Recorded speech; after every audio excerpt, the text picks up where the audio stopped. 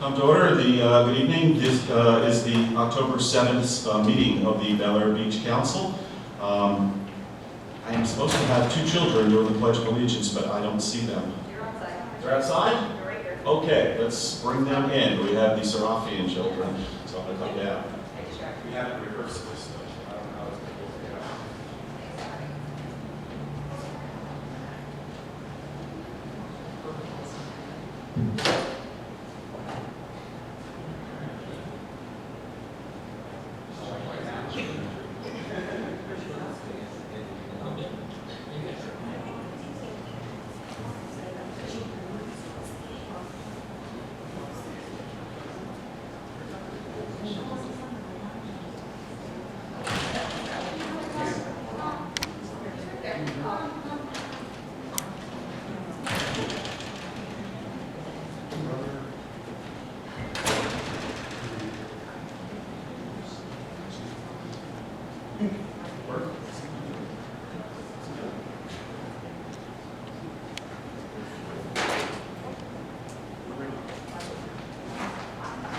He's not going to do it? Yeah. Okay.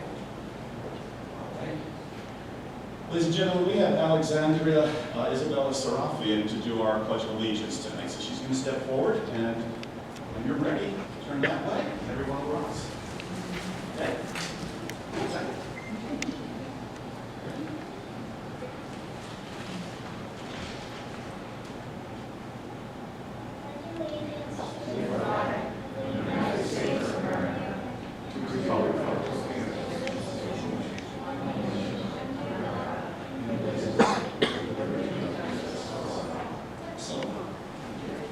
I always ask everyone.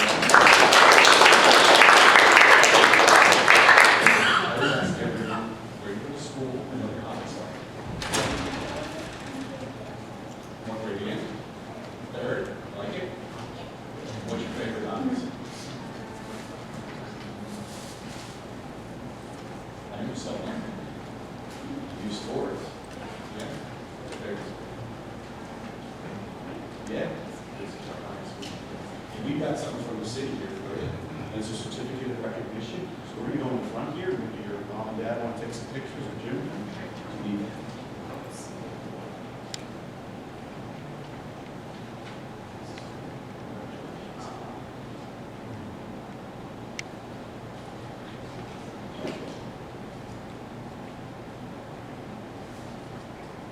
did a great job. Thank you.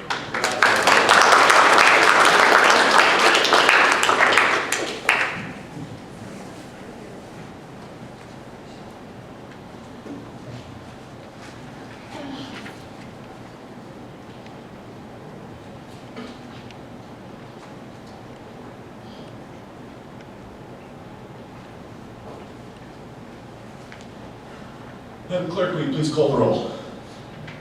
Councilmember Robin Aki. Here. Councilmember Mark Bean. Here. Councilmember Dave Gaddis. Here. Councilmember Jody Shirley. Here. Councilmember Rita Swope. Here. Vice Mayor Glenn Gunn. Here. Mayor Joseph Manzo. Here. City Attorney Brett Riley. Here. And City Manager Lynn Reeves. Here. Okay, thank you. First item of business is to approve our agenda. Do I have a motion?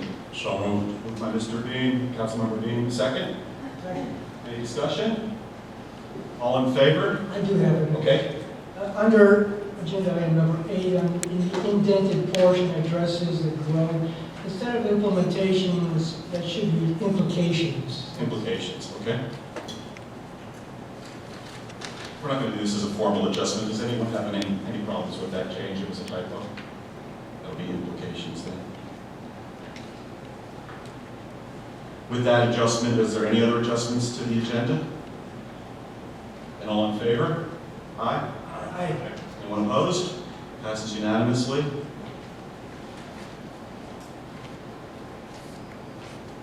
Okay, next we come to the citizen comments, and I just want to let everyone know that we've changed this slightly. We keep moving it around, and it's back up to the top again. For those of you who are in attendance tonight, for those of you who may be are new here, I see some new faces.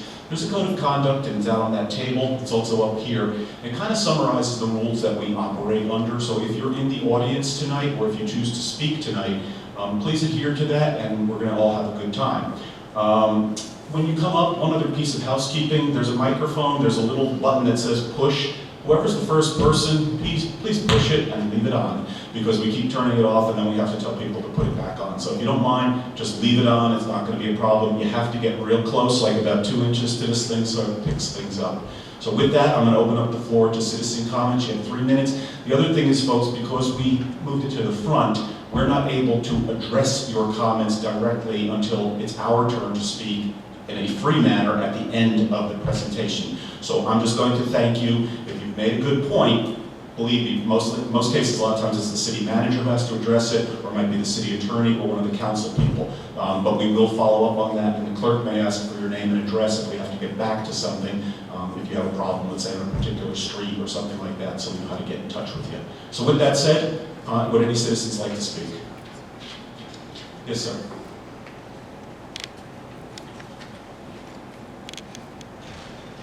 Rick Schott, 115 13th Street, Valley Beach. I just wanted to briefly thank the council members. As I look up here, I see that every member except for one was able to make it to the Fall Festival. I want to thank you for the support. Particularly thank Lynn Rivas, who was Johnny on the spot, hauling hoses and doing whatever needed to be done to make sure that things went well. I saw many of your chests in the tank, and that was kind of fun too. So Kyle, I don't think Kyle was here, but Kyle Superman Rifler was amazing, and we really appreciate the support that he gave to us. I'd also like to thank the Parks and Rec Board Chairman, Jeannie Bastoy. The work that she put into this event was unbelievable, and I want to publicly thank her for the leadership that she exhibited there. I also want to speak to the citizens. I know there was a few people who were concerned about this event, and I want to assure those people that I understand that concern. I live in Bel Air Beach, I think for all the right reasons, and if anyone's here from Union Rocks Beach, this is not meant as an insult, but that's not where I wanted to live. We as a board, and I personally well understand what our community is about, and we're not trying to change that. We're just trying to do something that we thought would help with that community and make it a really fun place to live. The council voted unanimously 7-0 for that event, and we did our best to carry it out. And although some people count heads as a degree of success and achievement, if you were there and you saw the looks on the people's faces, to me, that was worth it all. So just know that we understand what we're all trying to have here in this community. Okay. And last, I want to thank the council as a whole for stepping out a little bit, showing the leadership and the courage to move forward with some of the delayed projects, maintenance projects. I'm the direct recipient of one of those on 13th Street, which used to flood like crazy. And I know that you've had to dip into your reserves to do that, and that's a tough thing to do, but thank you for being bold and taking those actions. It is consistent with the strategic plan, and we really appreciate you doing that. So, thank you. Thank you, Rick. Thank you, Mayor. Appreciate it. Would anyone else like to address the council? Mr. Hanson.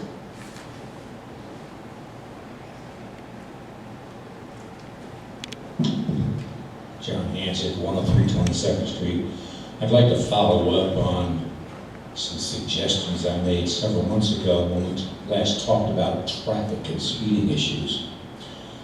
I had made a recommendation or a suggestion that the city go back to the Pinellas County Sheriff's Department and renegotiate the contract that would include our assigned deputy being certified in the use of lasers.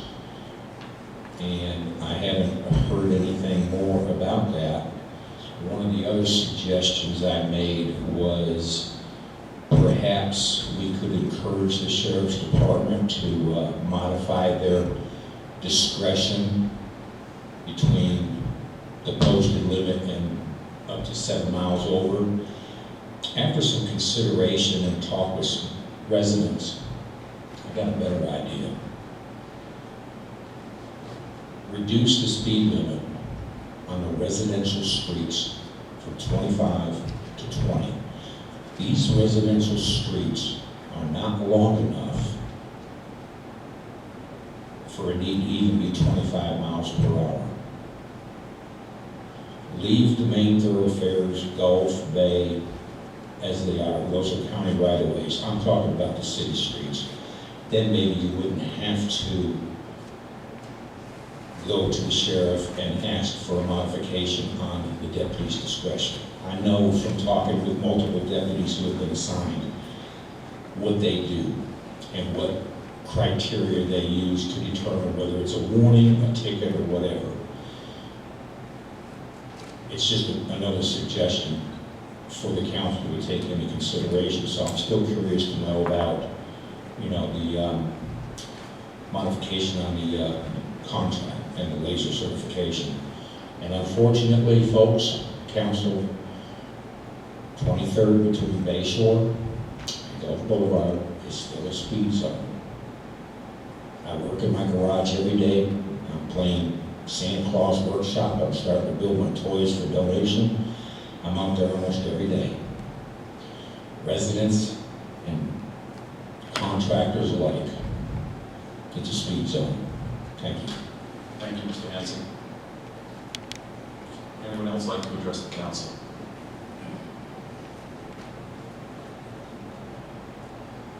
Mark Serafian, 408 22nd Street, Pleasant Beach.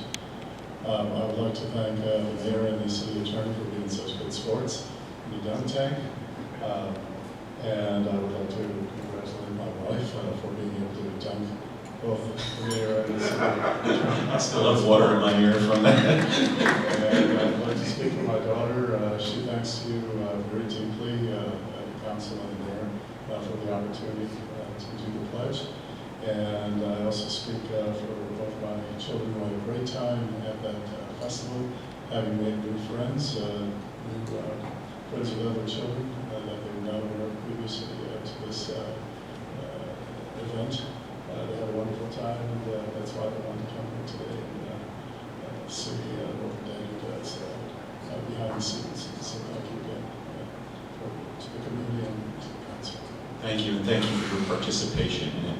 I'm not going to thank your wife for dunking me. Would anyone else like to address the council? Ms. Mansfield. I'm going to give my park board results later because I'm on the agenda. I just wanted to say, because I don't know if everybody's staying, but the City Festival this year was a success. We estimated we had between 300 and 350 attendees for this event total. This was a great, we had a lot of challenges to face as the first event in our city. And I say with great appreciation to my park board and the city. And I especially want to recognize my park board members and thank them personally.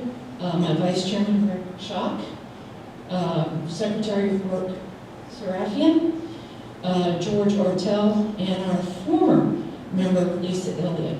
These were all valued people that participated in helping to make this success.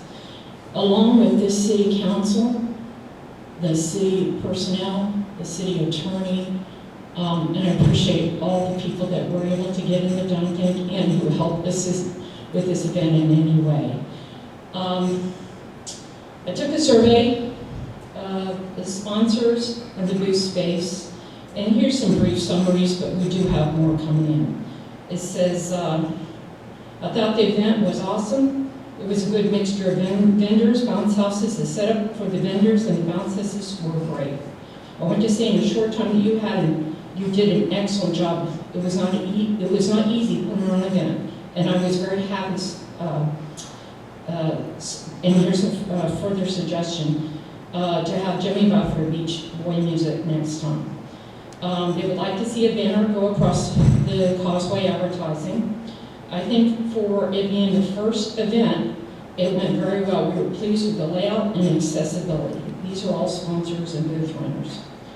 I had so many compliments from attendees at the festival. I think it went very well. Thanks for letting me represent my company there. I just wanted to express our thanks for such a well put together, wonderful event. We had so much fun. We met a lot of people, and it was so nice to see our neighbors we usually don't have the opportunity to hang out with. We thought it was a fun event. We would come back next year. And I just want to thank the city for allowing this to transpire, this council, my board members, and their hard work. Thank you. Thank you. Well, I'm going to thank you later, but thank you very much to everyone on the Parks Board. You guys hit this one out of the park. It was great. Any other comments for City Council? Seeing no other hands, I'm going to close the comments and move on to the next item then.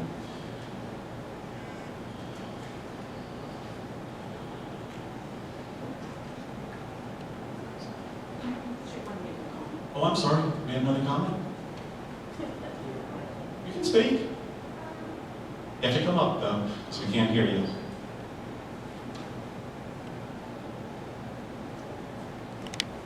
We all know this is Alexandria Serafian. Thank you for setting up what's it called? Oh yeah, the festival. I liked the bouncy houses and I met a lot of new friends and I liked coming to Miss Robin's stand. So thank you. Thank you so much. You just made my night. Thank you. Wow.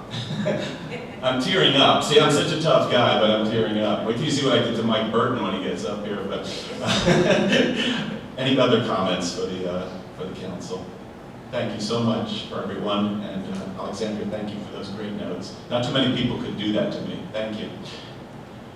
When I first got elected, I had a chance to, during the election, I had a chance to work with some of the individuals in the Pinellas Suncoast Association, some of the rank and file members, but I didn't have a chance to really speak with the chief a lot. So when I was elected, I invited him here. We had a little meeting just to discuss how I'd love to have him as our guest here at City Hall and at some of the meetings from time to time. And he said, how about if I come in the beginning of October? I believe it's Fire Prevention Month, it's the beginning of that. And I said, absolutely, you're always welcome here. So Chief Mike Burton is going to be coming up and addressing. And I just want to let you know that Mr. Burton has a black eye, and I had nothing to do with this. Chief Burton, the floor is yours. He's correct. Well, thank you for the opportunity to be here. I have the pleasure of serving as a fire chief for Pinellas Suncoast Fire District, and we proudly protect your community, Bel Air Shore, Indian Rocks Beach, Indian Shore, and about 5,000 properties on the mainland in the Oakhurst area. Just in complete transparency, I had some surgery Friday. My vision is improved. My appearance is not by any stretch, but that explains the black eye. Some topics that I plan to cover tonight, some highlights is a departmental status, where we're at as an organization, our financial status, status of our fleet, particularly our aerial apparatus, that there's a long story on its young one-year life. Some longer range plans for us as a district, water rescue improvements, look at some call data from your particular city over the last quarter, touch on fireworks safety, residential fire protection and home safety, and hurricane safety and preparation. So I've got a lot to try to fit in there, so please bear with me and I'll respect your time. From a departmental status, I'm pleased to say all of our frontline positions are filled. In an organization of only 39 career firefighters, we have a vacancy. We feel that vacancy, so we try to get those filled as quickly as we can. We have still not made plans to fill our fire marshal position and our training chief position. Those have been vacant for several years due to our financial strain. So some of that we are seeing some relief on. We are making some acquisition of new response vehicles. District Chief's vehicle will be the first one. We're doing a needs assessment to plan major apparatus to determine what type of apparatus we need. A lot of our fleet needs upgraded and replaced, and it's well past its life. But we want to make sure we're buying the right apparatus and do a complete needs assessment. To give you an idea, a fire truck without an aerial ladder on board is about $800,000, and with is about $1.2 million. So it's a decision that you want to make very carefully and make sure it meets your needs. We are completing some technology improvements that we've also deferred for a number of years. And some of those are as simple as a copy machine that works, a printer that works, and some additional firewall from our technology. And we had some holes in it that we needed to get filled. I just want to make sure there was some recent payroll fraud that we were the victims of. Our district and about 4,000 other employers throughout the U.S. Were the victims of fraudulent activity. All of our employees with direct deposit had their paychecks deposited, then illegally removed, and then the following day removed a second time. And the CEO of the company has been arrested on federal charges. The only thing the district is currently out is a $31,000 IRS payment that was taken from the district and not provided to IRS. So we are working with attorneys, insurance firm, and filed a claim to IRS. So far, we're still trying to get that back. All of our employees, with minor exception, have been made whole. I want to make clear that that payroll fraud took place outside of our organization, and we were the victims of it. On financial status, in September, our board approved a new budget. There was a referendum on the ballot last spring, which was passed. The first time in 9 years we had seen an increase. It nets about $1.2 million annually, which is a significant increase for us. It's not the perfect long-term solution, but it's a solution that we needed, and we needed pretty badly. And I'd like to thank your city manager, who was a part of our effort to work through that process with a group of stakeholders from all the different communities to come up with that solution. Our budget is anticipated to have about 19.8% reserve at the end of the year. We'd still like to have that a little bit higher, but we're satisfied with that for now. And this revenue gives us a little bit of breathing room so that we can start thinking a little bit longer term, which we haven't been able to do. I spoke with you last year. We had taken delivery last September 12th of a brand new ladder truck that we were quite proud of. 11 days later, it was involved in a serious motor vehicle crash on Gulf Boulevard. It took 1 year and a day to get the back operational. So it suffered pretty significant harm. But it's a 107-foot aerial. It is back in the district. We re-completed the training that needed to take place on the truck and hope to have it back in service, responding to calls here within a week or two. But it's been a long journey, and it made our people quite ill to see that brand new truck that we waited on for a long time with that much damage to it. On our longer range plans, we're starting to do our needs assessment on major apparatus.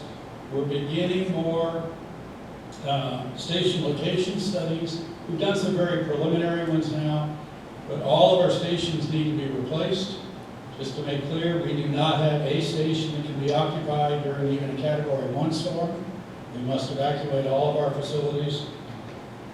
We do not have a facility that we can hold a public meeting in.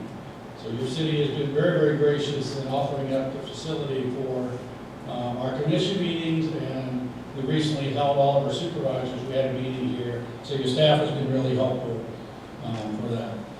Our next priority on that is to determine a location to replace the station that's on the mainland.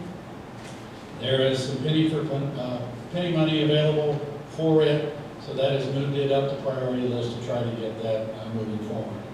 Water rescue improvements. We've been operating, doing water rescue calls in the Gulf of Mexico with a rigid inflatable boat that is 17 years old. We are replacing it. The new one has been ordered. It's with a cooperative agreement with Pinellas County. We are adding a 26-foot rescue boat that has firefighting capabilities for service in the intercoastal waterways as well as the Gulf. We reached an agreement with the City of Indian Rocks for some dock space there so the boat can be docked kind of at a central location, and it will be on lifts with a remote control. So when our people are dispatched, we can hit a button and the boat will lower down into the water for our arrival. New commission appointee, we did have a vacancy in our fire commission. due to the Indian Rocks Beach resident moving out of the district. It was open for a period of time. The commission conducted interviews and appointed Mr. David Ardman to fill the remaining term. And Commission appointee Ardman is undergoing his district orientation and is hitting the ground running, so we're happy to have him on board.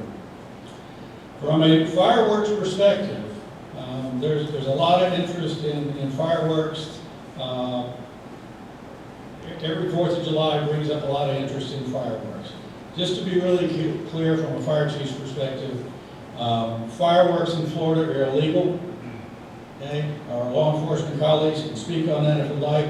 Virtually the only thing that's legal in the state of Florida are sparklers and those little snakes that you like that come off the air, move on the sidewalk. If it leaves the ground, it is considered an illegal firework in Florida. However, Florida is a state that allows the buyers at any fireworks stand to sign a waiver that they are using the fireworks for agricultural uses, which not a lot of agricultural uses on the beach, or for a fish hatchery. And I've looked carefully, and there's neither of those two things exist in our beach cities. The sellers have no duty to check the veracity or the truthfulness of the waiver.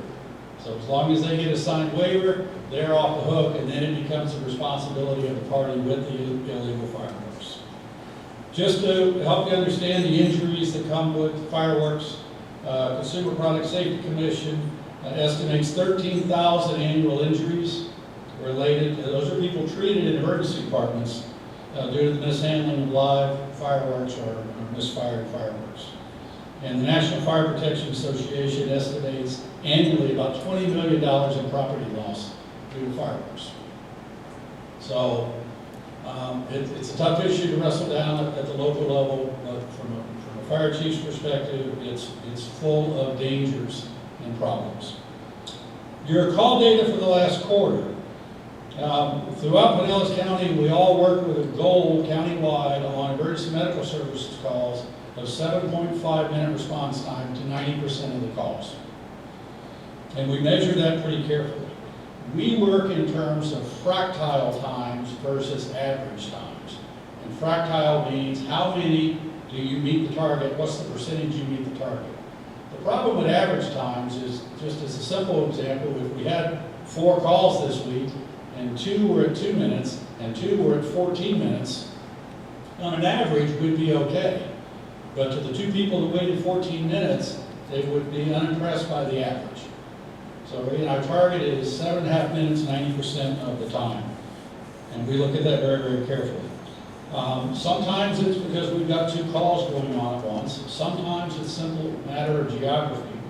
Sometimes it's when we miss the target, it's because the unit that's coming is coming from another call or another portion of the district. So we look at each of those to try to see what causes that. Pinellas County operates with the closest unit response on the emergency medical side, meaning without regard to city borders, whoever the closest appropriate unit is, that's who gets sent by 911. A little bit different from law enforcement. We really don't, on the emergency medical services side, we don't have any borders. So in easy terms, the area north of 20th in Bel Air Beach, more than likely is going to get the first unit out of Clearwater out of Sand Key, because they're physically the closest and the fastest. Okay? During the quarter, the last quarter ending September 30th, there were 33 EMS calls for service, 3 were vehicle crashes, 4 were falls, 4 were cardiac, 4 were people that were unconscious, 1 assault, and then 16 other calls from psychiatric to sick people to person down to medical alarms. So an assortment of calls that are taking place within your community. They're really pretty reflective of all the other communities, particularly beach communities you see. 11 fire-related calls during that time. 3 were for fire alarms, 3 for building fires, 3 for gas leaks. We hope that's under remedy here, and 1 elevator rescue in fuel spill. From a residential safety perspective, it is October, it is Fire Prevention Month, but in my naive world, I think every month is Fire Prevention Month. because we need to be thinking about it every month. Because the fires that go on in America occur every day, and unfortunately they occur in the place that people feel the safest, in their homes. So of the 7,000 building fires in the U.S. that had injuries last year, 40% of those were from open flames or from cooking. Now, not every fire can be prevented, but those are two pretty easy ones to prevent. Cooking fire and open flames. So as you think about your home safety plan and you're planning within your own home where you should feel the safest to be the safest, I urge you to think about exit drills in the home. And I know our school children, I bet if we ask this young lady right here what happens at her school when the fire alarm goes off or there's a drill, without question, she knows where she's going to go, what she's going to do, and it's going to be very orderly. I don't know that many of us could replicate that in our own homes, and we should be able to. We should not be outsmarted in fire safety by a second grader, but throughout the nation we are. And so make sure that you've got a plan for how to get out of your house and where you're going to meet. And please do not go back in to get anyone. Just let us know that somebody's still in there. Things that you can do during the fall to try to make sure you're a little bit more fire aware. If you don't remember the last time you had your dryer vent in your house cleaned, add that to your list of things to think about. Because it's one of those items, it's inside the wall, we never see it, we don't think much about it, but it's just one problem that is pretty easy to fix. Candles, the fall, we love candles, but please don't leave your candles unattended. Again, that's that open flame part of those building, 40% of those building fires where we have injuries. So if you're going to light a candle, just be in the space with it and make sure before you leave the house or the room that you extinguish that candle. One of the challenges of being in a really warm climate is we don't give a lot of thought to our heating systems because they're used so infrequently. So again, add that to your to-do list. If you've not had a professional look at your heating system in your house, if you don't remember when that was, it's probably time to do that. We're all very, very busy. We've got lots going on. We've got kids or grandkids, TVs, phones, social media going on. Please think about your cooking safety. When you're in the kitchen, you're near the stove or the oven, don't leave that unattended. Because it's too easy to walk away and get on the phone and just lose track of something you've got on the stove. Again, that's pretty easily preventable. Carbon monoxide detectors. Throughout the Tampa Bay region, we've seen some tragic outcomes from homes that do not have carbon monoxide detectors. And the most tragic ones are of people pulling in their garage, being on the phone, being distracted, and forgetting to shut the vehicle off. The vehicles are very quiet now. And they get out of the car, and they go in the house, and close the garage, and the car sits there and runs, and fills the house with carbon monoxide. There's been a number of deaths reported to that. So if you're in a home and you have gas appliances, by all means have a carbon monoxide detector in that space. But even if you don't have gas appliances, put one at the entry point from the garage because it's just too easy to be distracted. Walk in and you will not smell carbon monoxide. You will just simply go to sleep and not wake up. So please check those. Pool safety, I know it sounds ridiculous, but particularly if you've got children in the pool, appoint a water warden, someone whose only job is to watch the pool, watch the kids in the pool. Because again, very, very easy to get distracted from that. So it's one person that's their job is to keep monitoring the pool and not be engaged in social activities and conversation. Your best chance of surviving a residential fire in your home is early warning. So smoke alarms, if you don't remember how old your smoke alarms are, they're probably due to be replaced. The industry says they've got about a 10-year lifespan, even for the hardwired, the ones that are plugged into the electric system. They're your best chance. They're an early warning that no one else can provide. Not a dog, not a bird, not a smoke detectors in your home give you the best chance to you can get out while the fire is still very, very small. So if you've not checked them, please do. And if you're not sure about the age of them, they're probably over 10 years old and you may be due for replacements. If you have battery smoke detectors, and you choose to replace them with battery, there are sealed 10-year units now that you don't ever change the battery. At the end of 10 years, you take it down and throw it away. So you don't have to get back, you change your clock, change your battery, there's no battery to change. It's sealed in the unit. A little bit more money, but over the 10-year life, it's a better buy for you. And lastly, hurricane plans. I plead with you to take heed on evacuation orders, because there are those of us that wear uniforms, that we commit our life to trying to help you, and there are situations where we're not going to be able to. So if you opt to stay behind in an evacuation order, you need to do it with the full knowledge that there's a window of time where you will not have police, fire, or EMS protection. And that's pretty alarming to me to think of. But I just want to be transparent with it. There is a time period where we're all pulling back to the mainland. Again, we don't have a building to operate at. We go to Indian Rocks Christian School. That's our base of operations during an event. So until things get cleared, it's going to be a window of time where there will be no police, fire, or EMS. Keep in mind that we did a Hurricane Expo here a few months ago with this very room. One of the threats that you at least need to be thinking about on storm surge is not necessarily coming from the Gulf. The storm surge that comes up through Tampa Bay cuts the county in half. So about St. Pete Clearwater Airport towards Bay Pines Hospital is a low spot, and the county could easily be cut in half due to water. So that just adds to the problems that you might have thought you only had a storm surge issue with the Gulf. New teachings now are encouraging people to evacuate tens of miles, not hundreds of miles.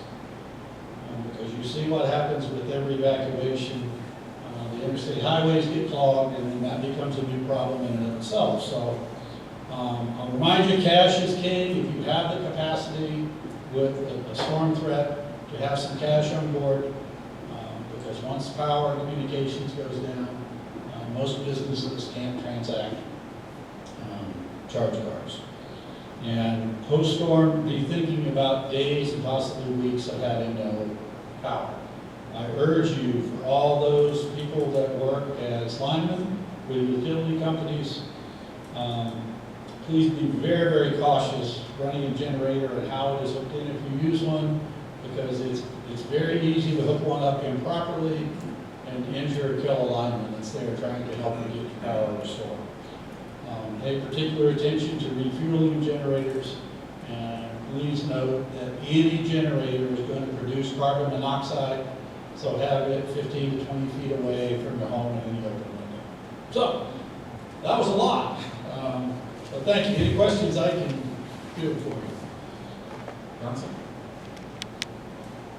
Chief, I just wanted to mention something so that everyone could hear what I told you privately.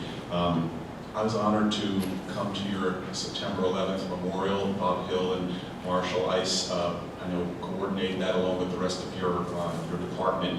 And it's a very solemn memorial. They honor the firefighters and the lives lost right here at Indian Rocks at the memorial that Bob built.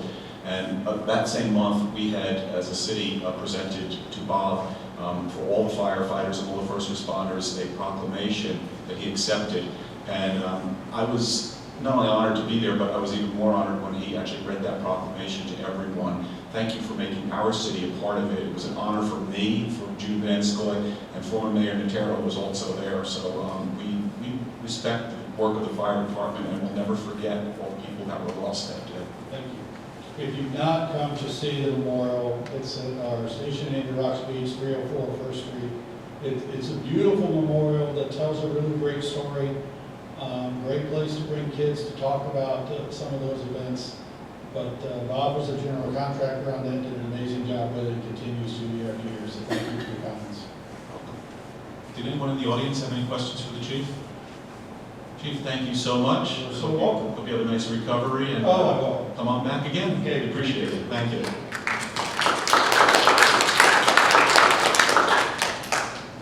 Next, we have the Pinellas County Sheriff's monthly report. Sheriff?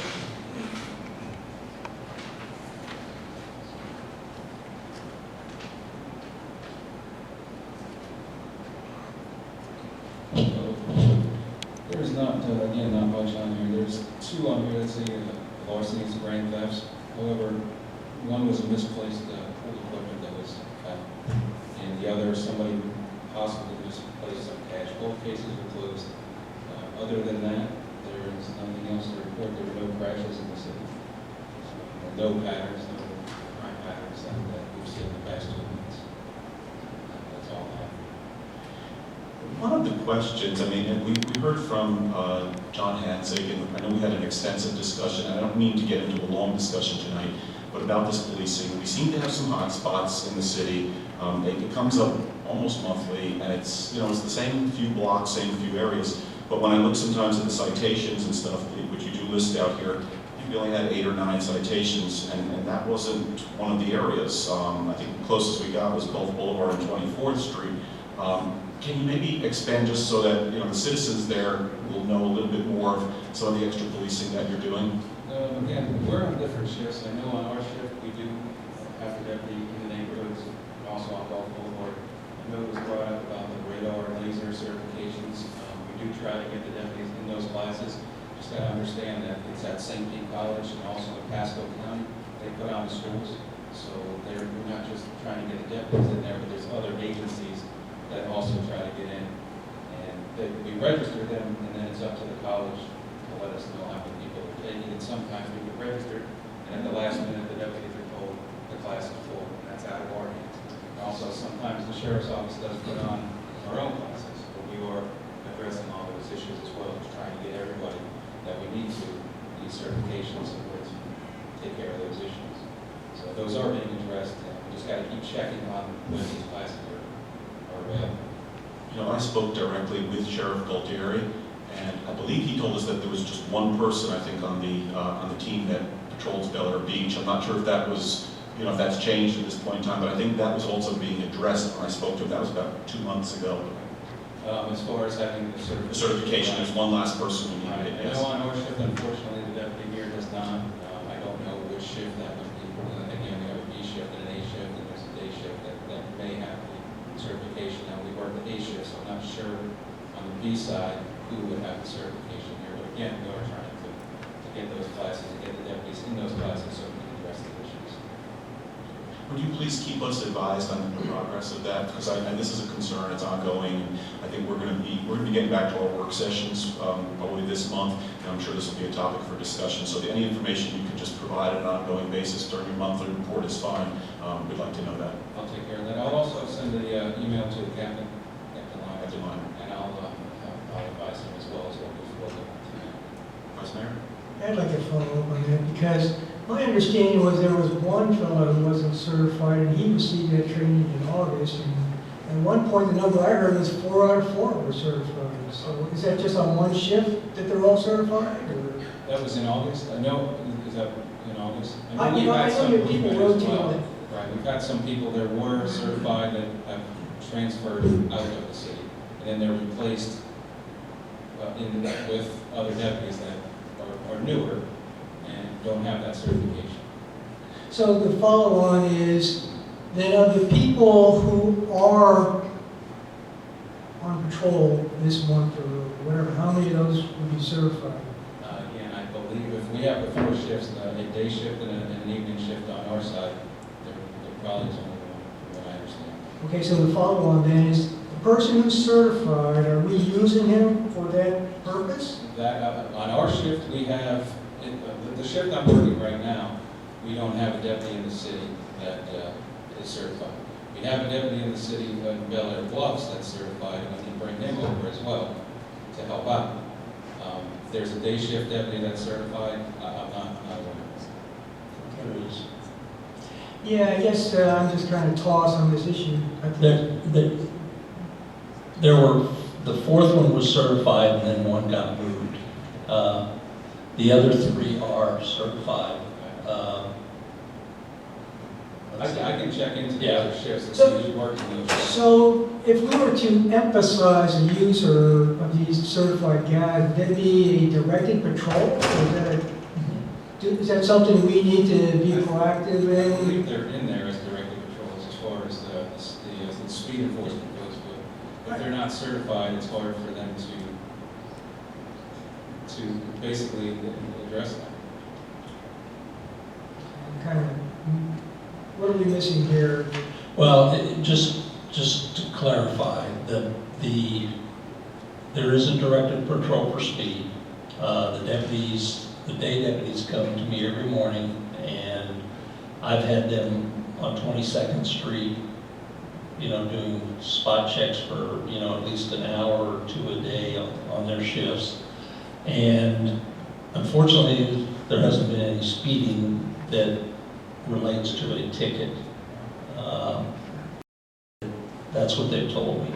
So there were, I think, Mayor, when you talked to the sheriff, the fourth one was in class, and then there was a change in deputy here. I'm never good at moving yet. Yeah. On our shift, Yeah, so the new deputy is the only one that isn't certified. So when we do these directed patrols to concentrate on speed, I mean, is that just an officer sitting there monitoring speeds visually, or is he using No. a radar gun and VASCAR? Or? The radar and the laser that they would use. There is also documented in our system when they sit there, as far as how many violations they observed and how many citations or warnings that they wrote. And so some of these directed patrols are taking place on 22nd Street, or Yes. we haven't had any? Yeah, I mean, I've had like the deputy today, I've had him stay in that area just to see, because, there's concerns about speed there. And unfortunately, he hasn't caught the speeders that are supposedly there. So what I'm suggesting this fall, when it kind of cools down, is the people that have concerns about speed, what I'm going to suggest is that maybe if they have times that they see speeders regularly, that we ask the deputy to go there and spend maybe an hour with that resident and let them look at the radar gun, because it could be that they're not speeding. It could be that when you're standing alongside the road, that you may think they're going faster. So, we want to offer that opportunity, and I've talked to the deputies about doing that. I think that's an outstanding idea. And, we hear the anecdotal, hey, we got speeding here, but then when it comes down to doing boxes, doing the radar guns, an expert sitting there monitoring the traffic speed, you get conflicting reports on this thing. So That would be a good idea for the deputy. I think that's a great idea. May I ask though, because clearly we have directed patrol and you're monitoring through radar the speed. Can we get reports and what days you're there and what those radar guns are reading out? You say you've got the documentation, so. It's in our system. And Yeah, so it would just be nice to know that, on Monday, Wednesday, and Friday, you were on 22nd between 8 and 10, and, there were 50 cars that passed, and none of them were speeding, or every third one was speeding, or something along. So we know what we're dealing with, because we don't really know exactly what we're dealing with. We keep, getting feedback, and I don't know how, as a council, we can make any decisions related to speeding without some documented evidence. It's hard to do that. I know from my standpoint is I perceive my neighbors speeding because I'm out walking my dog, and I'm sure they probably aren't, but it feels like they are when they go by me, so. I get it, and I'm sensitive to it. The numbers here, can they be broken out? I mean, I'm kind of a metrics kind of guy, and the belief is what gets measured gets done. And if you can break out some of these citations by, hey, these were the speeding tickets we issued, then we start saying, oh yeah, okay. I can try and have who's sending us these, break it out, because I believe they group in the citations as being warnings as well. And it doesn't really reflect what you're. Why does the people, I'll ask Captain Liner if he can get it broke out a little more detail. I'd just like to make one statement. I mean, when that SUV is sitting on the street, nobody's going to speed through. I mean, it's like a billboard out there. When we had our own police department many years ago, we had an undercover car. And that worked quite well. You put a radar gun on an undercover car, you catch. And I made mention of Captain Langer, but I don't know if it's legal today or it would be a good idea. But nobody's going to speed with the sheriff's car in the area as big as it is and painted green and white. It's just not going to happen. So when they're out there, of course, you're not going to catch anybody. But undercover car would work. I can add that to the email. I'll send Captain Liner a message as well when we're done, and just let him know. Citizens, do you have any questions for the sheriff? Sheriff, thank you very much. Council, the next item is the approval of the City Council agenda minutes, and I'm going to ask for a little indulgence, and you have to grant it to me. I would appreciate it if you would grant it to me, and I would like to do a little bit of an introduction to this before I ask for whether this should be called for a motion. There's 81 pages of minutes, so I have some information. I spent about half an hour with Patty Gentry this morning, and I might be able to save us a fair amount of time, but I'll need your permission to give a slight introduction to this. I promise it'll be short. Do I have that? Yes. No objections. I was blown away with 81 pages of minutes, and I'm a Green Bay Packer fan, and the game was quickly coming on, and I said, I'm not going to review all this. I started to review it. There were some issues with some of these. For 15 years, Patty Gentry has done an outstanding job taking minutes for us. And I'm going to be the first one to take some blame, but other people on this council have, I think, accidentally, although we meant well, confused her to no end over here, to the point that we have like transcriptions as opposed to minutes. There's a couple here that have 18 pages, 16 pages, 14 pages. We had like a 1-hour meeting on a motion that Dave Gaddis made and Glenn Gunn amended, and it came out like at 15 pages. And it's not necessary. Part of it is the lawyer in me saying, Patty, could you put this in the record? And Patty's putting this in the record and not knowing when to stop with the record, and then she's getting this thing, and I know Dr. Aki said some things, and other people here have. We didn't mean anything by it. I know you put a lot of time into this. It's not your fault, it's not our fault, it was just a miscommunication. With that said, in reviewing these, and I did review most of them, there's quite a bit of issues with these that we would have because they're not complete. Sometimes she couldn't hear them. She's not a certified reporter, so these are not true transcriptions. The other issue that we have, and I took the liberty, and I'm going to pass it out to the council members here. If we have some extras, maybe we can push them to out into the audience. I took the liberty of going and getting the Attorney General's opinion on just what it means to have minutes. Any extras, I'll take that back, we'll get them out to the audience. And basically, in a nutshell, what minutes mean, or just as it says, it's minutes. It's a summary, a very brief summary of what happened on the action items during the meeting. Everybody have?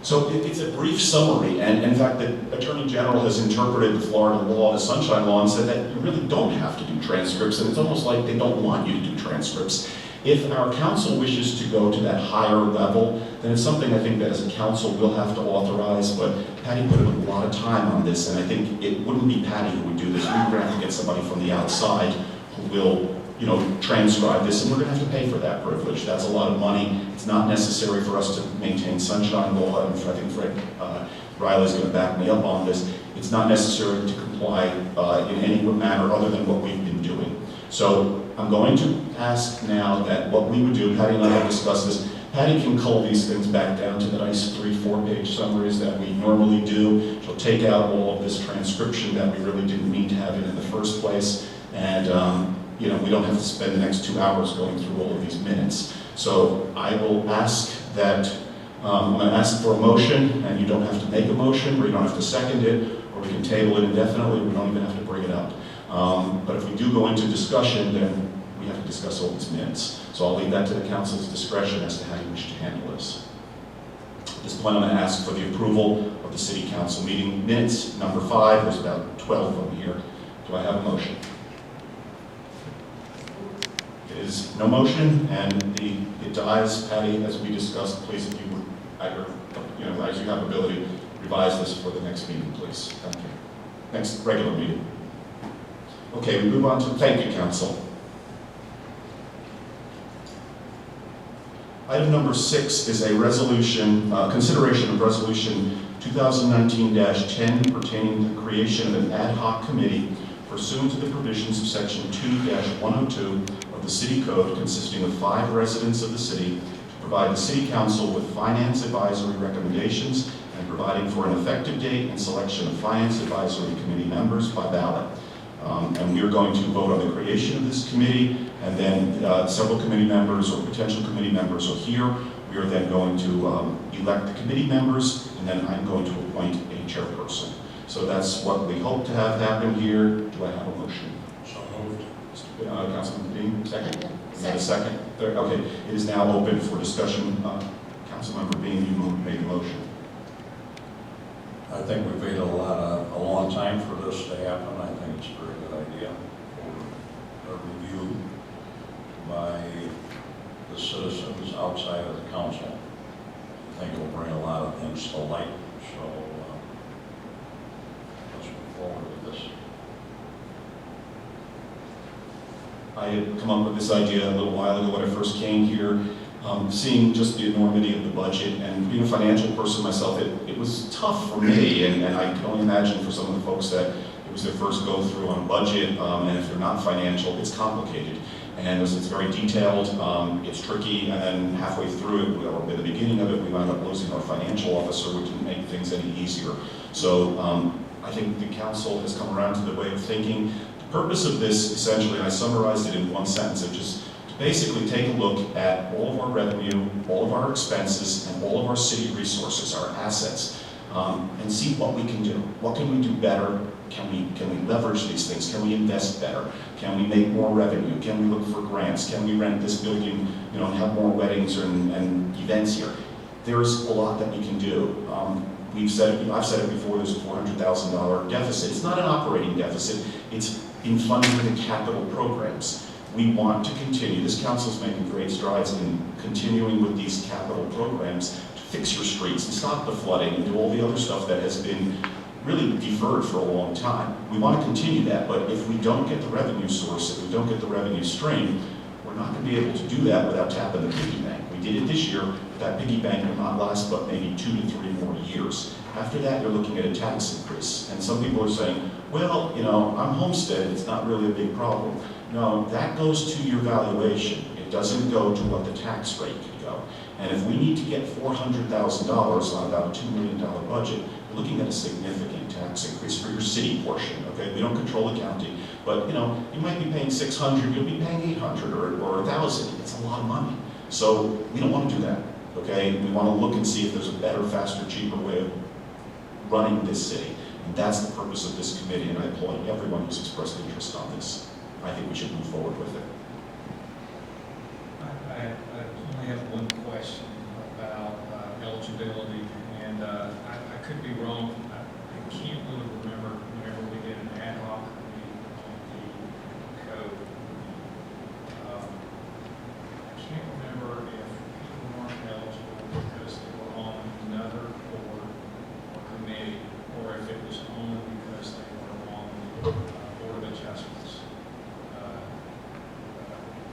Vice Mayor, do you recall that? I do, and I researched that because the question came up as people were starting to submit applications for this thing.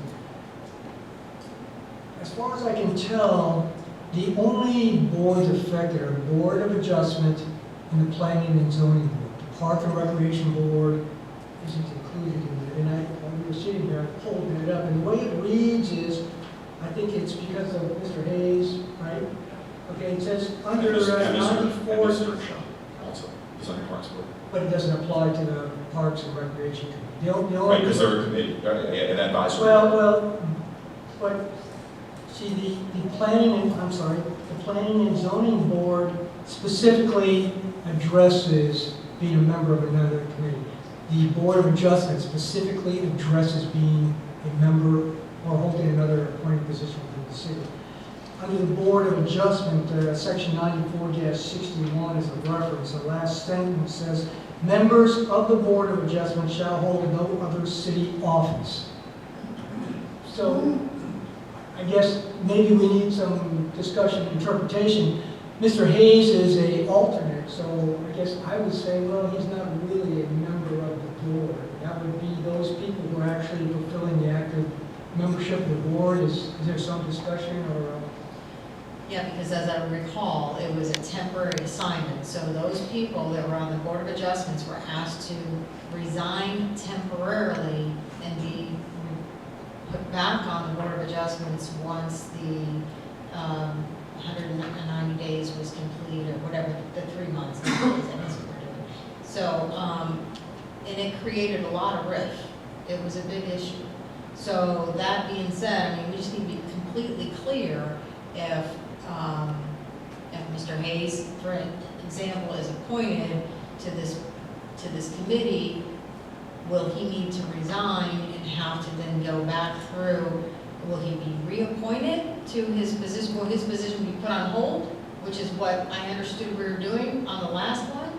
And it turned out that no, he had to go back and go through the whole election process through the council again, which isn't the way we originally spoke about it. It caused a problem. So we just need to be completely clear what we're doing and what does the charter say? I'm not sure what the charter says with regards to that. Council, perhaps, and I hate to blindside you, if you need a few minutes, because you're getting blindsided. If you need a few minutes to research this, we can take a temporary break. We can move this a slot and take care of the sheriff's contract or something next and give you some time to research it. I think it does implicate this, and we want to make sure that, because I wasn't on council, but I do remember reading the minutes, and I know there was, as Councilman Shirley said, this created some issues, and we don't want to have that. We want to be transparent with everyone, and we certainly don't want to tell a person, oh, don't worry, resign, and we'll get you back on, and then someone says we can't get you back on, or that doesn't look good, or doesn't work good. So how would you like to handle it? Based on what the Vice Mayor just read, there's certain board positions where the policy reason behind it is so there's absolutely no conflict of interest. So I would take the position if it's an alternate that they're still they're still likely to be called into action at any given time without anything further happening if a vacancy is present. So to me, the consistent way of looking at it would be that if the charter says that somebody on this board can't serve in dual capacities, then that's a closed issue. If it's an alternate, I would say it goes to the alternate as well. The question, though, you're really trying to determine is how do we somebody step off a council or a position, a committee, and then come back on it. If they, without looking at your charter, I don't think it likely contemplates somebody resigning for a period of time. You're either a committee member or you're not. If you resign, then I would say you're probably going to have to start back over again. So, but we'll still go back to the purpose of not being able to have dual office holding by somebody is to make sure that there's not a conflict of interest between key committees. So if you want me to review it, I certainly will take a few minutes and do that.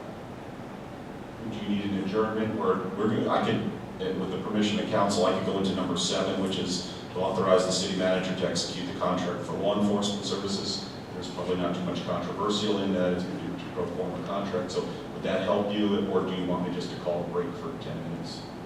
Whatever you need. Depends on whether, I'll try and get it on the internet. So let me try and do that and go ahead and proceed. I have a copy of the charter, a printout copy if you need it.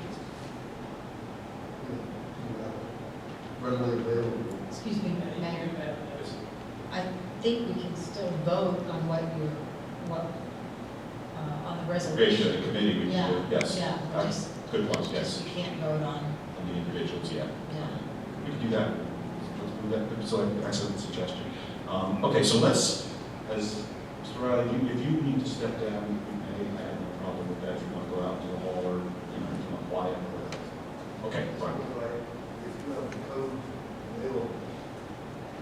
I got it there, you want to go on iPad or?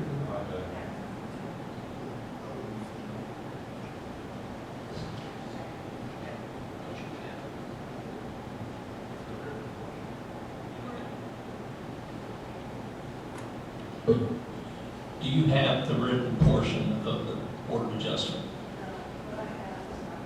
Oh, I was also going to add that at behind the blank ballot form, there's a straw man charter for this group, kind of outlining, specifying what their task would be, giving some kind of scope and guidance for what the council expects from them, what's the deliverables. I have not seen that.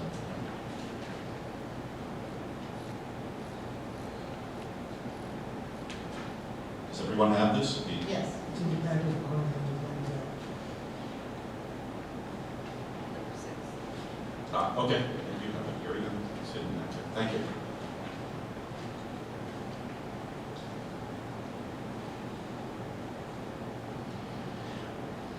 I think and I asked this question today of the city clerk. I don't know whether I was supposed to appoint the chairperson or was it by the group, and it does not matter to me how that goes, but our ordinance, said, our proclamation or our resolution says that I'm to appoint, and then this says that the chairman is to be determined whether by presiding officer elected by the members. So I'm fine with whatever it says, but again, whatever our rules say is how to do it. By the charter, the mayor, the presiding officer is supposed to, in past experience, sometimes it's not knowing the members and their experience, and/or people have conflicts with work or something.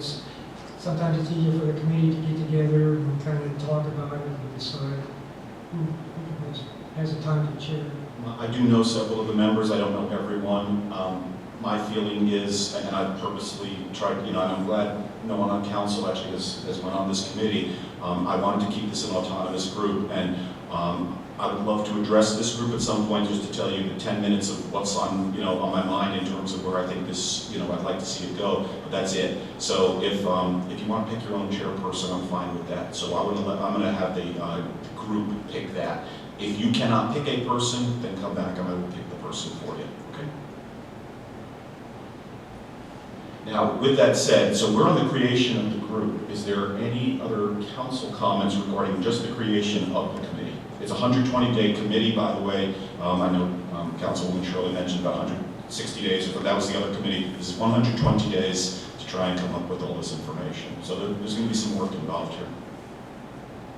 The original resolution reads 5 members, there were 6, and discussions with the city manager and the way it worked with the code enforcement review was we had so much community interest in it.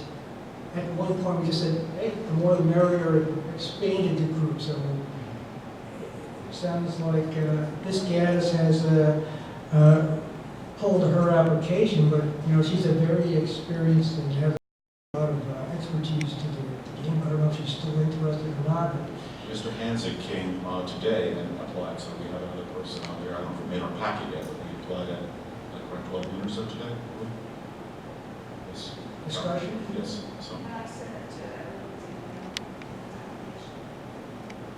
So I'd like him to be considered. I know he has quite a bit of financial experience with the armed forces.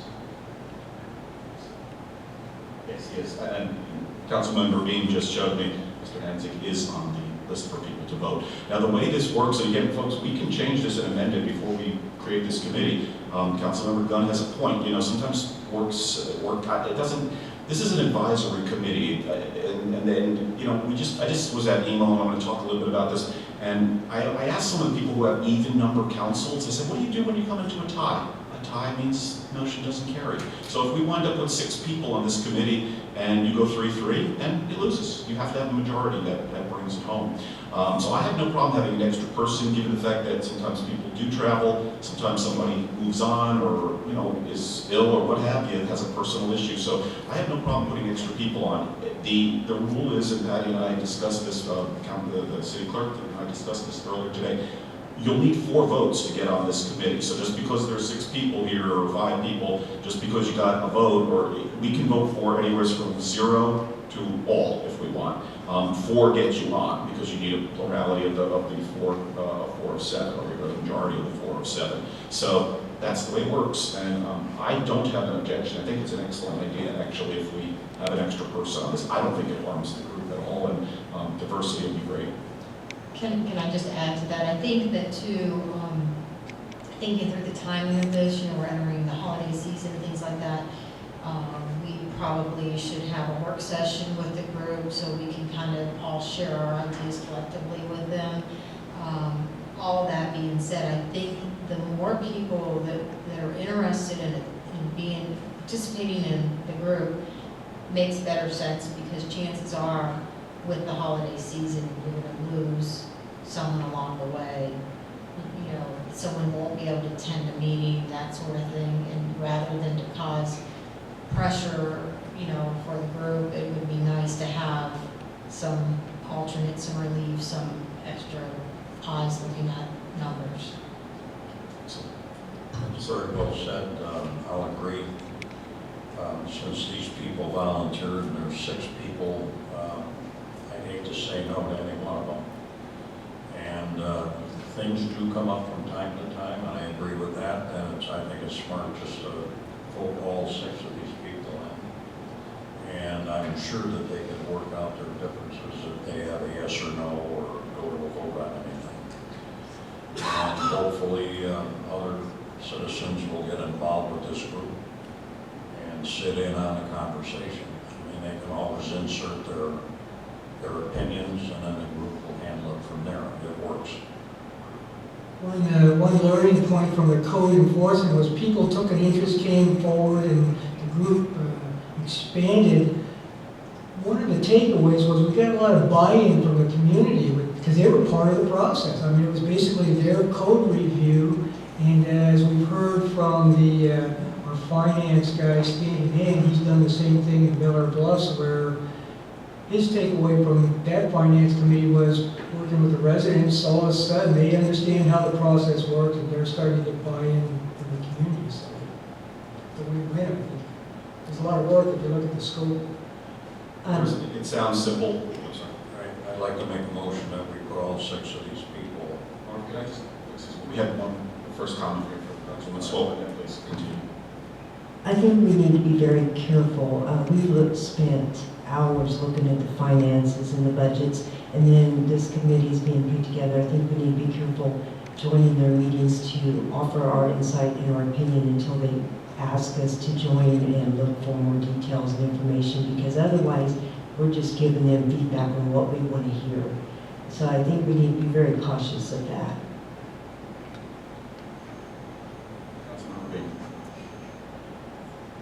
I would just like to, again, make a motion to have all these 6 people on this committee. Well, wait, first right now what's before us is only the creation of the committee, so your motion would be to expand from 5 to 6. Expand from 5 to 6. Do you have a second?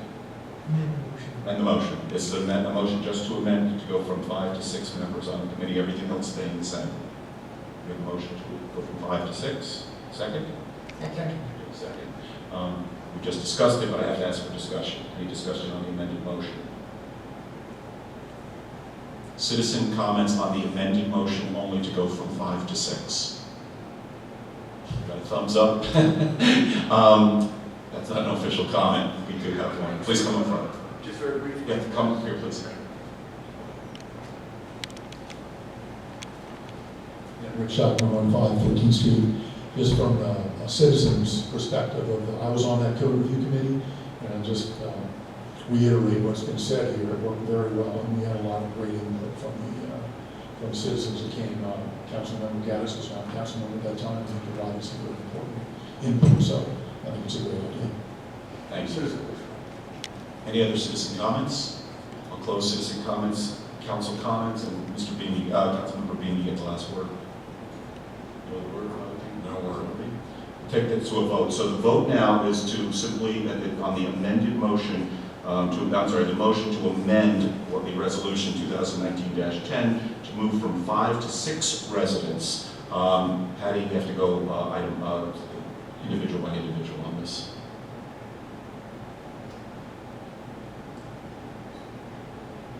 Councilmember Aki, Your mic isn't on. Just turn it on. There you go, thanks. Aye. Yes. thank you. Councilmember Bean, Aye. Councilmember Gaddis, Aye. Councilmember Shirley, Aye. Councilmember Swope, Aye. Vice Mayor Gunn, Aye. Mayor Manzo. Aye. The motion to amend carries. We're now looking at a group of 6 individuals, a group of 6 people. And so now we have discussed the formation of the committee. Is there any other comments on the council regarding the committee formation? There being no other comments, I'm going to open it up to the city, to the citizens of the city. I see no hands. I'll close citizen comments. Back to council. Go to a vote on to actually form this committee with the 6 members in accordance with Resolution 2019-10 as I read it. Councilmember Aki, Aye. Councilmember Bean, Aye. Councilmember Gaddis, Aye. Councilmember Shirley, Aye. Councilmember Swope, Aye. Vice Mayor Gunn, Aye. Mayor Manzo. Aye. So the committee is now formed. It's 7-0 as the result. Thank you, council, for bringing this into reality. We now have a committee. We now need to staff the committee. I see our general counsel here feverishly writing. Are you ready, Mr. Riley? Yes. Okay. You have the mic. Okay, let me make sure I'm answering the question you want to answer. Is there a mechanism for somebody to be on the Board of Adjustments and resign and then serve on this committee and then come back? I would say, based on the charter language, there is not a mechanism to do that. If you are on the Board of Adjustments and you resign, then you have to start over the process. The charter contemplates that there would be 7 citizens or 7 qualified voters on the Board of Adjustment, and statutory design of that is so that you have a mix of people across the board that are making decisions, and that's the number you use.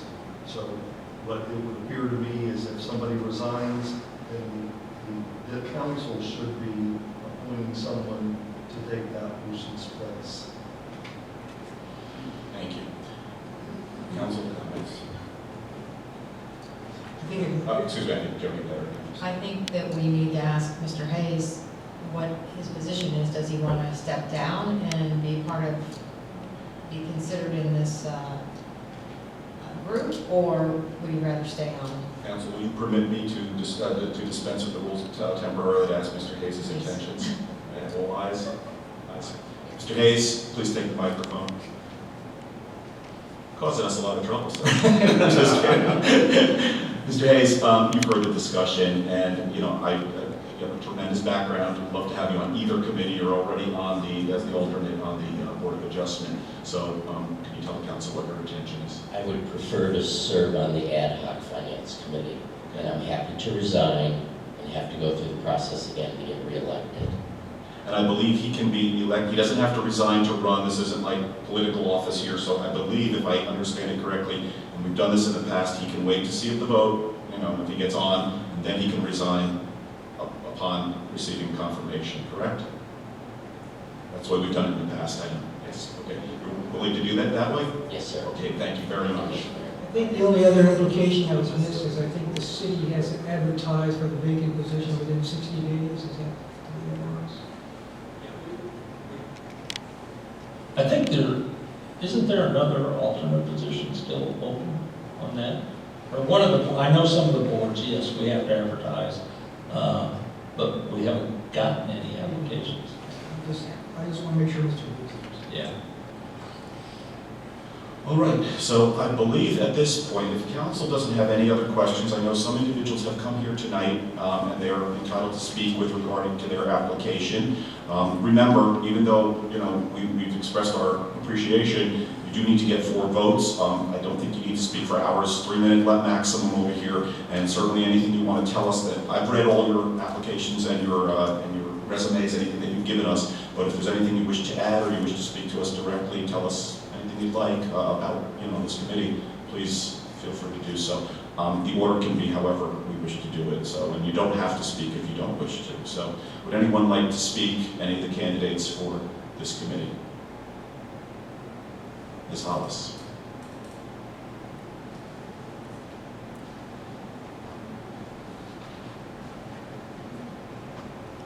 Rebecca Hollis, 114 7th Street.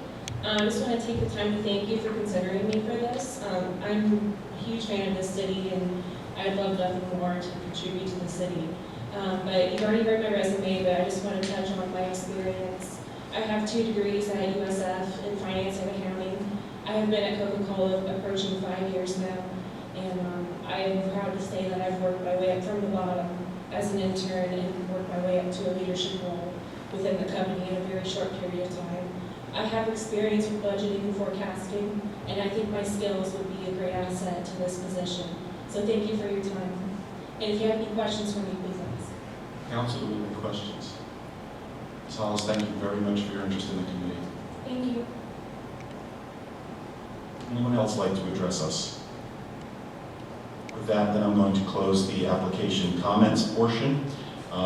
Council, do we have any questions or anything you wish to say about any of the applicants? Keep it nice.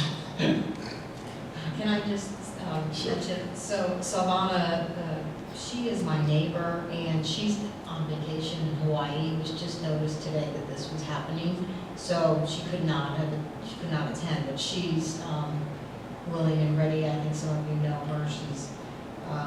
She works from home, but works for IBM or Microsoft, one of the big companies computer companies, and she would be a great asset. I just have to say that. And then Rick Scannick, not sure why he's not here, but his history in banking is just his resume, speaks for itself. But I know personally, I've worked with him in the business field. He's a great guy.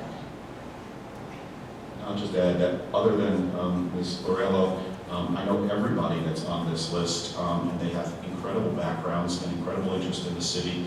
I think we have a really nice group here that will work well together. We have a variety of backgrounds and personalities, and I do think that they're going to carry out this committee in an absolute fabulous function. So I'm going to wind up probably voting for all of them. So just want to let you know I support everyone on this list. So with that said, you want to open it up? We have to do our vote, right? Do we have any other comments? Okay, comments then for the council are closed. We now have a sealed ballot. So the ballot is you vote from 0, it says 0 to 5. I'm going to amend that. It says you vote from 0 to 6 people because the motion amended this to 6. You may vote from any one. You don't have to vote for anyone. And then we'll hand it to the city clerk. If you get 4 votes, you're on the committee.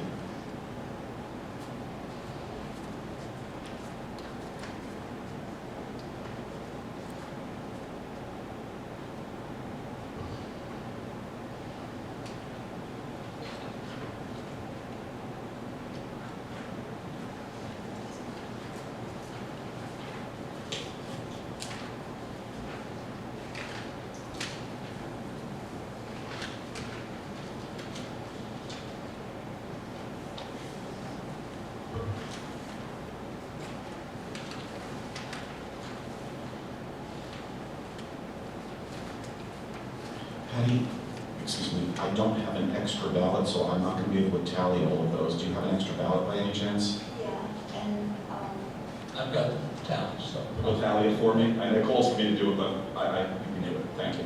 Okay. City Manager will tally it. Okay, thank you. This should be easy to. Yeah. I think I know how this is going to go. Mayor, if anyone does vote for all, can I say all? Yeah, I think that's fine. You may be saying that a lot. Councilmember Gaddis voted for all 6. Councilmember Aki voted for all 6. Councilmember Dean voted for all 6. Mayor Manzo voted for all 6. And Vice Mayor Gunn voted for all 6. And Councilmember Shirley voted for all 6. And Councilmember Swope voted for all 6. I got this, City Manager. It's unanimous. There'll be no recounts. 6-0. We have 7 votes for every single person. Congratulations to everyone on this committee. Thank you for your service. This is a tremendous opportunity. It's the first time we've ever done anything like this. I'll agree. I don't want to become a part of this committee. I would just request that perhaps, as they said, as everyone said, we have a brief meeting with you, and then we step aside and let you do your thing, just so you do hear where we're coming from, because not everyone sat in on every budget meeting. So that's up to you. You don't have to have us there at all. I won't be hurt. So. Anything else on this topic? Congratulations. Congratulations, everyone. Thank you. I think the last one I want to note down the line is the council needs to set a time to be determined for that very first meeting to orient them started, and then subsequent meetings and times are up to the committee themselves. Correct. This is anticipated pretty much. This committee hits the ground pretty much now. The 120 days starts clicking as of tomorrow, so there's a lot of work, and the holidays are coming. We don't want you to have to work Christmas, so we're pretty nice. I'm kidding. John's looking at me like I want off. Who's the first one I want? So I'm missing something here. I think a key thing is to give them an orientation. Right. So if the clock is starting right now, when's the orientation? I'm going to talk about our next meeting. We have a work session right now. Unfortunately, I think I'll kind of foreshadow this. I think we have a meeting, but it wasn't officially called. So we have to pick a work session day, and if we can get some of the individuals to come here, maybe we can do it at the work session, or we can set up a date at that point. I don't have a problem in signing this proclamation a week from now if we need to buy time, if that's permissible. Fred, will I be okay in just deferring? Mayor,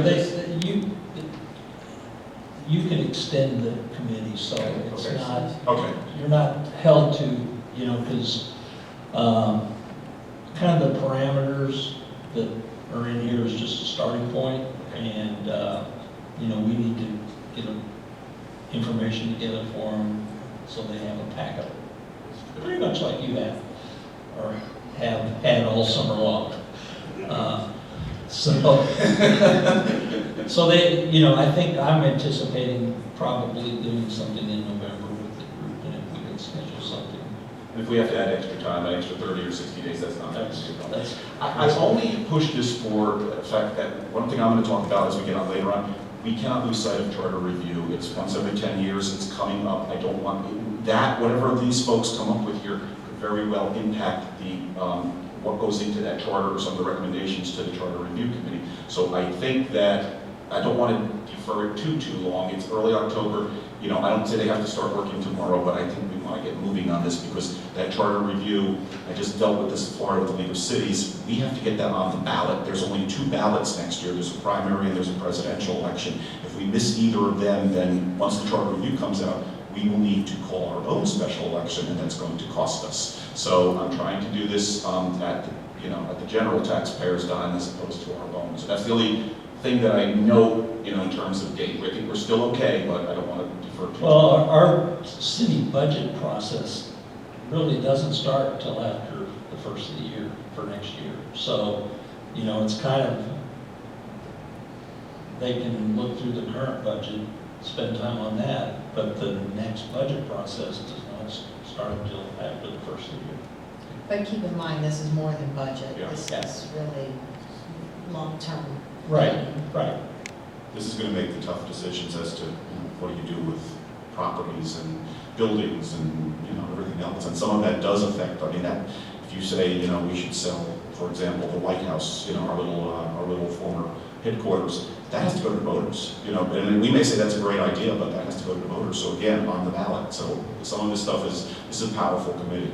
A lot of important stuff will come out. So you can start right away too, because there's fixed assets and everything else, and you can start looking at that even if you can't get the budgets. So can I just ask, city manager, can we say that they will have their packets in 2 weeks? Is that? Yeah, it's the stuff that I'm gonna give them, the budget, I gave all of you, I'll give them the capital stuff, I'm trying to remember what else. Strategic plan. Yeah, the strategic plan, the spreadsheet that we developed. Our list of I'm investments. gonna update, I need to kind of go through and update the budget process timeline, and, you know, that may not be in 2 weeks, but I'll at least get this stuff to you. We have to give them the list of investments and also our assets of the city, basically a fixed asset listing. I mean, you know, we're not going to worry about should we sell the podium, but the major stuff, obviously, this is, you know, or should we acquire? This is what we're listening to you from. So 2 weeks is enough time? Yeah, I'll do most of it. Fair enough. When that time. I don't want to have copies unless the council wants it, but just a letter, you know, just CCing us that this has been given, so at least we know they're in place. And you know, folks, you invite us to your meeting, okay? You let us know if you post a notice of a meeting and you say that the council's invited for that one, we'll come. And I also think this doesn't anticipate it, but there probably should be. We don't need it every single meeting, but there should be an occasional update. I don't want us to know at the end of the 120 days, here's what we were doing, and then we say, oops, that's not quite what we wanted. So maybe just occasionally, just a presentation, a 5-minute presentation, here's what we're working on, because I don't intend to come to all your meetings again. I want to keep this autonomous. Strongly disagree. Thank you. Okay. Mayor. Yes, oh, I'm sorry, Council. Two comments. The charter provision says 120 days unless you set a different time. So if you get 100 days in and know that they need 30 additional days, you can always do a amendment resolution that increases the time. Second thing is, before the city council members go to something like that, it should be noticed, because if council members are going to something like that and are absolutely not going to comment, then you are probably okay with the sunshine law. If city council members are going to something like that and are going to participate at all, then the appropriate thing to do is notice the city council members' presence at that, so that the city clerk can be there to take minutes, and it can be noticed so there's no sunshine violation. Council, that's an excellent point. We're going to bring them to our meeting. Well, you know what? You need to notice that the city council members will be at that event. Yeah, we're not going to go to their meeting. They're going to come to ours. We'll just call a special council meeting. That ends that problem. And then it's a council meeting and they're presenting here, and we don't have, then it's fully open in the sunshine. We have no issue. Excellent point. Thank you. I still think we need to do a work session along with this. Yes. Yeah. So our first work, what I was going to propose, I'm kind of getting ahead of things here, but I was going to propose that our first work session, we haven't met in 5 months on work sessions because we've been meeting on budget sessions instead. I was going to ask that everybody put their ideas up so we kind of get a roadmap of where we want to go, so we can figure out what's the biggest priorities to us. Perhaps we can have a work session right after that specifically just for that. They shouldn't be at that first one because we have to kind of figure out what our next step is with strategic plan and charter review, and everybody has their own ideas. But then we could hold the second one. We could have 2 work sessions, and that would be just theirs. And basically, then it's a council meeting, they're there, and everything is within the sunshine. And can I just ask Lynn one more thing to add to the list, is make sure they get a copy of the mortgage, because I know that that's going to be, for Ron, probably something real important to review.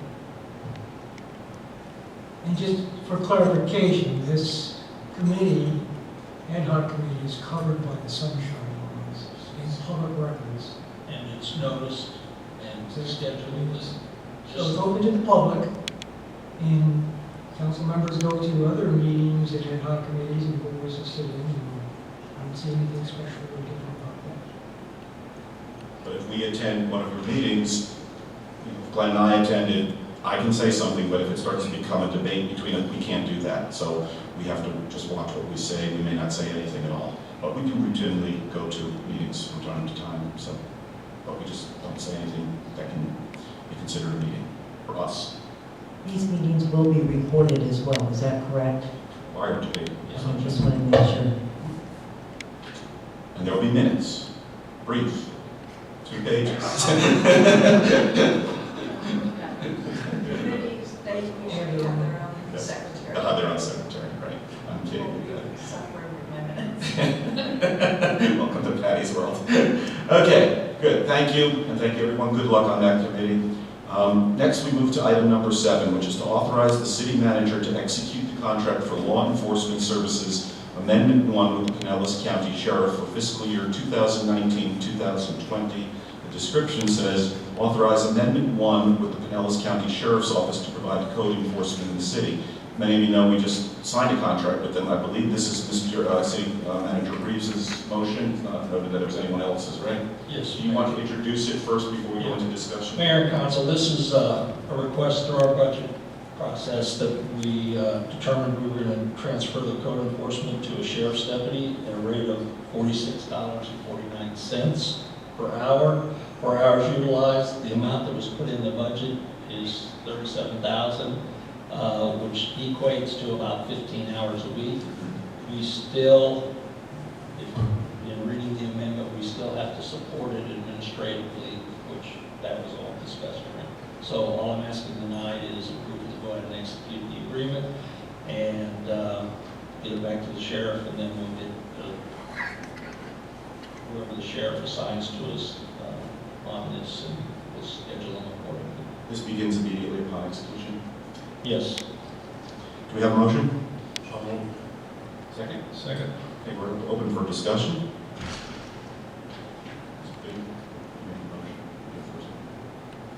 I'll tell you, we talked about this before. I hope it works. What the city manager had done with the code enforcement officer had to be done. But I'm going to have to keep an eye on it. And I hope that all the council members look around the city and observe what's going on. So if there is a deficiency, we can address it as soon as we can. City, I have 2 questions for the city manager, and I'll just preface it by saying this is something I've been kind of pitching for a while. There's other cities that do this. Beller Bluffs does it, and they do it very successfully.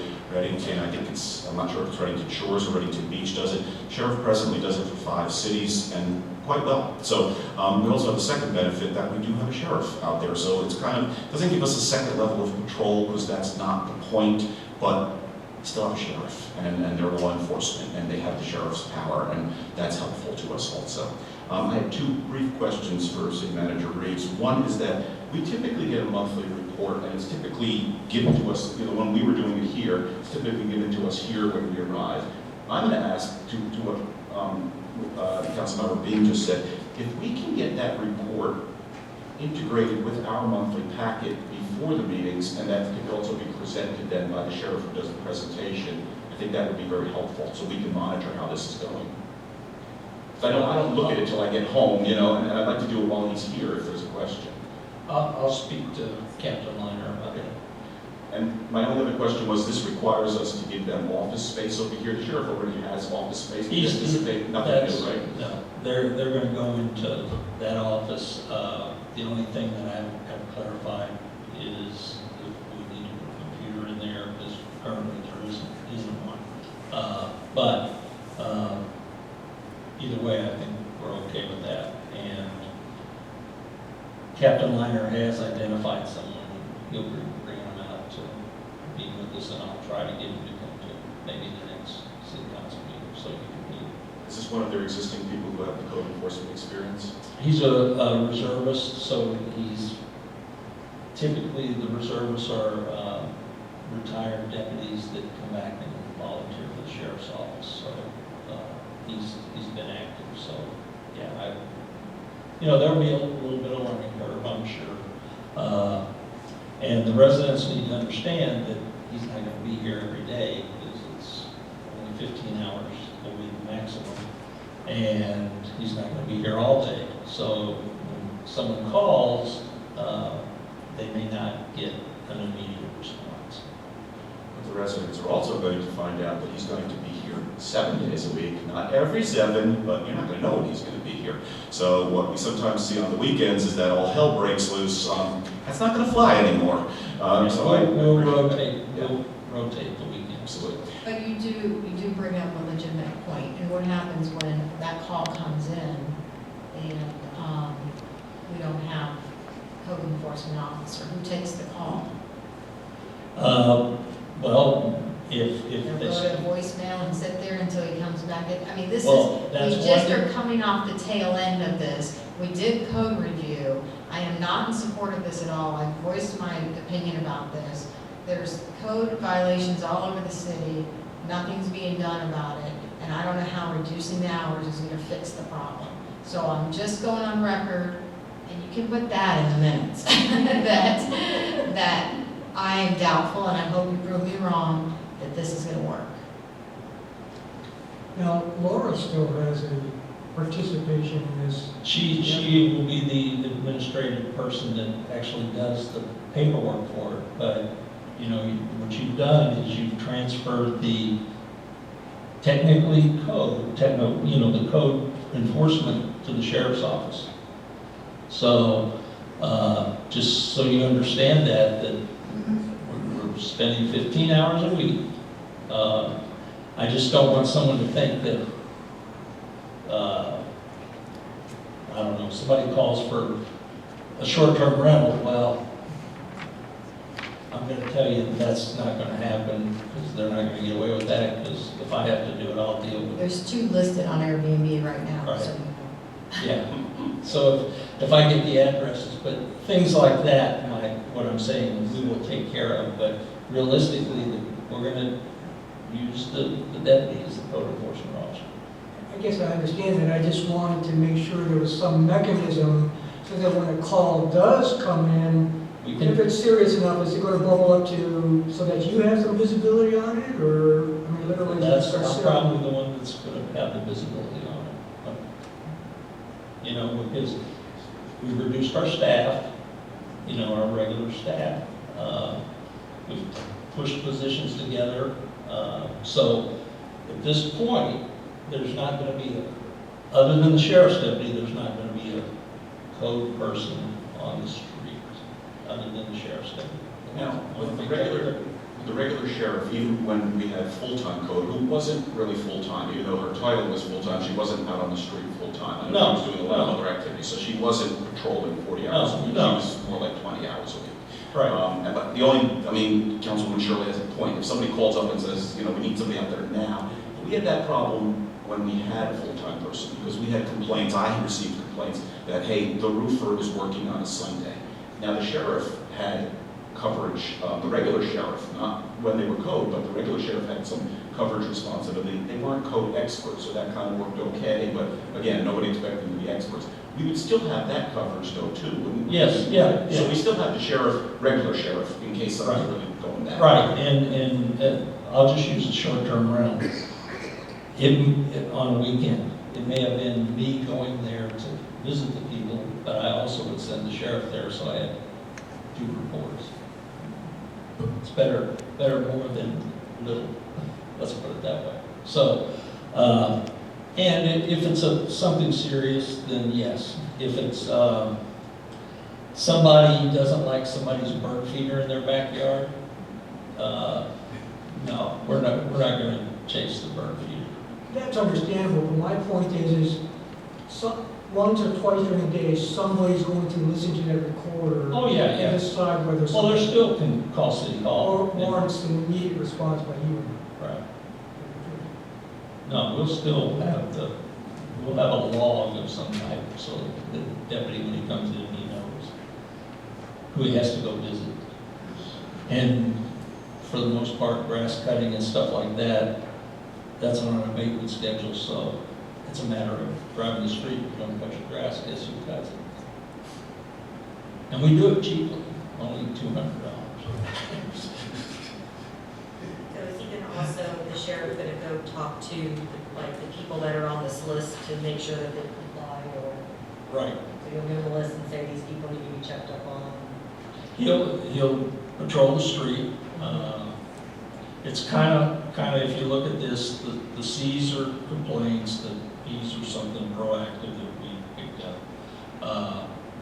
But he will do the same thing. He will patrol the city, look, and if there's proactive, but he'll also receive complaints, you know. Like for the left courtesy notices, I see a bunch of those. What does that mean? They have so many days to comply?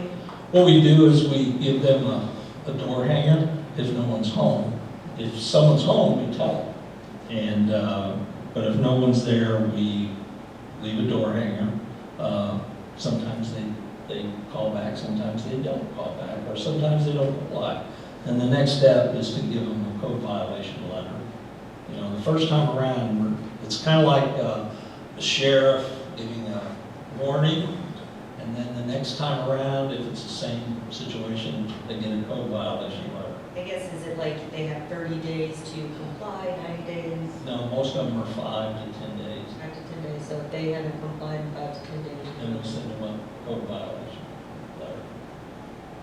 City Manager, we've been, the last couple of years, we've been very fair, I think, with code. We've been understanding, it might be 5 to 10 days, but if you call up and say, listen, I'm working on it, it's going to take 12 days. Yeah. I just want to make sure you assure me, before we go to this outside service, we're going to still have that same level of response in terms of, we're going to be understanding, this isn't to turn it into something, brutal. It's going to be the same level of enforcement, same idea, like we want to work with complaints. It's working on education. It's more not on education fines. than anything. Now, I will say short-term rentals are It's a different story. That's a different story. Because a lot of times they've told us, no, we don't rent. And that's part of why we send out the rental registration every year to all the non-homesteaded properties. Because Johnny may not rent his house last year, but guess what? There's a renter in it this year.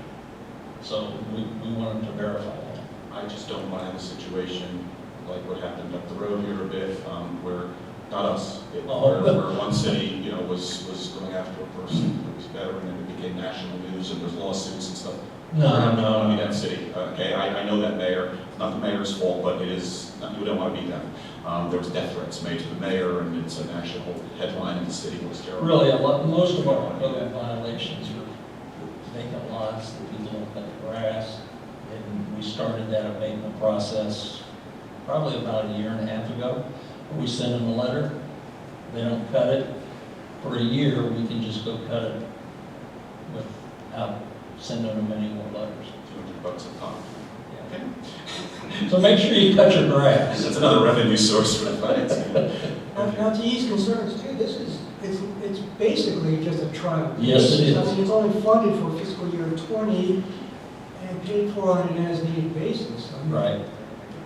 You could cancel this contract in 6 months if you wanted to, if you didn't feel it was working out. We only pay for what we're getting. Any other council comments? Any other council comments? Legal counsel, do you have any comments on the contract? I do not. Thank you. I'm going to open up to the floor then. Any citizen comments? There being none, the floor comments are closed. Back to council. Any final comments? Mr. Dean, you make the motion. Your last word. Like I said, and I agree with Councilwoman Shirley, we need to keep an eye on this and make sure it works. That's all I have to say. City Clerk, will you please take the vote? Wait, so we're voting now to authorize the city manager to execute the contract for law enforcement services Amendment 1 with Pinellas County Sheriff for fiscal year 2019-2020, authorizing Amendment 1. It has not changed from the way it was put in our packets. Councilmember Aki? Aye. Councilmember Dean? Aye. Councilmember Gaddis? Aye. Councilmember Shirley? Nay. Councilmember Swope? Aye. Vice Mayor Gunn? Aye. Mayor Manzo. Aye, so it passes 6-1, and City Manager, you're authorized to execute that contract. Please execute it at the earliest convenience. Please keep us advised. And I'll say to the citizens also, keep us advised. Social media is not the way to do it. You can get in touch with the City Manager, you can get in touch with any one of us. We have emails, you can come here and speak about it. Let us know how it's working out. Is it better? Is it worse? Let's see how it goes, and we'll be receptive. Okay.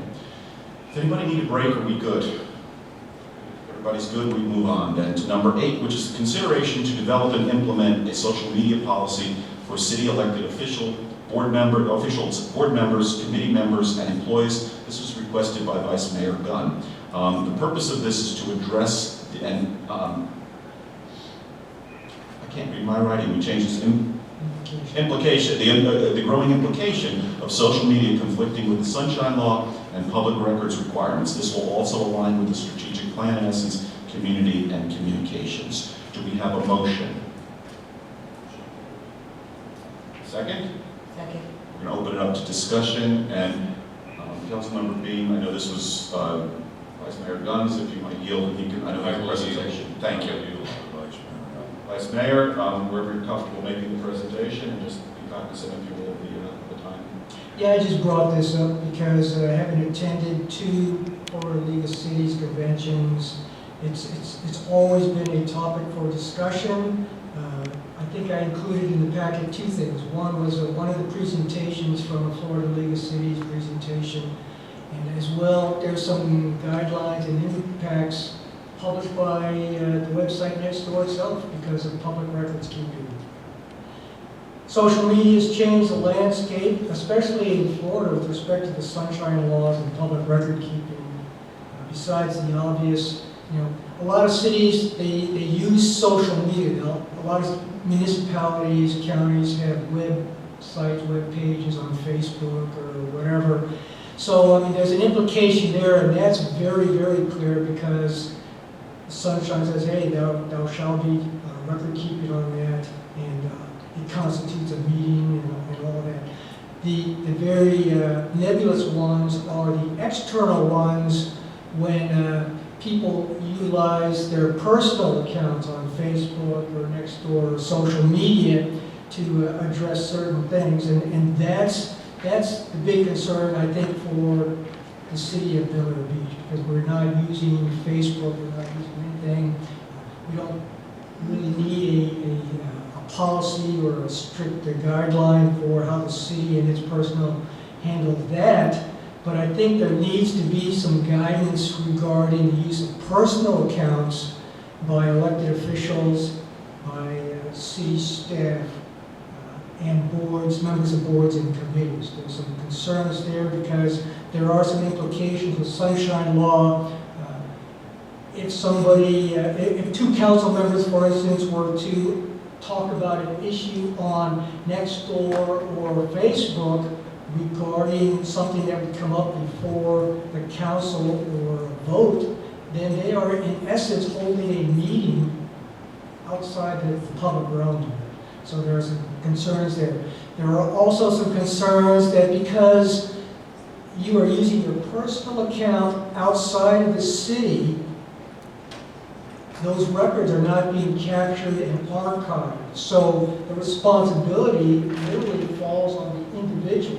And that was a major concern when this issue was brought up over at the Florida League of Cities. All of a sudden, you can see the light bulbs going off, or, oh my goodness, I've been talking to other people, I follow them, I give them likes or something, when they express an opinion or talk about an issue. Well, that kind of indirect communication is basically holding a meeting, and the Florida Attorney General has some opinions on some of that stuff as well. There are some conflicts that arise out of that stuff. There are some ethical questions and some issues concerning, if nothing else, just propriety of some of this stuff. If you look at our strategic plan, we talk about engendering community, we talk about communications and engendering communication between the city and its residents. So the big concern there is to maintain some semblance of decorum and civility in some of these things. And I've seen some of the latest stuff and the flame baiting going on and some of that stuff and some of the public shaming and stuff like that going on. And I think it's inappropriate, and I think as the council, we need to talk about this and openly discuss it. It's an elephant in the room, I think, that needs to be talked about.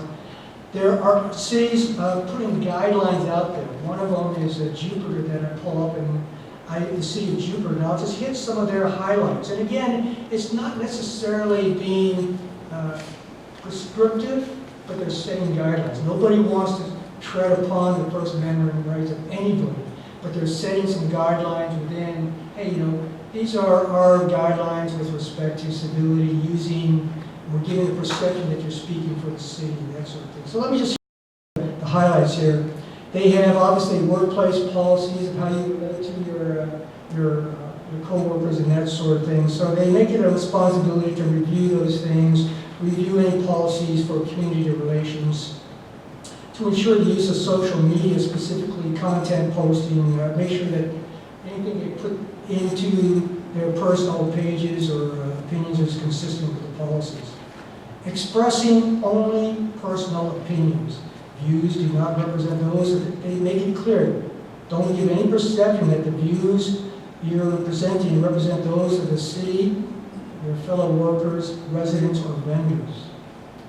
Refrain from posting content that could show poor judgment or reflect poorly on you or the city.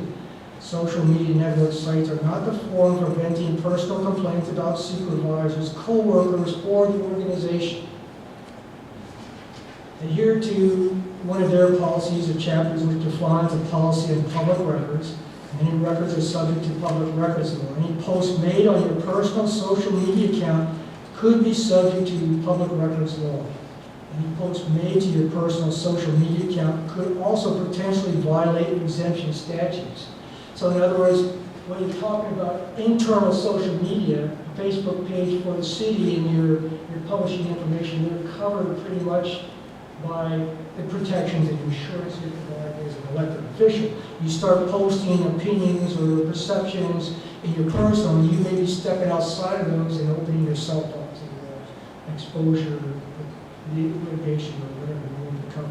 So that's what I want to throw out. And what I'm really just motioning is start the discussion. Do we want to implement a guideline or a policy and how we're going to that's what I'm doing. Vice Mayor, I'm going to chime in and support you here. We don't participate on the social media circuit, but we do read a lot of the stuff, and some of it is just horrible. I was at EMO. They took a survey of all the elected officials in the room. The first question they asked was, how many people make nothing? I raised my hand. There was one other person in the room. That was it. We make nothing for doing this. Everybody up here, except for the two individuals on the end, make nothing. Yet we're just routinely destroyed by individuals who know nothing, who don't do their homework, who don't participate, who don't help the city at all. And I'm going to go a step further without naming a name, okay? There's an individual in the city who's related to someone sitting on this dais right now. And that person posts a lot of bad stuff. That has generated 3 complaints to me in 1 week, 2 of which found their way to Fred Riley, who has to now investigate them. A proposition came forward, Mr. Mayor, why don't we pass a law that no one can live in the city and hold a job for the city? So if you think the people in the audience, in the city, aren't reading this stuff, they're reading it. And they're tired of it, a lot of people. They want us to take action. I don't know that I can't bring a motion anyway. I don't know that that motion's ever going to see the light of day. I don't know if it will or it should. But people are seeing this stuff, and our city is being judged by this stuff. Other people read this stuff, other people know what's going on. We hold ourselves out to be a premier city. Well, premier cities don't act like that. People up on this board are giving a lot of their free time, and they don't deserve it. You can come to the meetings and disagree with us. No one's ever stopped from anyone from disagreeing, but name calling and everything else, it's not right. You wouldn't do that in a parking lot with me. I know you wouldn't. And they do it here, they do it all the time. I think we need a policy. I think it needs to cover individuals. I know you have the First Amendment right, But there's also ethical concerns. And I was at EMO this week and I talked with people about this very problem. And I was told that there may be ethical implications. So more stuff for me to investigate and more stuff that I might have to run by legal and more legal bills. This stuff is costing the city money. And I can't ignore it when somebody brings something to my attention and says, you have a problem here, Mayor. I can't stop people from posting. But we have to do something about this, okay? Council members, I don't think are on these sites, but I do see some board members on the sites. They are making posts. Council members' spouses are making posts. And all of this leads to a very bad perception in the city. You have your First Amendment right. Feel free to exercise it. We're not going to curtail that. But there's repercussions to all these posts that are going on. And we're going to have to deal with it some way or another. This board has the right to pull people back off of committees that we put you on. And maybe that has to start to be exercised too, because if you're not going to support the council, then maybe we put the wrong person on the board. You know, we don't put you on to begin with if you don't support the council. So that's my point. I'm wholly behind you, Vice Mayor. I would like to say that I think we are walking a very fine line here. People have a right to voice their opinion. Social media is the way people are doing it nowadays. Have been for many, many years. As far as, people responding and stuff, that's their right too, whether they have an employee or a spouse that works here or not. As long as the city elected officials aren't, then I don't see any issue with it, because that would be a violation of all of our citizens' First Amendments, right, when we start telling them what they can and cannot discuss. I mean, seriously. But we've all taken ethics training, we've all taken the Sunshine Law training, so I don't even know why we need to develop a policy. To my understanding, and maybe our attorney can clarify, this is all pretty much covered in those two areas. Is that not correct? The social media policy and the reference to public records and all of that in the ethics and Sunshine Law training? I'll answer your question in a very specific way. I wouldn't do anything in a city policy that replicates anything that's already existing in the Sunshine Law, because it's just repetitive. So from that standpoint, I wouldn't do anything. If somebody's going on a social media site and it's two council members and they're exchanging ideas, then the policy doesn't mean anything. You've already violated Florida law, and that you don't need to go further than that. I'll make this comment because I was going to make it at some point anyway. The slideshow that Vice Mayor Gunn provided, much of it is about doing a policy for the city's social media, and that I think is a good idea, with the caveat that somebody's already mentioned, which is the city does not participate in Facebook or other interactive type social media sites. Someday you may do that. The problem with participating in an interactive site is then you have to be careful about who's going to moderate that and who's basically going to be the filter if things get out of hand. But that's not present here. You have a website, and to my knowledge, that's your social media footprint at this point in time.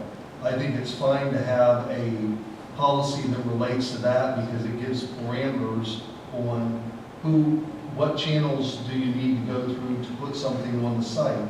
One of the things that's not been mentioned yet tonight, although it's been mentioned at other meetings I've attended, is the ADA compliance things. So that to me is a given if you're going to establish a policy for the city. So that's the first part of my comment. The second part is I would say, some pretty severe reservations about doing a policy that addresses, the policy would not address citizens. They get to do what they want. The policy would address city council members or your staff. And I will tell you, I have a severe reservation about that, because immediately you implicate First Amendment rights, you You just, as elected officials, you're public officials, and under the law, public official, there's a high standard for what somebody can say about you.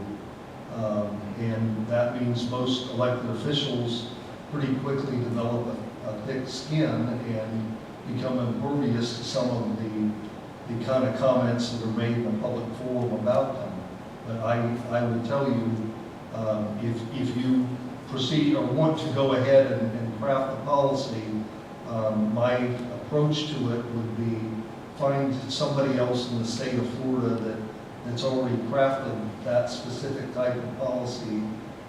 I think that's always a good starting point, because you don't want to reinvent the wheel on this type of thing. And this is one of these policies. You could spend quite a bit of time coming up with the structure of it and what specifically you wanted to create the policies for. So, in a nutshell, those are my initial thoughts, although I'd be happy to answer any other questions you have. I do have a question. We have our chair for Board of Adjustments moderates one of these websites. I think that's a conflict with our charter, and I've brought it up numerous times, and it's never been addressed. What would your opinion be of that? The chairman of what committee? Board of Adjustments Okay. moderates the Nextdoor app. Okay. So she dictates what is allowed to be said and not said, and it's in direct conflict and makes direct comments about council decisions. Well, I'm not informed enough about what type of things are said, so I'll not draw a firm and distinct line until I know better what specifically is said. The closer somebody that's on a committee or on the council gets to discussing issues that are going to be before the committee, the more fraught with peril interactions are going to be if it's stuff that is going to come before the committee. I just think that's where the policy comes into play. Look, I'm not in favor of creating policies. I'm not in favor of this at all. But when we have boards and council and committees that are, we've got residents that have stepped up to these positions, well, they need to be held to the same standard we are. And they are not being held to the same standard and causing conflict. And I think it's an issue. And that's where I think that this policy comes into play. Not so much for residents, not so much, but if you're going to be on board, if you make that commitment, then you need to have thick skin, you need to back out on social media, and you need to, I think her moderating Nextdoor app, and I've said it over and over to city manager, it's a problem. She needs to step down from one of the positions, is how I feel. Well, again, I would be remiss if I made a very firm decision based on just what you said. I will tell you this, it's somewhat of it's not a direct response to what you're asking, but I'll tell you, in the 7 years I've been the city attorney for another city, I not once have said anything on Facebook about the fact that I am the city attorney there. I don't discuss anything, period. I have more discipline than that. And to me, that's I don't need a policy to make me do what I do. And, that's just the way I approach it. There's another way I look at it too. I don't need the complications of it. And to me, what you're describing is somebody that's making a choice to, unfortunately, complicate their life a little further when it comes to serving on a committee and being a private citizen. And I'm not making a decision one way or the other. I'm just saying it complicates things. And sometimes in life you need fewer complications, not more. I just want to watch this debate. Is there anyone who has not spoken on this? I think Dave I Gaddis. have not spoken yet. I'm a little blown away by this topic tonight, but I do understand why it's happening. Yes, I have seen numerous comments completely out of control. On the other hand, sometimes feeding a fire is combating fire with fire, and it just makes the fire grow larger. And I think to a certain extent, some of that has happened, and we are responsible for it as a council, for the way that we respond to very negative comments from the public.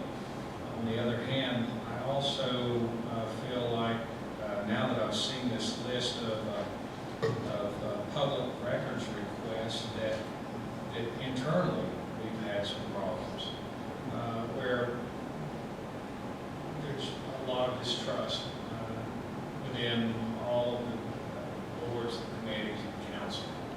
I think we've had some issues.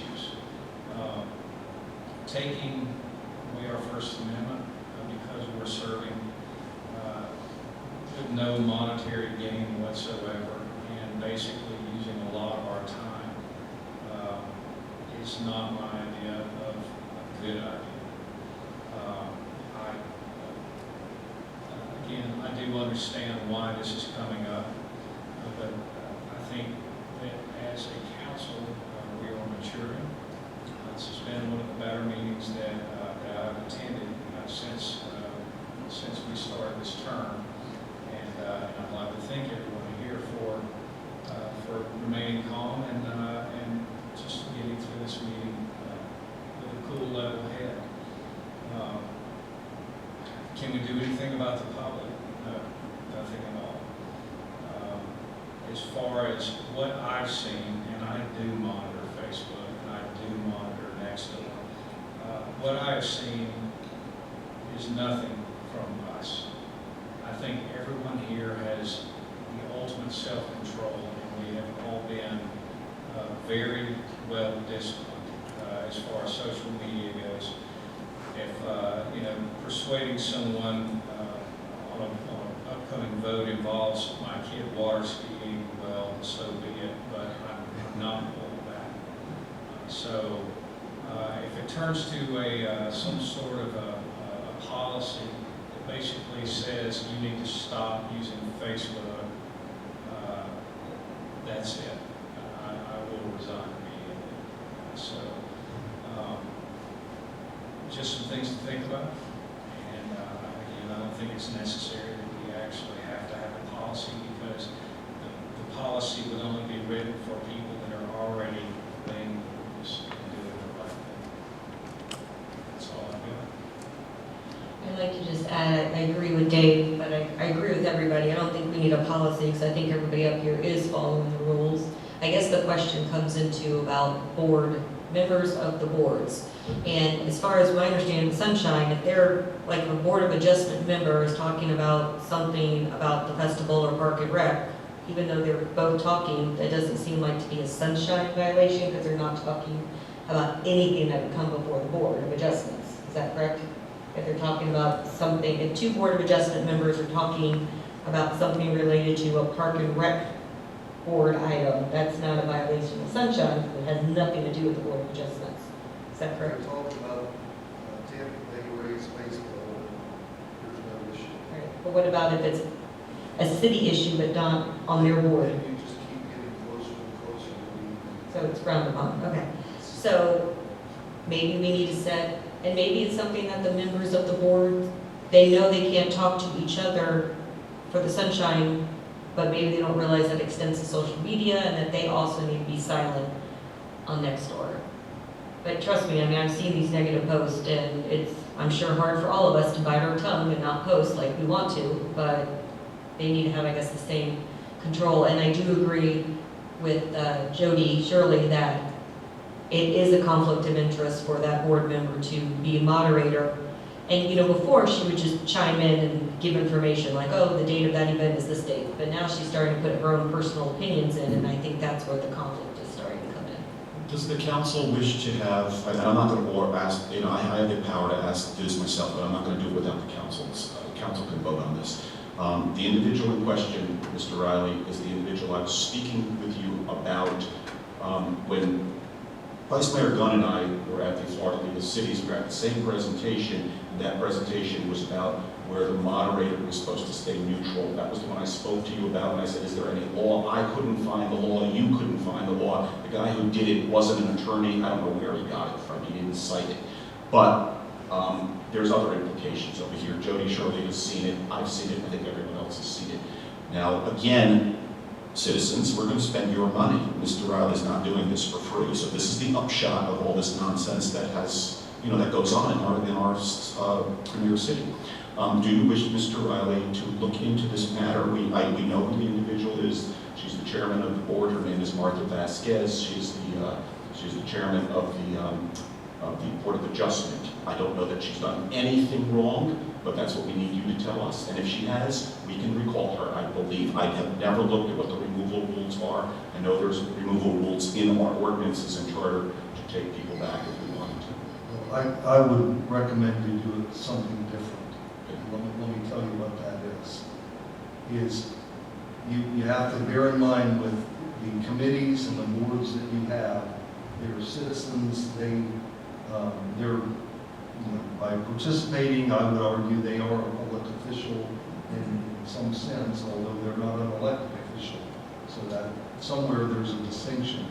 But the thing that I would urge you to consider is there may be times when two well-intentioned citizens have met, for instance, and exchange ideas on Nextdoor or Facebook or something like that, and rather than embarking on an investigation, the better course of action would be to have me advise them where they are in potential peril from an ethical standpoint, and inform them enough so that they can mend the potential error of their ways.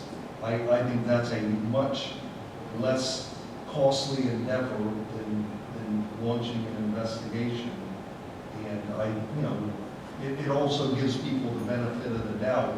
And I will tell you, I've done this for quite a while. There are times that good-intentioned people make mistakes, and that doesn't mean they should get burned at the stake or have an ethics complaint filed against them and have that run its course. The reality of ethics complaints is everybody here is an adult, and they've gone through the ethics training, and if they've made a mistake, then they run the risk that they're going to have a consequence due to the mistake. But I again will say, well-intentioned people sometimes do make mistakes, and the better course of action is to not burn them at the stake over a technical mistake made a month ago. It's to inform them where they may be making a mistake in the future and let them remediate their actions. I think you would get a better result out of that and absolutely spend far less money. Council, is that the action you wish to take, what you just Are we recommended? ready for second? I'd like to follow up on some. Do they take the ethics course, members of the board? They're supposed to get some briefings on it, and that should be part of the orientation for this finance committee. They are covered by Sunshine. The common sense is not so common after all. That's a great expression I've heard.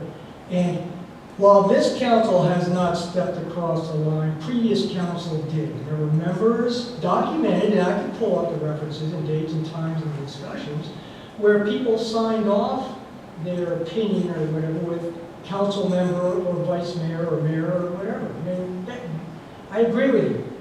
You, as a legal trained professional, would have the common sense to know where that line in the sand is. But I will say again, common sense is not so common after all.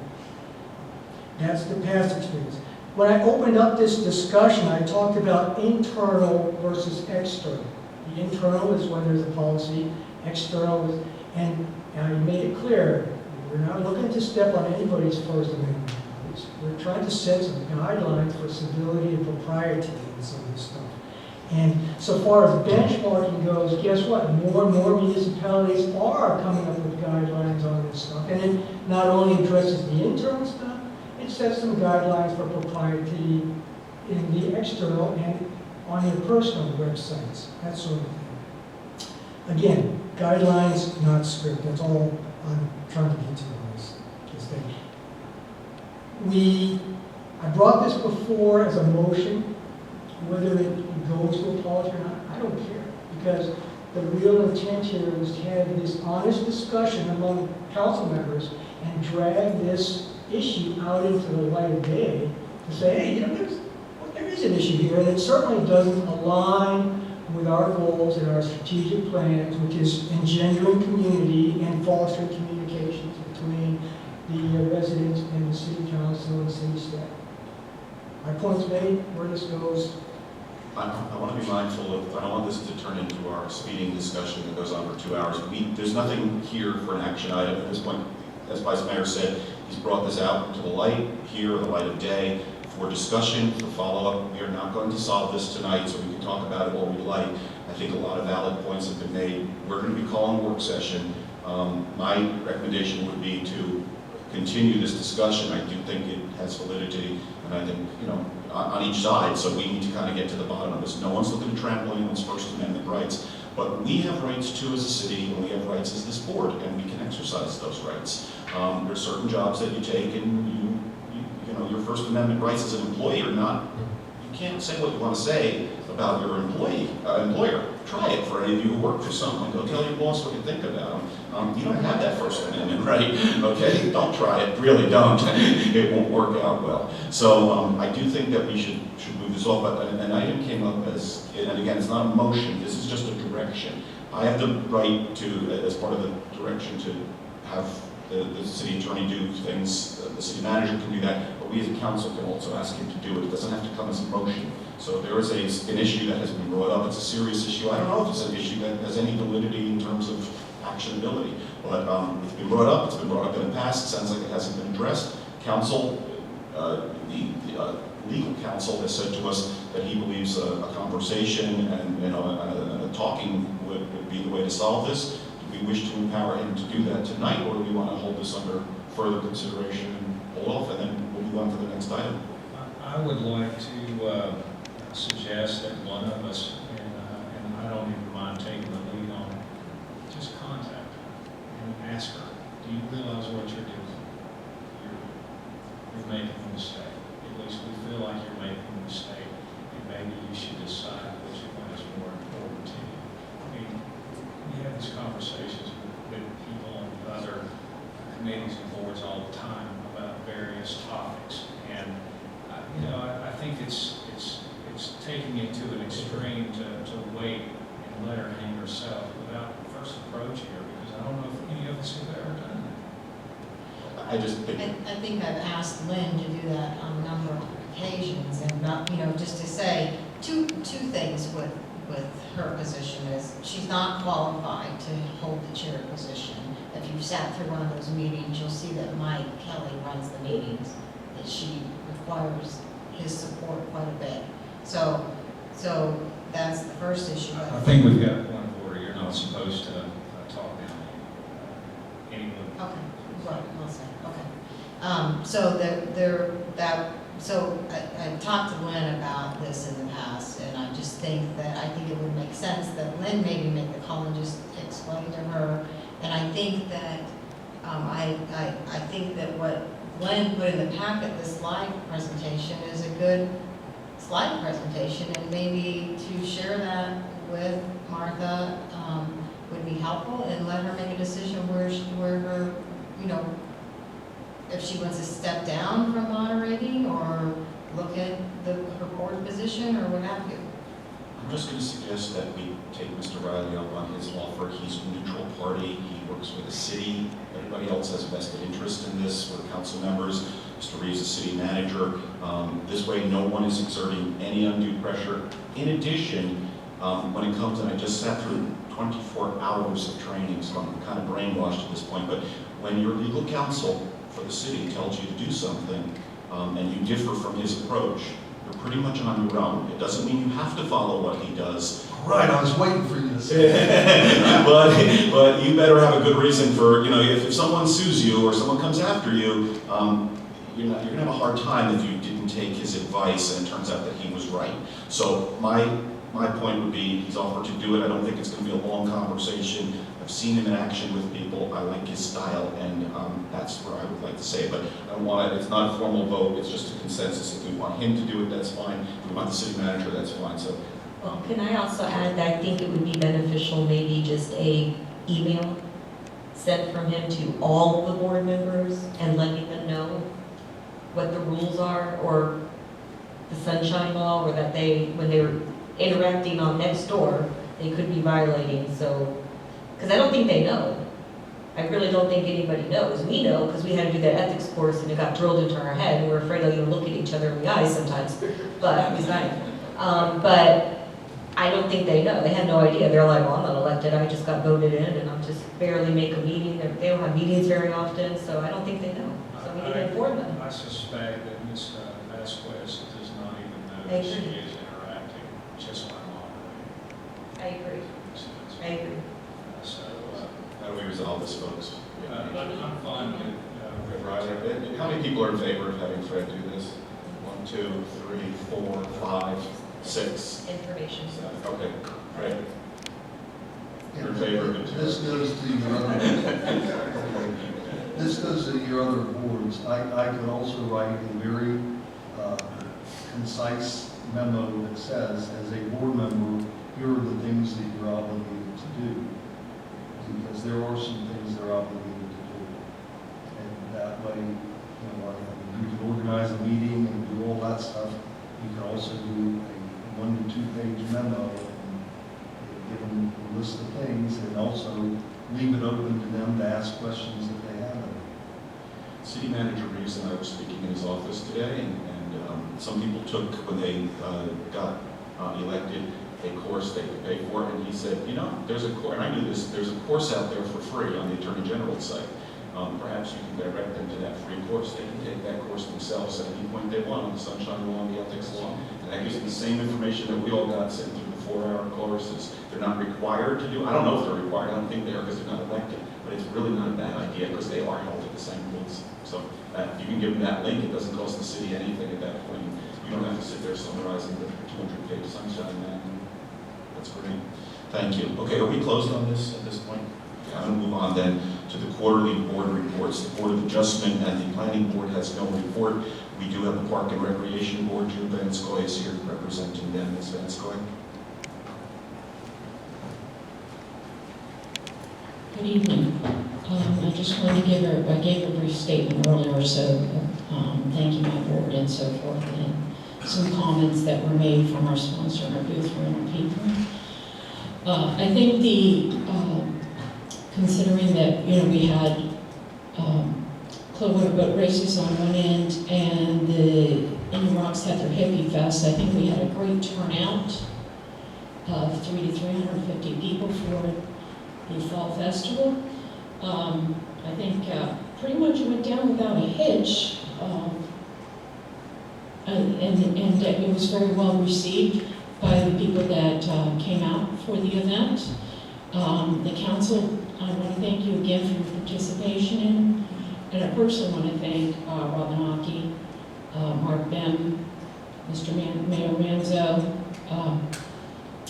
Glenn Gunn, Jody Shirley for help as well, and Dave Gaddis. I really appreciate your help with the event.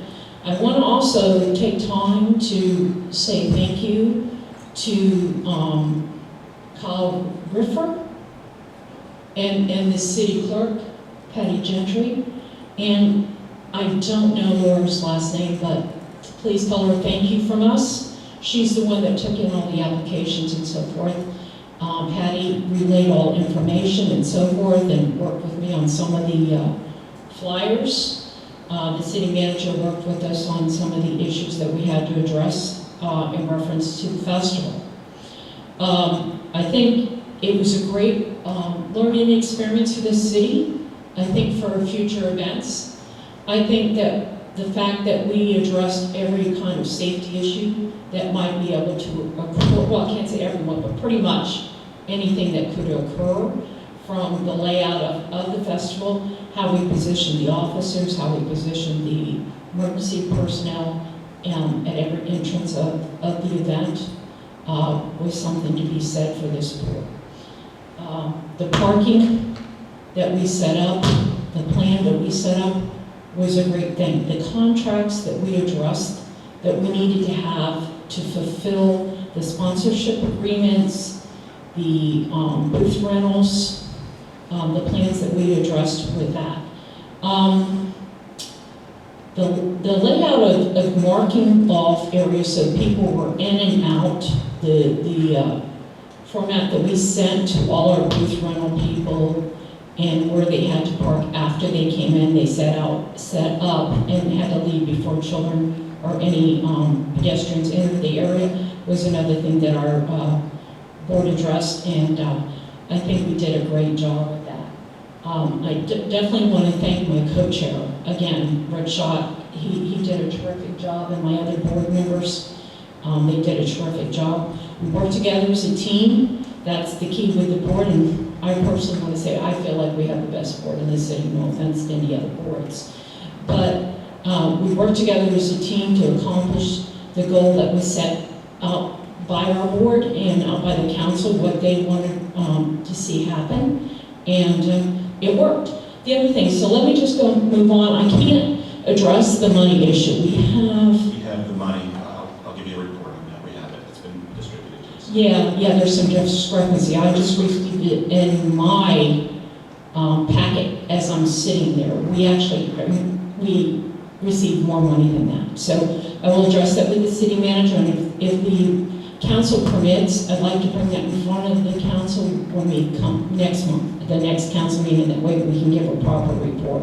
Because I just received that tonight, just in the middle of my meeting, so I would like to give a proper accounting for that. I'll meet with the city manager and we'll address this, if that's okay with you all. Council, any objection? We want to get a proper accounting. Right now, just so everyone knows, it shows a $1,723 profit from this, which would fund more than every event that we anticipated, but it looks like there could possibly be some other issues. So there's a little more profit. There's a little more profit, but then there was a little discrepancy on a cost of something, but it was still a little more profit. So we just want to make sure that anything that goes on the record is proper. And there's no objection, and proceed with it. Okay. Let us know on the next regular meeting.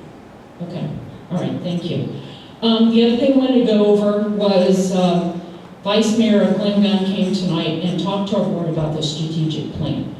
Now, I've known about the strategic plan for a long time because I've been attending, but you know, it was great for him to come in. I want to thank him to come in and talk to our board about how our board fits into that plan and to educate us, okay? Some of the things that we've been doing, trying to address, helping with revenue sources for the city as the Park and Rec Board is, you know, passing out the flyers that we did it at our event, we've done it at other things, to try to generate revenue by renting out this hall.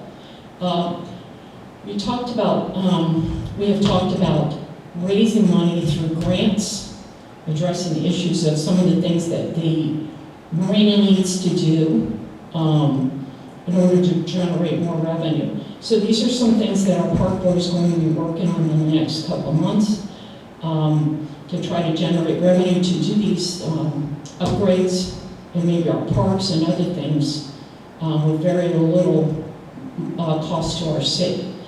The other thing we want to talk about is the October 26th trunk or treat. If you've not received a flyer by now, please see me. I'll give you one. We're still looking for people to decorate the cars and participate in handing out candy to children. we're only going to allow 20 car spots. So if you look at the flyer, it's 1 hour, you come in 1 hour prior to the event, we shut the street down. Our plan for this, and it's been voted on by my board, is to shut it down 1 hour prior to that with cars coming in. Everybody parks in the City Hall parking lot that's coming to trick or treat. The kids will meet at the end of 9th Street where it's boarded off, so no one can come through with cars. And they will actually parade up the park, come around in front of the judges, that'll be my next thing in a second. Parade and then head back down. They will all hold numbers, so you won't know, the parents will not be walking with the children, so that way there's no one knows whose children they are. It's only a matter of that one little span there, okay? That way it's voted on fairly, okay? Then they will proceed to do their trick or treating, and by the time they come back around, we will have our decision.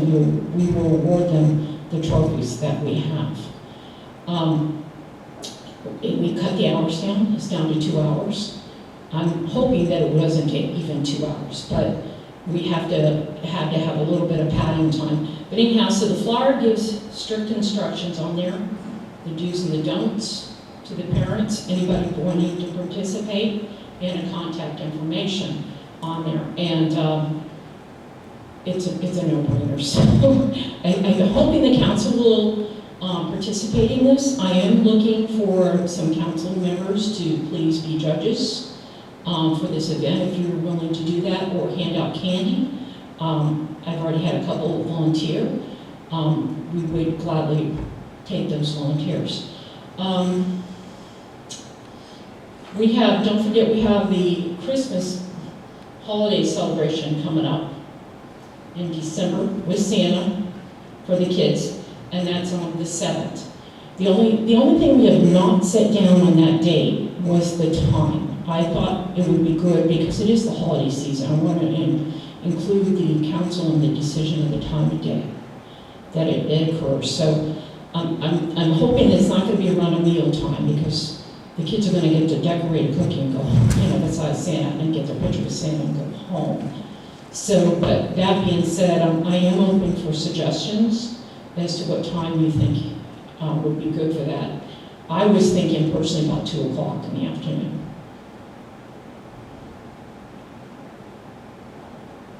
I was thinking of activity under do breakfast and lunch.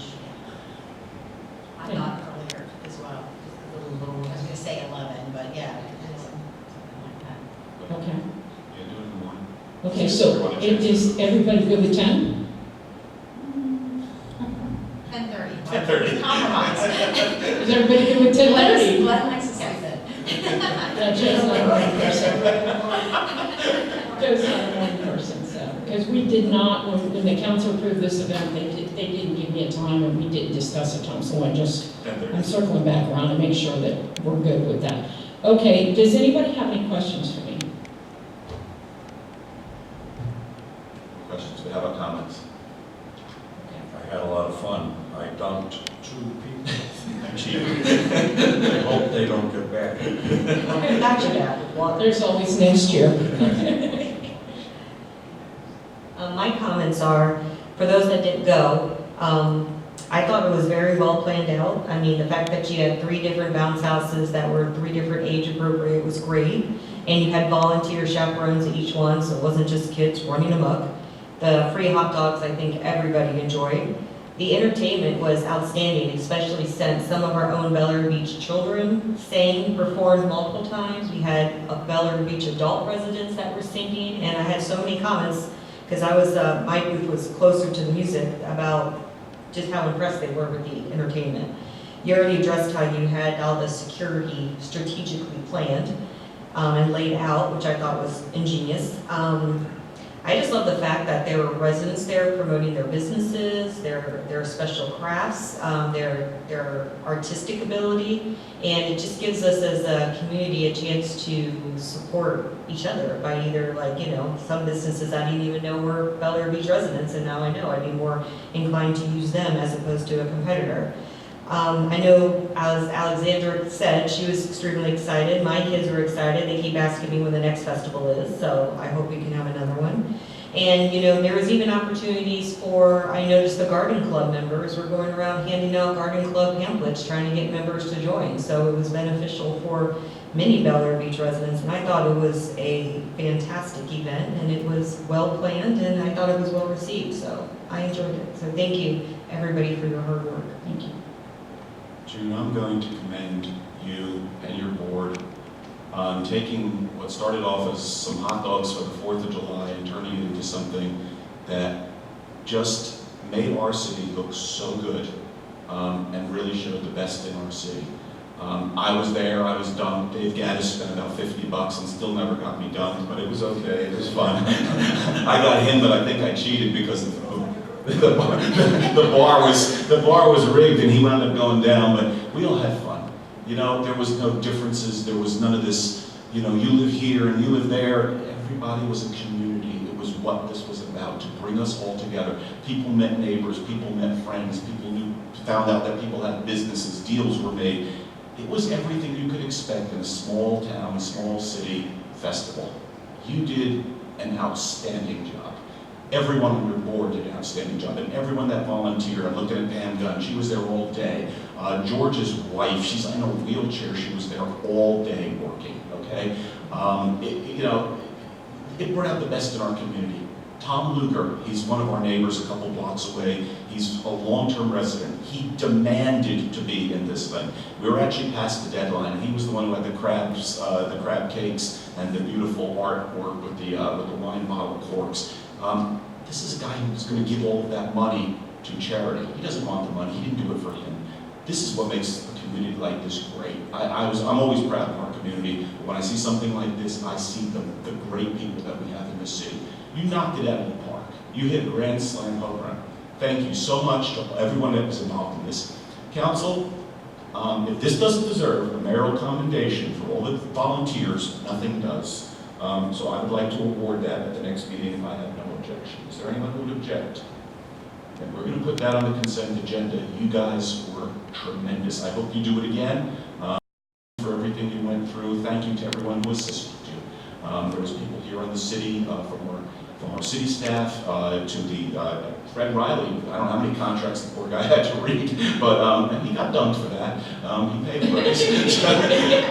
So we had a great time, and thank you for making this city a great experience that no one's ever going to forget. Great job, home run. Thank you, thank you. I just wanted to mention too that some feedback we got from the Garden Club, which is our only civic association within the city, by the way, and I think we should help try to keep promoting that as well. They were so thrilled that we invited them. Okay, we got the tent people to donate a table and chairs for them for the event. We got a neighbor to put a canopy up for them, and then the city manager gave us a list so we could sign up on the city emails, and so they actually they are manning that at their table as well. So they were doing the city's work as well. So, and we gave them flyers for the hall rental, and they were manning that. We gave them flyers for the trunk and treat. So that they were giving back with their time at the same time. So, hats off to them as well. And yes, I want to say thank you to the city attorney. He's a good sport, and he dunks well. And then yes, definitely Pam Gunn, thank you very much. She was there the whole time, and she was never without saying to me constantly. She was saying, "Can I help with this? Do you need that? Can I do something else?" So thank you to her. I really appreciate that. So. Thank you. And I forgot, I'm seeing Mrs. Ayers. Thank you for that beautiful picture and getting it into the newspaper. And I'm going to be outside. I brought my Sharpie. I'll be signing autographs if anyone wants to sign a copy. But thank you. That was great. And thank you for your publicity and the great writing that you did. And Wayne, thank you for publicizing this event. I think we had a great turnout. And a lot of that deserves your credit because you publicized this. And we didn't have an advertising budget, so you did a great job for us. Thank you. Yes, thank you, Wayne. We really appreciate it. Any other questions or comments for June? Anyone in the audience? I think we've covered most everything. Okay, thank you so much.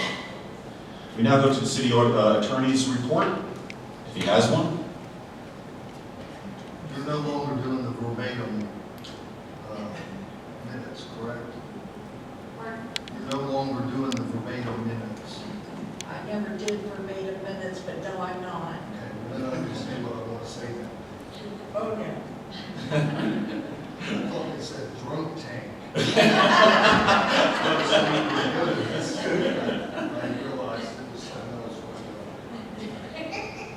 I have no further comments. For those of you who weren't there, and I am not a great baseball player, my brother got that. I came up to Fred and I said, "You're going down, my friend." I missed wildly on the first throw, I missed low on the second one, and I hit the third one smack in the middle of the red dot. But Fred is a good sport, he's a great guy, and thank you. And I just want to tell you, not only are you a great guy, you're a great attorney. I've worked with you on several items now, you've worked through this festival, you're doing a great job. I really like your approach, the approach that you highlighted tonight about, the Sunshine Act is not a club. It's not something to destroy a career or ruin a person's professional license. It hasn't always been the case in this city that that's the way it was used. There was a lot of threats in the past made, and you are taking a proper approach and a refreshing approach. I commend you for it. That we just want to get people into compliance if there's a problem with anything, ethics, sunshine, or anything like that. It doesn't mean you can rob the bank or rob the city. That's a problem. But if you have a minor violation, 6 months ago, we just want to get that straightened up so it doesn't become a problem for anyone, because it can be. But thank you. You're doing a great job, in my opinion. So, City Manager. Mayor and Council, there's a couple things that I've left at your thing to take with you. One of them is about Patty put together a report for all the public records requests that have been made since the first of the year. And I'm talking to city attorney, he got us a copy of the Haines City Public Records Policy, and I think it's time we have a policy because it's becoming cumbersome for Patty to, time-wise, when you see a list, it's 2 pages long of public records requests since the first of the year. So that's something that we'll talk about in the future, if you don't mind, I'll ask to get with the city attorney and we'll work on something to bring to you as a policy.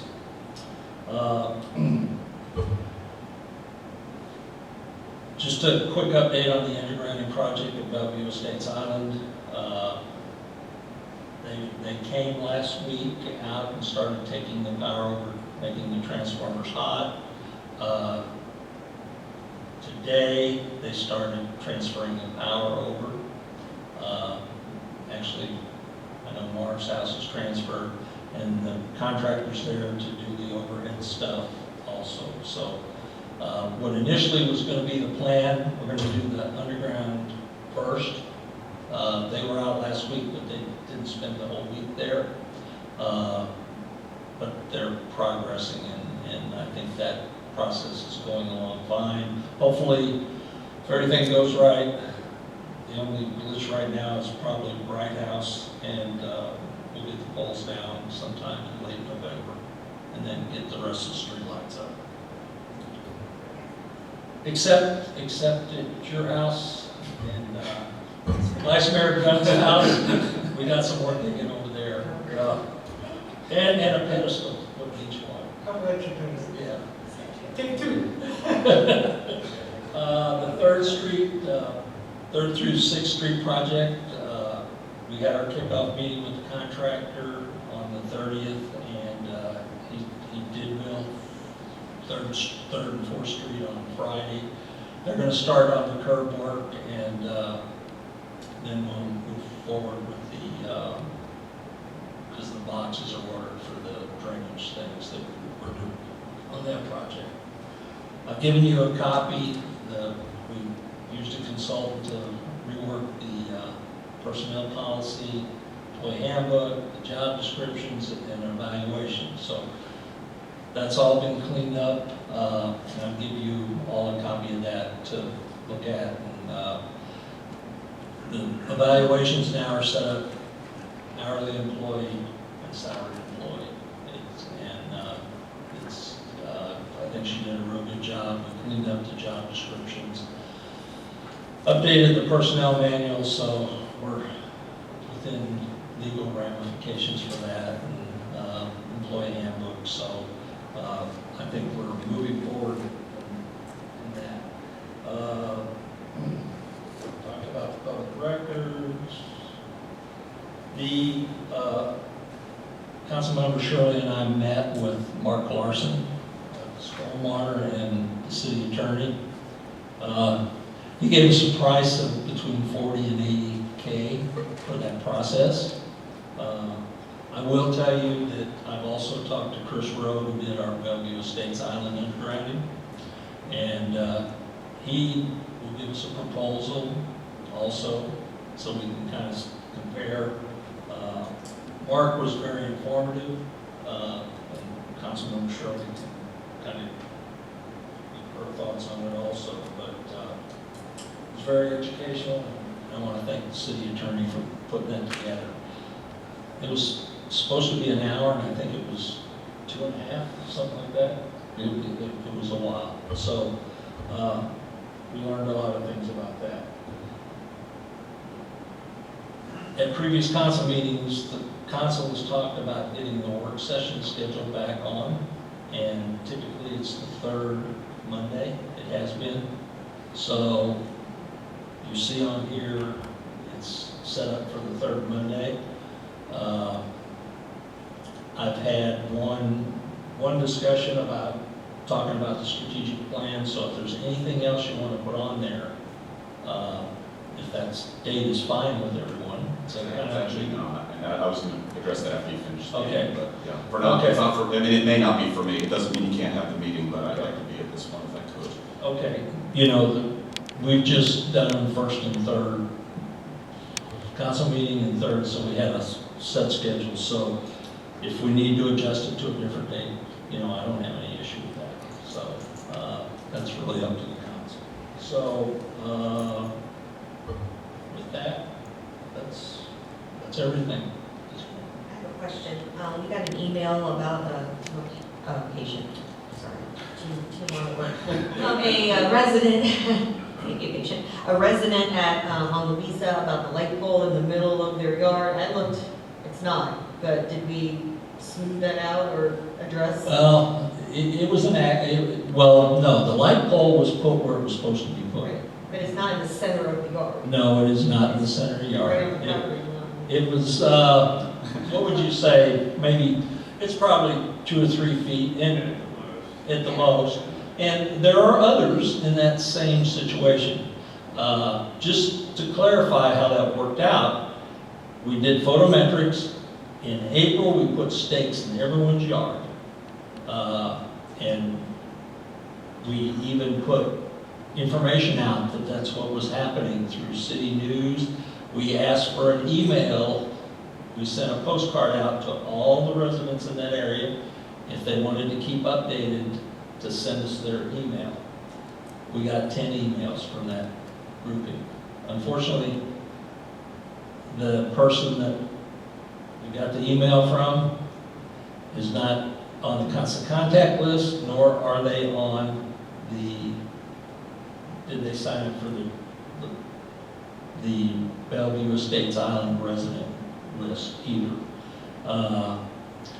So there is a group that I meet with regularly. It's 3 residents in that area, and they're also supposed to communicate that stuff. So, you know, I don't know, you know, what else we could have done. The stake was there. It was there in April. That's when it was put in. I've got, you know, pictures and everything that was there. There was some damage done to their papers. That's been repaired, and their lawn has been repaired. I think they thought the contractor dug up their yard, but the contractor didn't. The county's the one that dug up their yard because it was a water leak. The contractor caused the water leak, and the contractor would be responsible for those repairs. But at this point, I mean, I really think that you know, we did a lot of due diligence on the location of those, and relocating it in the one area that she asked me to relocate it, I don't think it would suffice for the solar energy. Because there's a big palm tree surrounding it, and it's back off the street further with the light, there is no street light there, there is a utility pole there. I'm going to chime in a bit, because I spent 2.5 hours with these people, because they wanted to meet the mayor, they wanted it, and I had to go out and do it. They were not happy with the response that they got from City Hall. I know you, and I'm not saying you did anything wrong, because I wasn't privy to the conversation. But, essentially what was conveyed was, well, it's the right of way, and we can put stuff in the right of way. These people didn't accept that. And, I think, and I was thinking about what would be a best practice, and I didn't know what you had done beforehand, I had only heard their side. But what we do when there's a variance, or what you did when you were going to plant the palm trees and stuff, you had the blueprint and you showed it to everybody and you said, here you go, here's where this stuff's going to go, take a look at it. I would suggest that we go one step further, okay? You can tag each person's door, there's no problem with that. We're a political entity, I don't think there's any problem tagging each door in that neighborhood and saying, you know what, it's not a council meeting, this is a meeting with perhaps yourself, Kyle, maybe only the engineer, whoever's responsible. Here's how we came up with this stuff. And when somebody says, why can't you put the signpost here or the light post here? There may be a water main, there may be a reason. They don't just throw these things. I know the engineers don't just pick them at random. But we can explain this, and hopefully you can come to a resolution. If the people don't come to that meeting, and they don't come to anything else, then at that point, I think you have done everything you possibly can. I would just suggest that as a change if it's possible to do. Because at that point, there's nothing like seeing that blueprint and saying, here's your house, here's where the sign is going, the light post is going to go. As for the conditions left in, this is not a city project. It was, these other individuals that were doing it, they should have never left it like that. These people have probably a couple $1 million house. It's immaculate inside and out. And they came home to their neighborhood, their yard was torn up, the front of their yard was torn up. I can understand them being a little hot. And we all saw those emails. These are intelligent people, and I didn't find them to be unreasonable people, though. So I just think that, as a city, maybe we can do it a little bit better. And I mean, not too long ago, I think another week passed, and we had another complaint about a light post being put someplace in the wrong location. I think that's been remedied. But it's a situation that if we can let people know up front, not just with the stake, because there's all kinds of stakes and marks and everything else in the ground. People don't know what that means, but if they see a blueprint, they know what it means, and then they have the opportunity to speak with you or Kyle and speak with the engineer and whoever's doing this. And I think if that opportunity is given, it would be good. I had a couple other items. Can I address? Sure, of course, yes. Let's stay on that. The petition, one of the goals of the petition was improved lighting for Bellevue State Time. Everybody bought off on that. Those light posts were not put in haphazardly. Well, hey, that's a good place for one, that's good for another. Based on engineering photometric surveys, we identified black holes, and we said this is the best plan to go. Those plans were put out on the street. The situation was a little bit fluid there. We went back and forth, and what was the best idea for this stuff. I touched on it briefly to Jody as a takeaway lesson learned for Harrison. Get buy-in and make it clear that when the placement of electrical transformers, light posts and stuff like that, that's the plan. It's there for a reason, because it's saving costs, it's most energy efficient, it provides safety for the community, and that's the buy-in you need to go with, not be moving. This guy here, he's a tactical guy, and obviously if it's too close to a gas line or something, then he can make those adjustments, but these things shouldn't be moving around and migrating just because somebody shouldn't take exception to it. The final and last thing is, we circumvented the easement issue with Duke. We dodged that bullet. And I think quite quickly people forgot that, there's still a utility right away there. If Duke had to come in and put this stuff, you think you would have been out there negotiating with Duke where I want this thing to go? No, you wouldn't have been. And we took a lot of that stuff into consideration. Hey, try to get it as close as we can to the property lines, and that sort of thing. So these things weren't haphazard. And just be careful, because personalities are going to come into play on this stuff at the last minute. No, I'd like to talk on that subject. Where that light fixture is supposed to go, on that lot line, on their property, is a drain. That drain goes across the street and goes out on their property. You could not put a light fixture where it's supposed to go because of the drain pipe under the ground. Next to that area is a very nice piece of shrubbery. Next to that is a very fancy mailbox. Next to that is another nice shrubbery. So the contractors really looked at all the nice work that was done there. They looked at the street drain, the mailbox, the shrubberies, and located it where it didn't interfere with anything. Unfortunately, there was a line, underground water line, that was not located properly, which is not the contractor's fault. It's the county's fault, or the location company's fault. We ran that when they tore up the whole corner of 22nd and Louisa. Mayor, I don't know if you saw that. That was a deep hole in the ground. So unfortunately, the location of some of these utilities was never done properly. But as far as consideration of where anything has been placed, the engineers from Duke, the engineers located all of those transformers in areas that were, the power was equally distributed on transformers. They did an overlay. It was double checked by the engineering company. We hired to look at it. I don't know how much more you can do. I think we bent over backwards to do the job in the best possible way.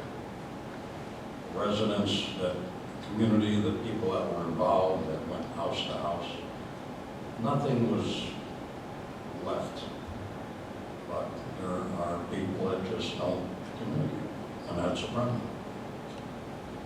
City Manager, I had one other item. There's a couple other items that I think we can pick up in unfinished business, and I just want to get it out there, just that we not lose track of them because they've been out there for a while. We'll pick them up in item 13, even though it says none, there are a few. I noticed on the website that we have scheduled, and I don't know how this got scheduled because the council, I don't think, approved it, a citywide yard sale in the early part of November. And, you know, we spent quite a bit of time listening to residents' concerns about potential parking issues. And I think specifically I spoke at length about the garage sale and some of the problems that I had encountered trying to go out and visit residents. Parking on both sides of the street doesn't work. Leslie Matero came in and spoke about a study that they did that said fire trucks can't get down. I'm not against a yard sale per se.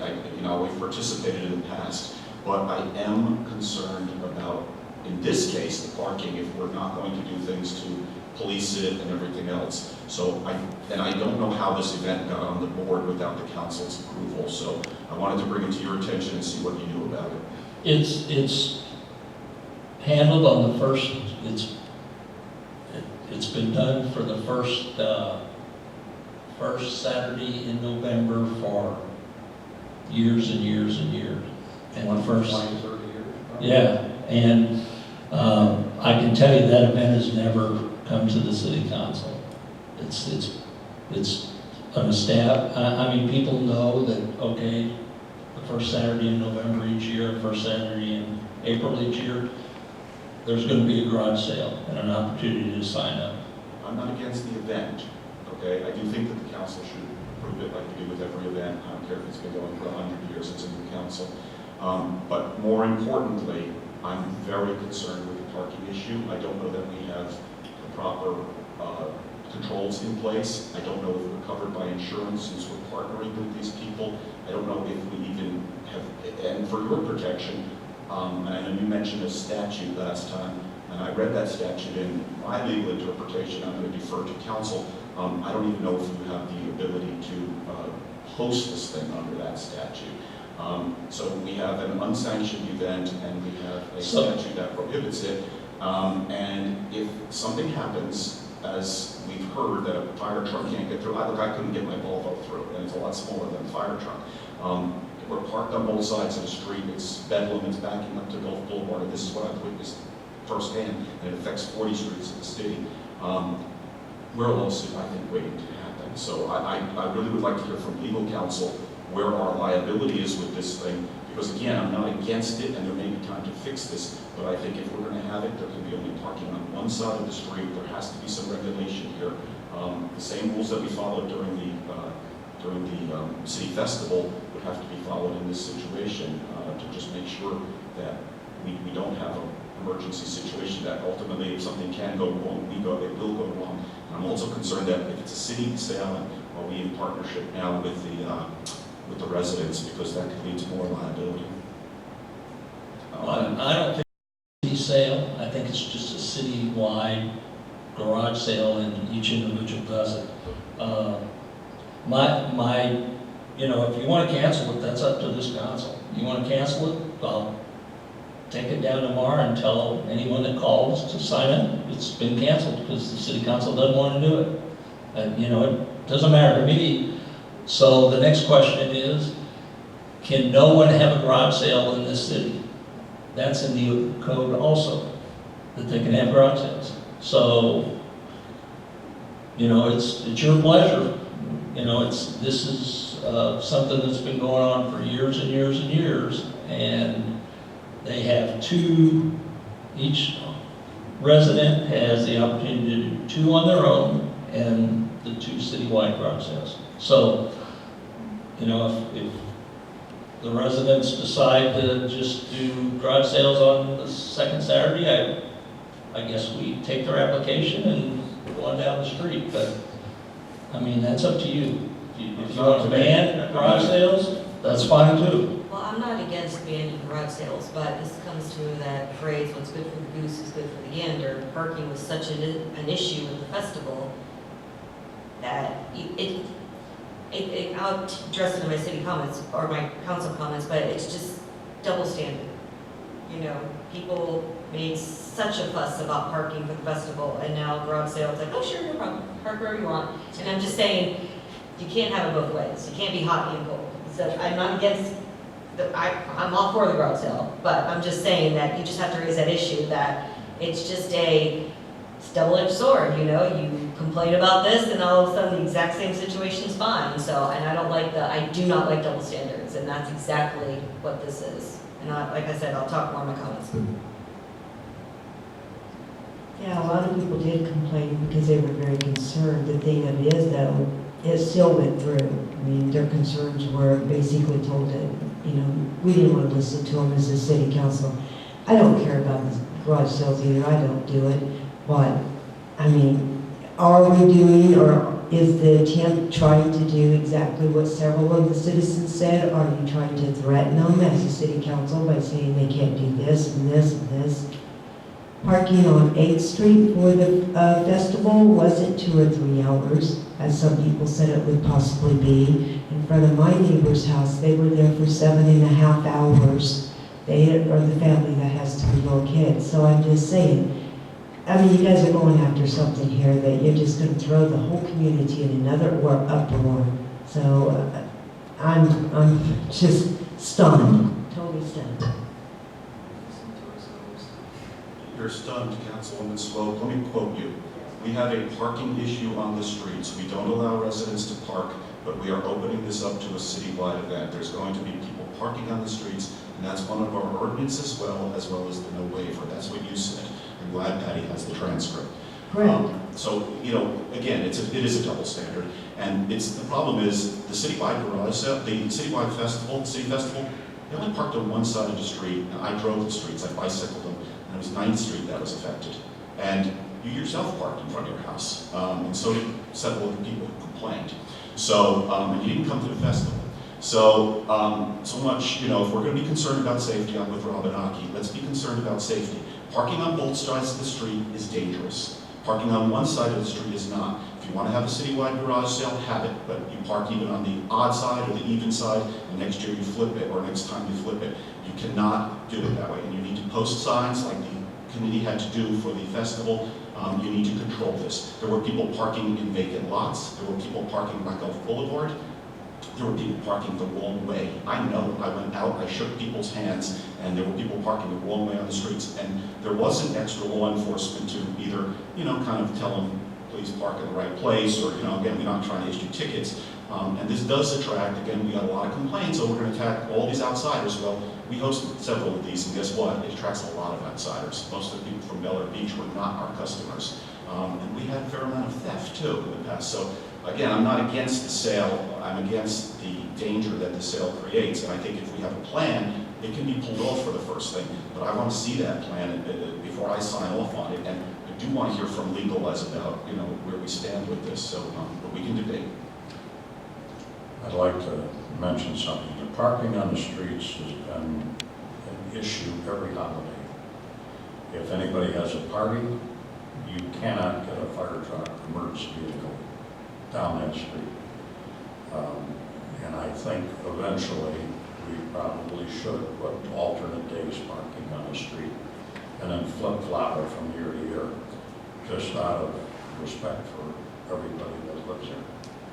I don't think we should go on since it's been such an issue. It's been brought up before. It's nothing new. It was brought up in 04, brought up in 05. Nothing was ever done. Now it's time to address it since it come to the head. So I think that's what we ought to do. Legal counsel, you want to weigh in on this? And in terms of, your opinion is a legal opinion, please. Whether you like the garage sale or not, it's not material. Well, I'm looking at the code provision 42-101, and it says that houses can have a garage sale after applying for and receiving a city permit. So I would have a question. Is first the citywide thing, is that issued, are there permits issued for that, or does everybody just do it? No, they have to sign up, and then we put a sign at the end of each street that actually has garage sales. They have to sign up. There's a law. I think we've got a couple of people signed up so far, but so then the Friday before the garage sale on Saturday, we put out the signs that say garage sale. It's done the same in Indian Rocks Beach, it's done the same in Bel Air Bluffs, but this is a citywide sale that's been happening for, well, I've lived here 21 years and it's happened. I don't know if there's anyone been here longer. That was the first thing I had a question about, because I really simply didn't know. If everybody that's doing it is getting a permit, then you're at least complying with that part of the code. I said, if. The other part about the parking is, this came up a couple of weeks ago, 5 weeks ago, something like that. I had a concern, and I actually hate to say stuff like this in public, but I'll say it. And I'm completely disregarding the festival you just had. But if you recognize that there's the potential for a problem, you really are in a bad position later on if you recognize the potential risk and move on despite it. And in this case, your code says that you can't park on the city streets, and there's a handful of exceptions. I don't see where one of those exceptions fits this event, which is a tradition. So the best advice I can give you is, if you want to have this community tradition ongoing, then you should do something to do the one thing that I think is within your capability to do, which is park on one side of the street. If you park on both sides of the street, and somebody's house burns down because the fire truck can't get there, I guarantee you the city will be the defendant in the lawsuit. And that's not a very happy story for me to tell you, but legally, the first thing they're going to point to is you didn't even comply with your own code.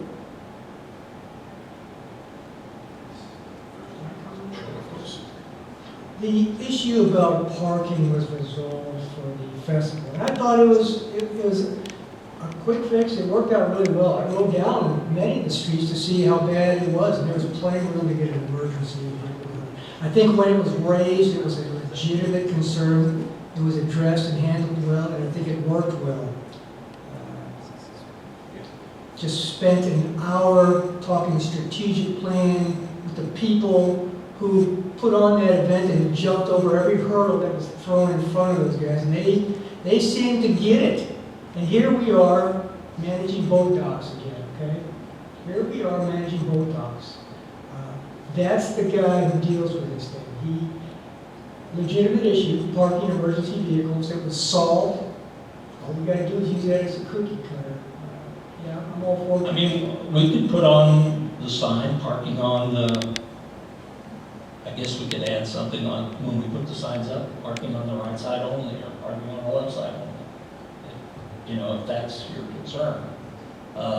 Or we can just do away with garage sales and let the residents have them on their own. I think making a uniform parking for any event, whether it's a festival, anything, trunk or treat, Santa, anything that could involve street parking, that there needs to be one side of the street, and it could alternate. Odd years it's right side, even years it's this side, whatever policy, whatever you want to do, and just have a uniform. That way the parking issue comes up and say, well, our policy is this, and this is how it is. That way there's no confusion, there's no more, you know, about emergency vehicles and this and that, and the same debate over and over year after year. That way we just put it into it and it's done. Yeah, I wondered how you do it, but I mean, this even odd numbered house side makes sense. I mean, flip a coin. This year it's odd, and next year it's whatever, right? And I'll add one other Makes thing. sense, it makes sense, safety. So one side of the street, and also, looking at the sheriff in the back, I want to see the sheriff patrolling, because having signs there that say one side of the street are useless if everybody decides to park on both sides of the street, and there's not a patrol. I'm not looking to ticket people, I'm just looking to say, if you're on the side, move. Get a ticket if you don't want to move, but, you know, let's enforce it, because to the counselor's point, if we block the streets, and particularly with all the comments that came through this council, 4 or 5 council meetings, we're going to get sued. And I don't want to do a garage sale that badly for the citizens if we're going to get sued. If we can do this without getting sued, absolutely. I said I wasn't against the garage sale. We participated in it many times. So if that's okay with legal counsel, if that fulfills the legal requirements, there would be parking on one side, there would be proper signage, and there has to be proper police patrol also. We'll come to the citizens' comments. Let's just get through this part. Well, I'm saying that's the best you can do based on your code. What you really should do in the future is modify your code so that you have exceptions in there, like the party exception. If somebody's going to have an event, they need to call the city manager, and there's an accommodation so that somebody can have. But nothing in your code gives you now. Correct. Well, how can you, if, I'm just going to give you an example. If you're having a party, how can I say to this person across the street, who is the vice mayor, we're going to park in front of your house? Because next week or next year, It'll flip-flop. You'll. No, I didn't know. I haven't had it done, and I'm saying in the interest of safety, I accept it. When I have a party, I put invitations or tell the people, park on one side of the street, on my side of the street. I say park on the side that's my house. So you're saying don't rotate it, just park, as an example, if you're having a party. You could say park on one side of the street, but I'm saying on the official city events, like a festival or a rug sale, they would not. That way, it wouldn't be fair if every year they park on my side and not one side, and vice versa. Well, but how can you have consistency? I mean, you did it in the past as a courtesy to the neighbors across the street. But if you do it citywide and you put an ordinance together, you're going to have to flip-flop it. Well, And that's just what we'll have to deal with. Official, not your Lynn, is it possible that the application for the yard sale include just that, just to notify the person having the yard sale how the parking is supposed to take place? Not that they can't control it or whatever, but at least if someone, because yard salers are kind of crazy, they just stop in the middle of the road, and if they see something in that yard, they're leaving the car there and going after it, you know, so at least if you're the person standing in the garage, you'll go, hey, you know, you can't do that, you know, you better. Well, we could, they're aware of anybody it. that signs up, since we park on Moving the forward. odd side at the festival, we'll park on the even side. Is that fair? Yeah. But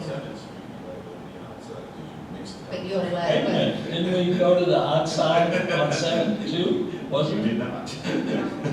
Well, I don't care where you park, I'm kidding you, I really don't care. Put it on whatever side you want, just put it on one side. but just notify them when they get their permit too, so that that's just another set of eyes maybe trying to. tell them that they have to park on the even Yeah, address side. your customers, you know, just remind them to park. On the even address side. Is that fair? Whatever you decide. This year, yes. I don't recall ever having to get a permit, so let's make sure they actually get the permits on this thing, okay? Well, what they do is they call in, give me their address and name. We don't physically give them a permit. That's the permit. Okay. Yeah, that's the permit. Yeah. Well, that's the only way you get a street sign if you're having a garage sale.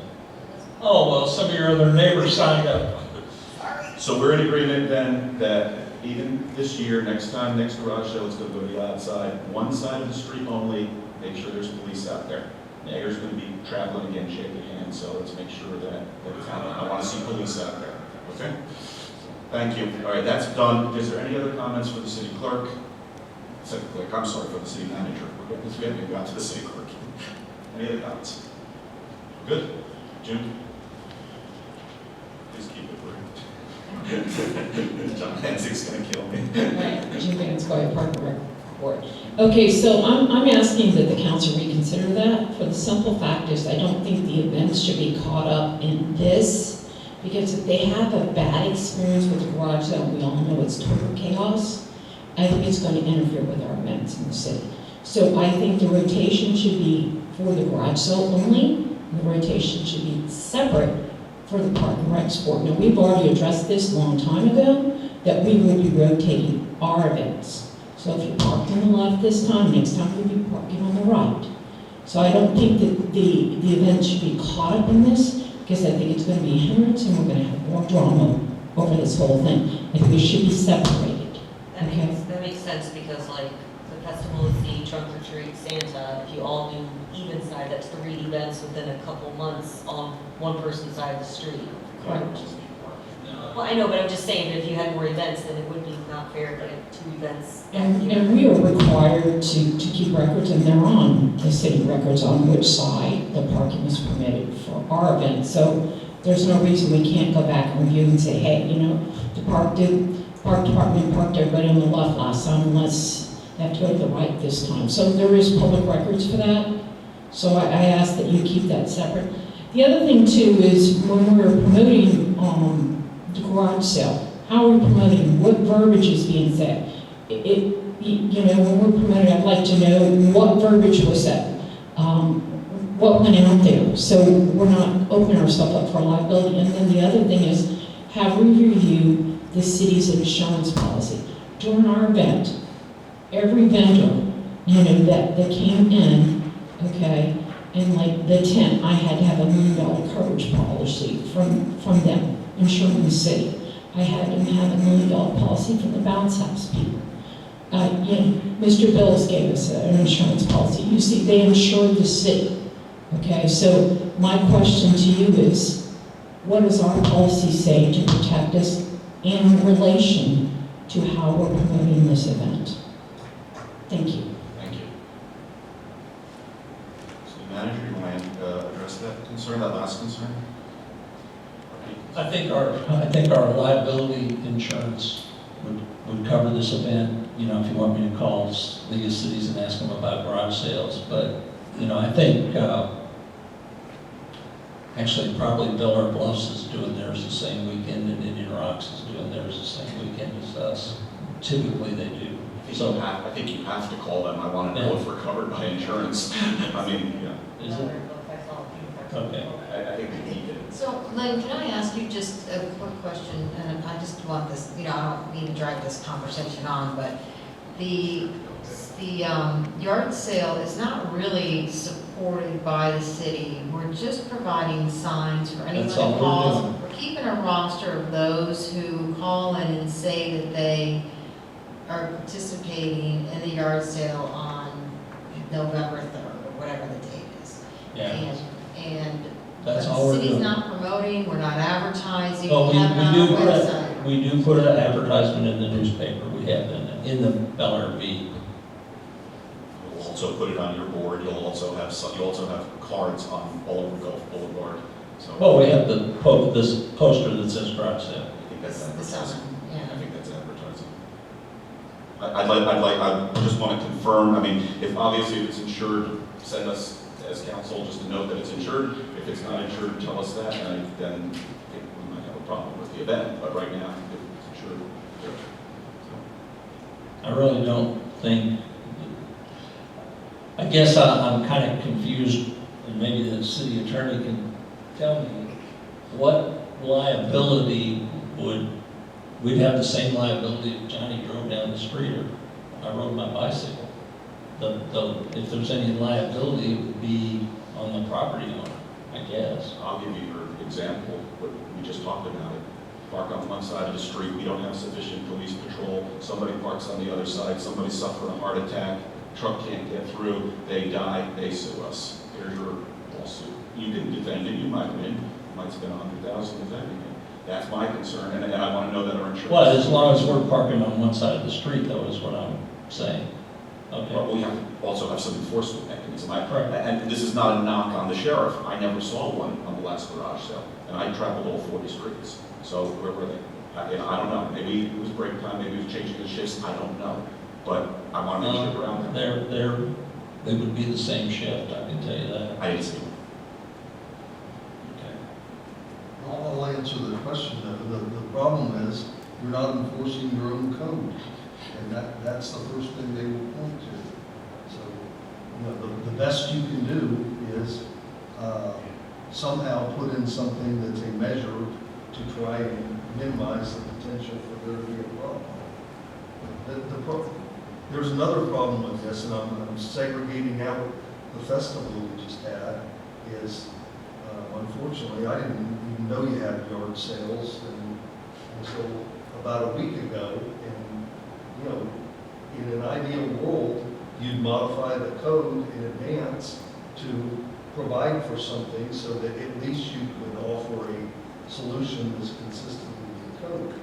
So going forward, that's really what you should do in the near term, is modify your code. For purposes of an event that's basically a month away, when you're not going to have 2 meetings to pass a change to the code, then I think the best you can do is try and put in a sensible safety mechanism, which would be working on one side of the road.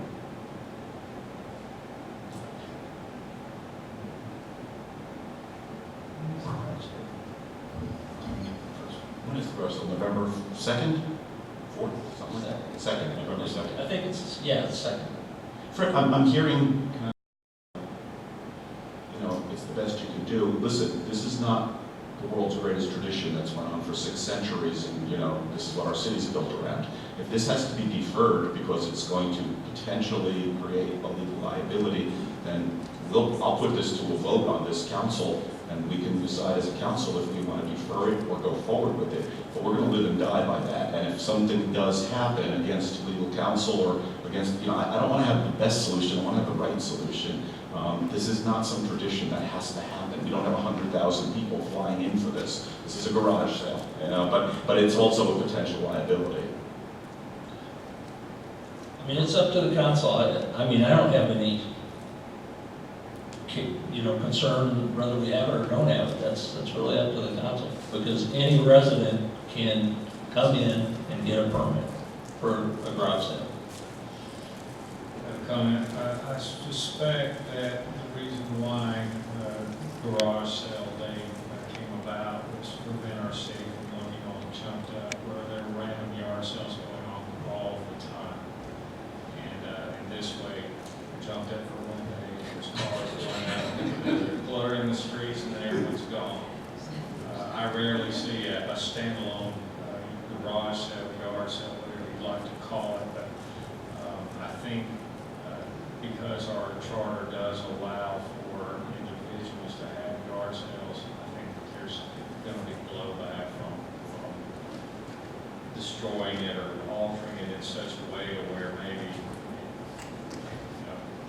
definitely we need to cover our rear ends legally, but at the same time, I think that there's a need for that yard sale. Why don't we go ahead and just put the necessary signage on the streets along with the yard sale sign, parking only on one side. And then go ahead, I'll make a motion that we change our ordinance to some type of flip-flop, week to week, month to month, day to day, whatever it takes, and only park on one side of the street. I'll just separate out that motion. We can't do that motion at this point.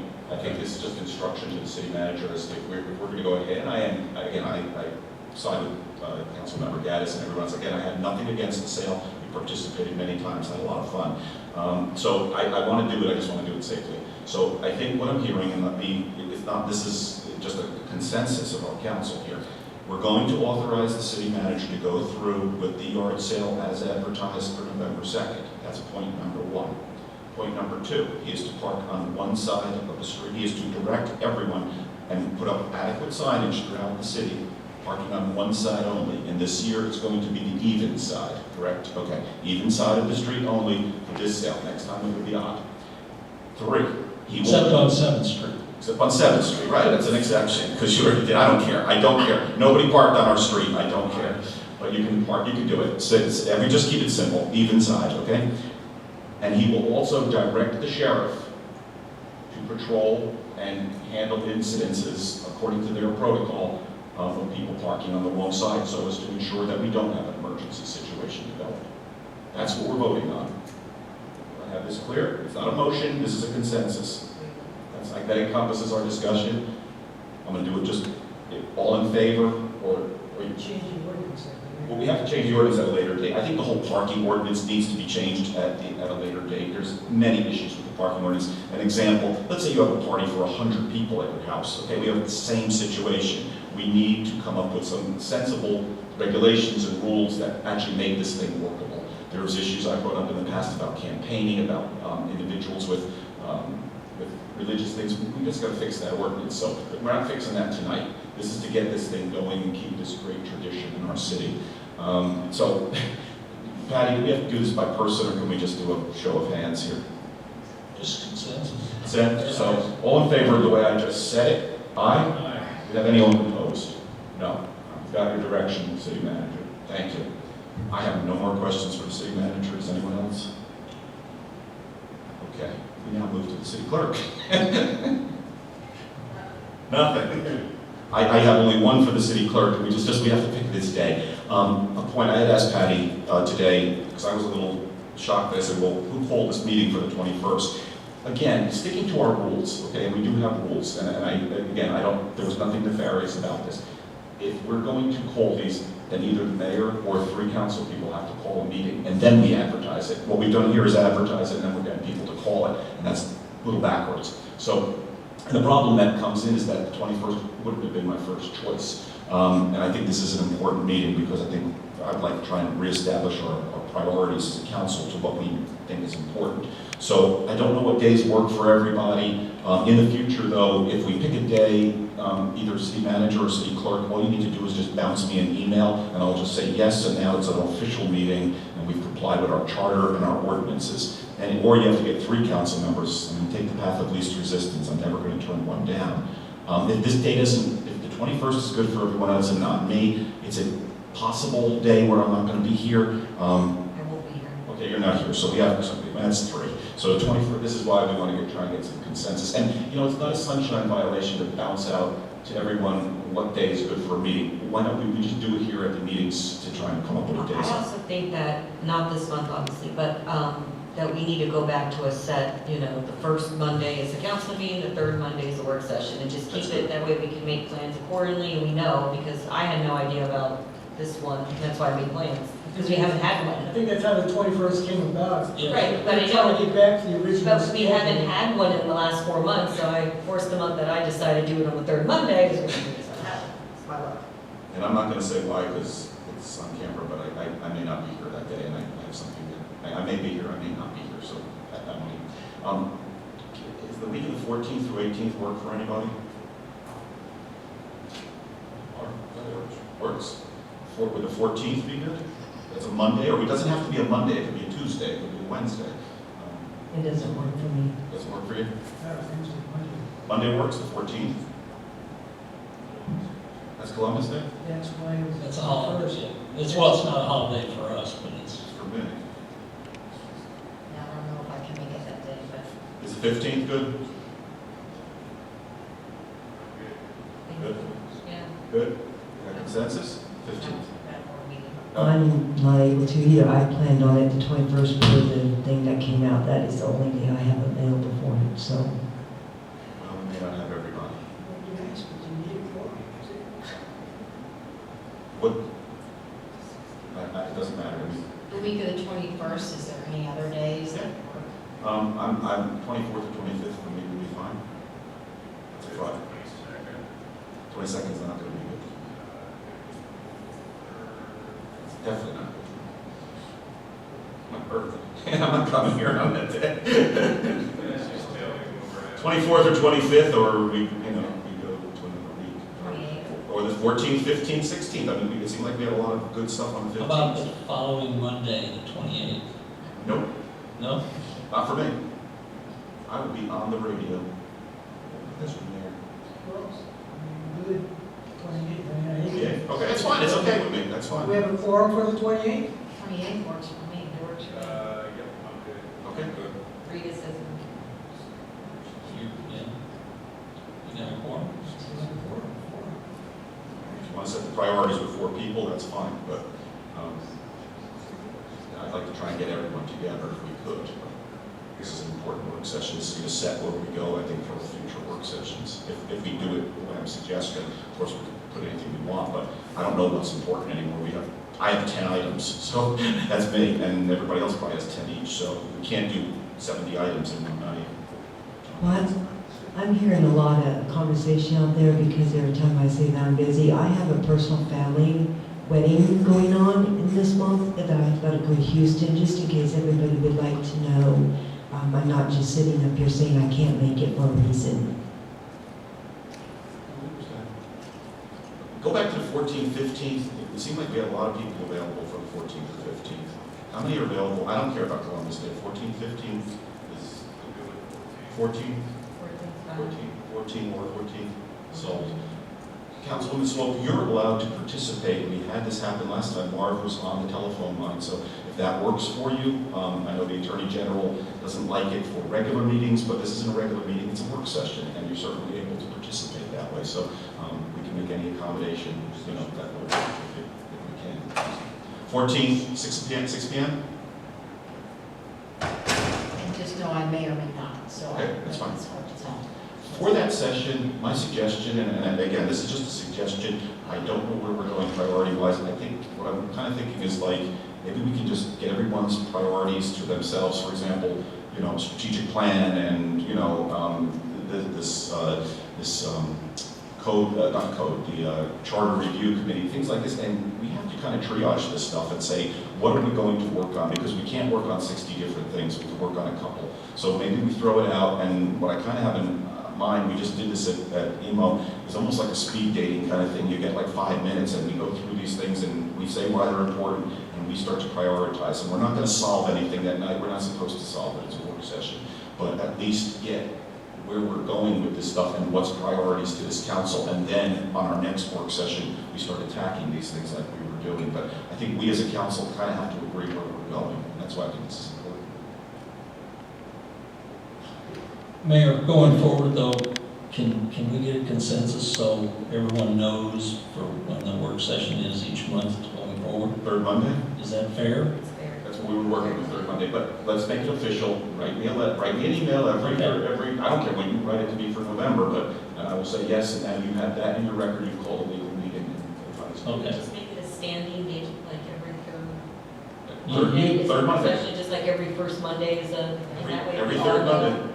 Yeah, you can make it by consensus. If I'm waiting for an email to confirm it, then. No, the email's to me, just to, so he has a legal meeting. This way, he has Okay. something in his file, if anybody says, hey, you guys held an illegal meeting, no, we didn't. I thought you meant I had to Mayor get a final. But, yeah. No. Remember, I showed up for one and nobody was there. Yeah, third Monday, right, we're good with that? With our tradition? Yeah, but we're gonna have an agenda though on this upcoming, we're not gonna have like 30 topics that we're gonna try to fit into one meeting, we're gonna have an agenda. I mean, I think clearly strategic planning was what we talked about the last meeting, we talked about having a work session and discussing strategic planning.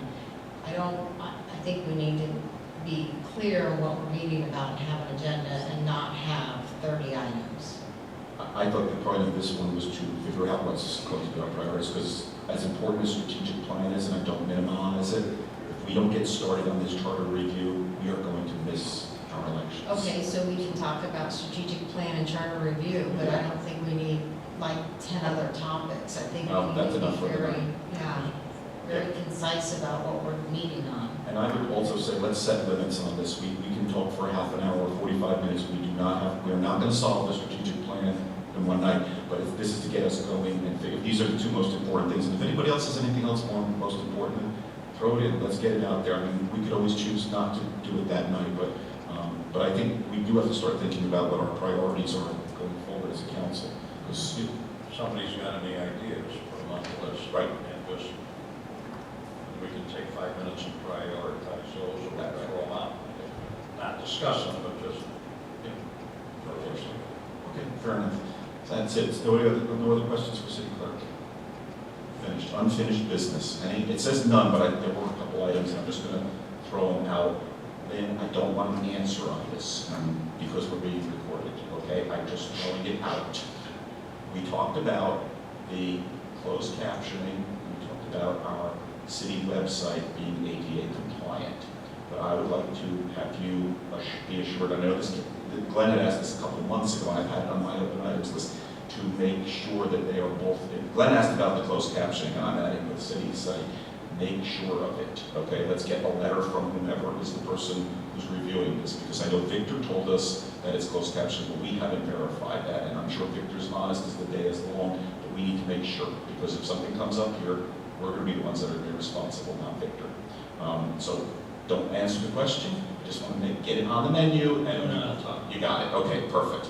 The accounting, we had talked about, we have this temporary accounting setup. I remember the words of Jody Shirley directly, I don't want to have this go on forever. We're getting into the forever, we're in October already, and it can easily start getting to the end of the year. So I just want to bring up that is a charter position, we need to address that somehow, this accounting hire. So just, again, we don't have to have an answer tonight on this, but I think we need to have an answer maybe for that work session as to where we stand on both of these items.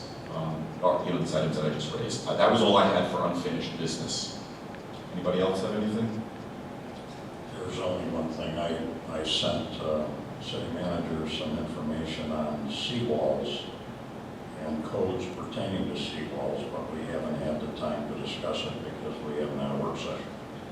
I wonder if we could talk about that someday. Sure. I mean, we can talk about a work session. It's not unfinished. We never raised it. It has to do with code enforcement and, viewing the water side of the properties and making sure the seawalls are in good condition. Actually, that is, we've talked about that, and yes, we could have that. Anyways, he's got the information. I pulled it up, and so.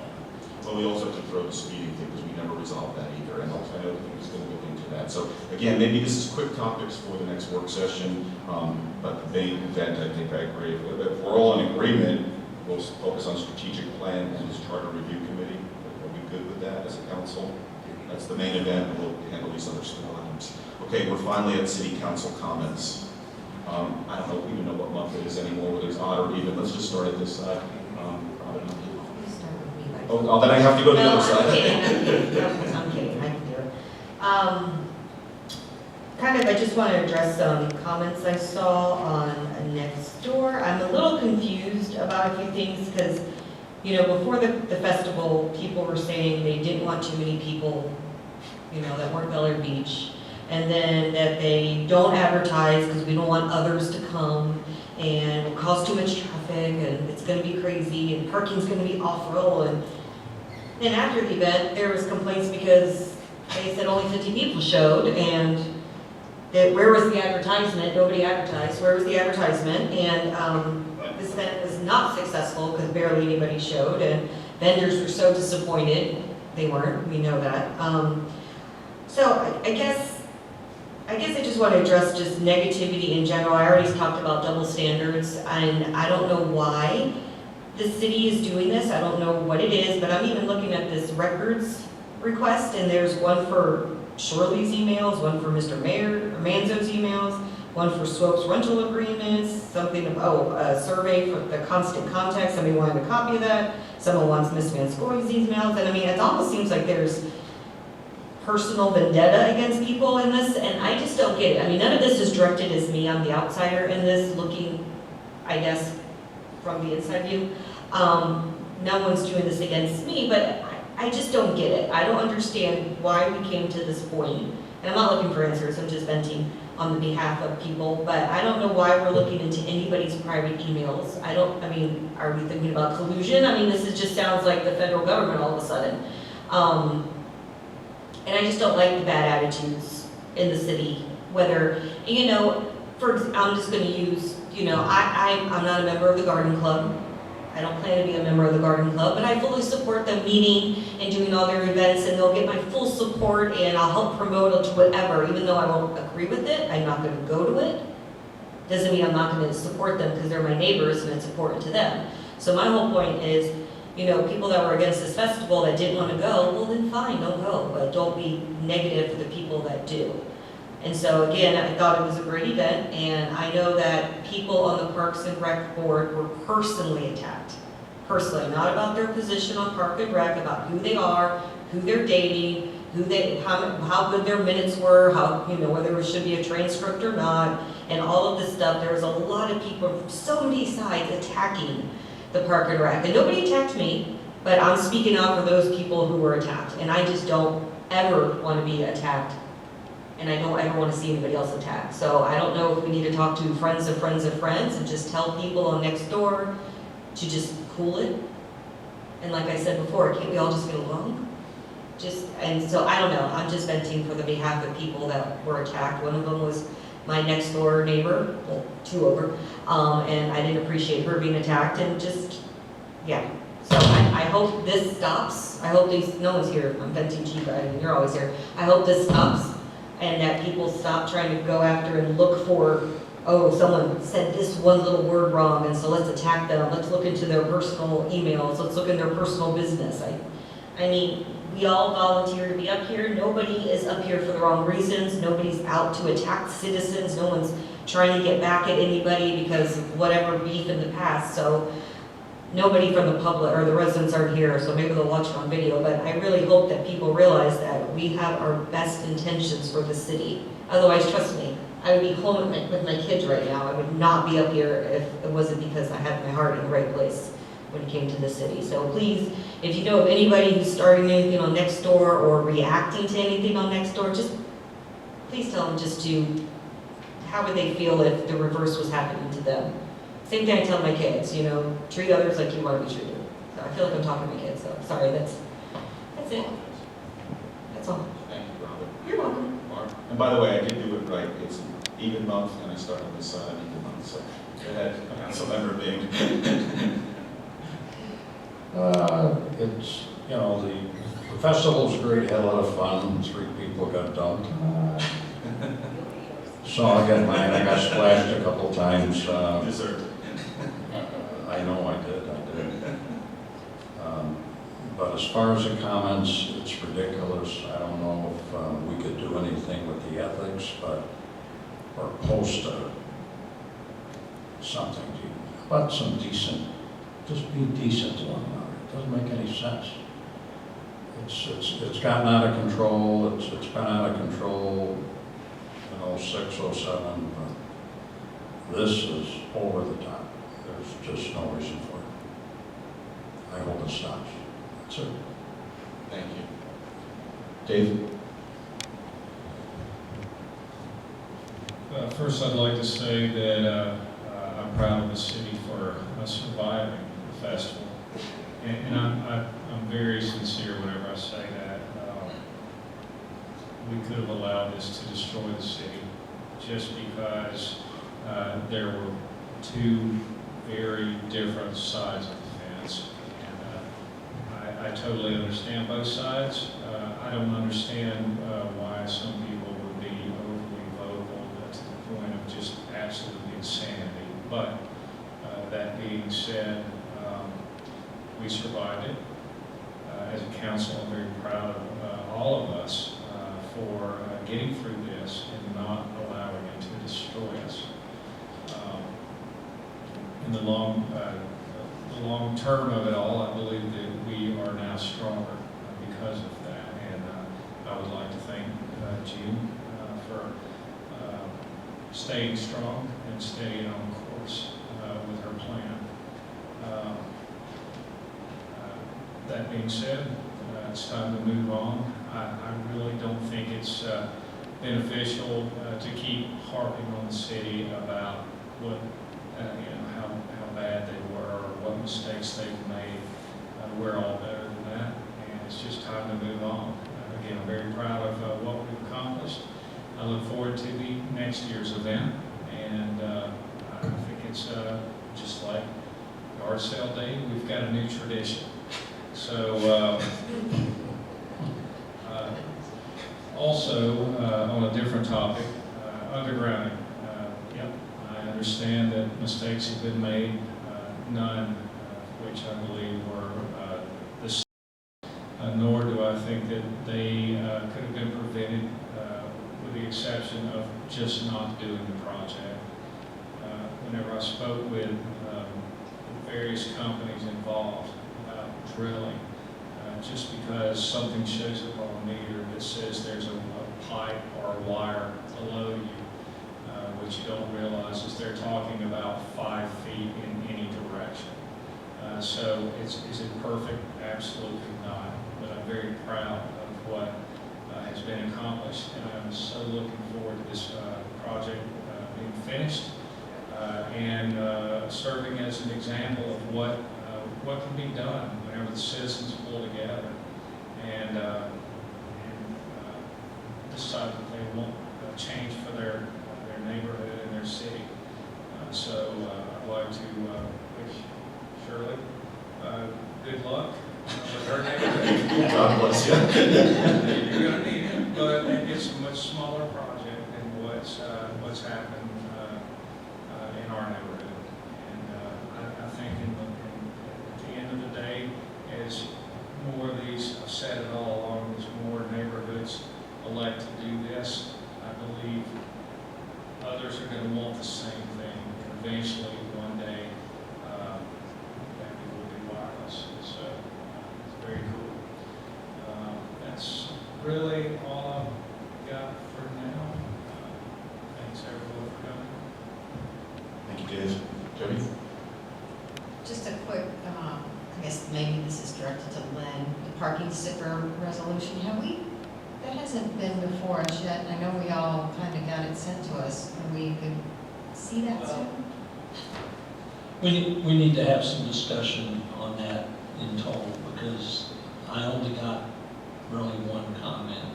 No one else, everyone else was happy with it. So we need to have that discussion maybe a few minutes at the work session. That was my comment you got, right? Yeah. Okay. My concern, just in a nutshell, was some more procedure. These things now have monetary value, and my concern is how we're going to account for them and who receives them. Because last time, we denied them to some, again, consistency, like Rabanaki was saying. I had nothing against the idea that the city attorney should get a sticker, that's work here, should get one, but we have to find who gets one, okay? Because our rules say you have to be a resident, and giving them to non-residents, not just willy-nilly, but we just should specify there's not a lot of people we need to have them. So that was just my things. I think we can take care of this. And it'll take 15 minutes, let's say it takes a half an hour to fix it up. We can go forward. Can I add something to that? Can we have brown stickers next year? That was a tradition that we have square ones. Square stickers on a curved winch. Can we have a brown sticker, please? Well, you can't this year because I already have it. You'll be long. I already got numbers on them, so. I don't want to either number. Dave, we have a tradition that they're square with a seashell in the middle, so.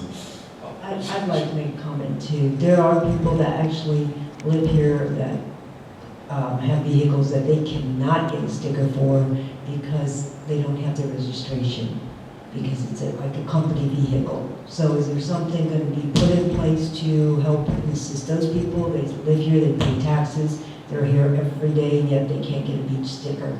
We'd have to change that in the ordinance.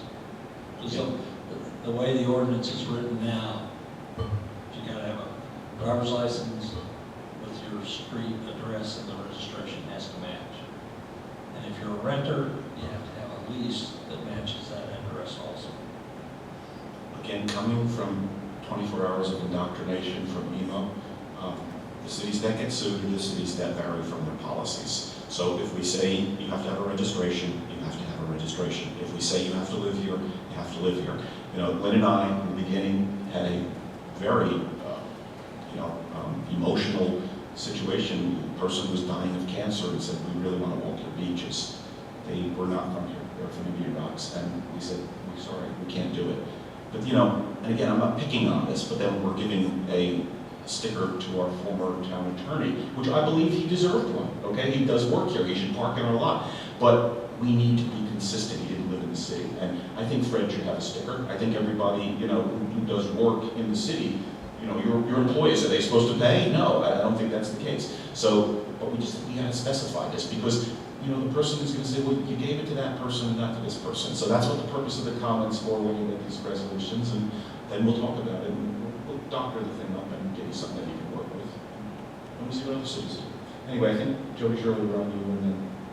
Yeah, I was just going to and Lynn touched on this a bit, that we met with Mark Lawson about the stormwater assessment fee, and he tried to guide us through this, and it went gray for a while, and we finally got it back on track, and he gave us kind of a loose estimate of what he thought his fees would be. I think he was supposed to maybe think through that a little bit and tell us, but we haven't heard back from him.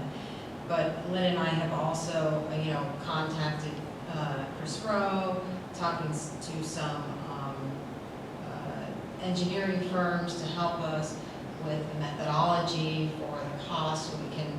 It's going to be the same process yearly that you guys went through with the undergrounding. So we need to go through that methodology process, get those costs certified, go through the same process that you did, where there was a county hearing, then we can use the utility to collect once we decide that number, what that number should look like.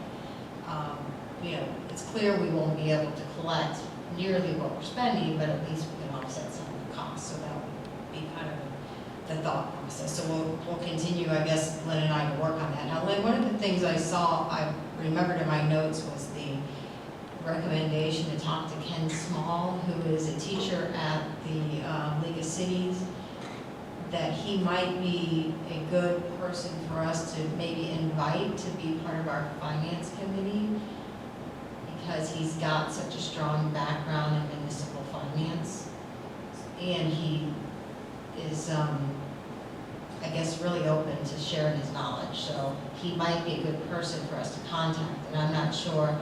Lynn, do you have his number? Do you want to contact him? I can get that. That's because he's retired. Yeah, so that was something really interesting came from that. So we haven't really made any headway, but we do kind of know what we need to do. So that's where we're at.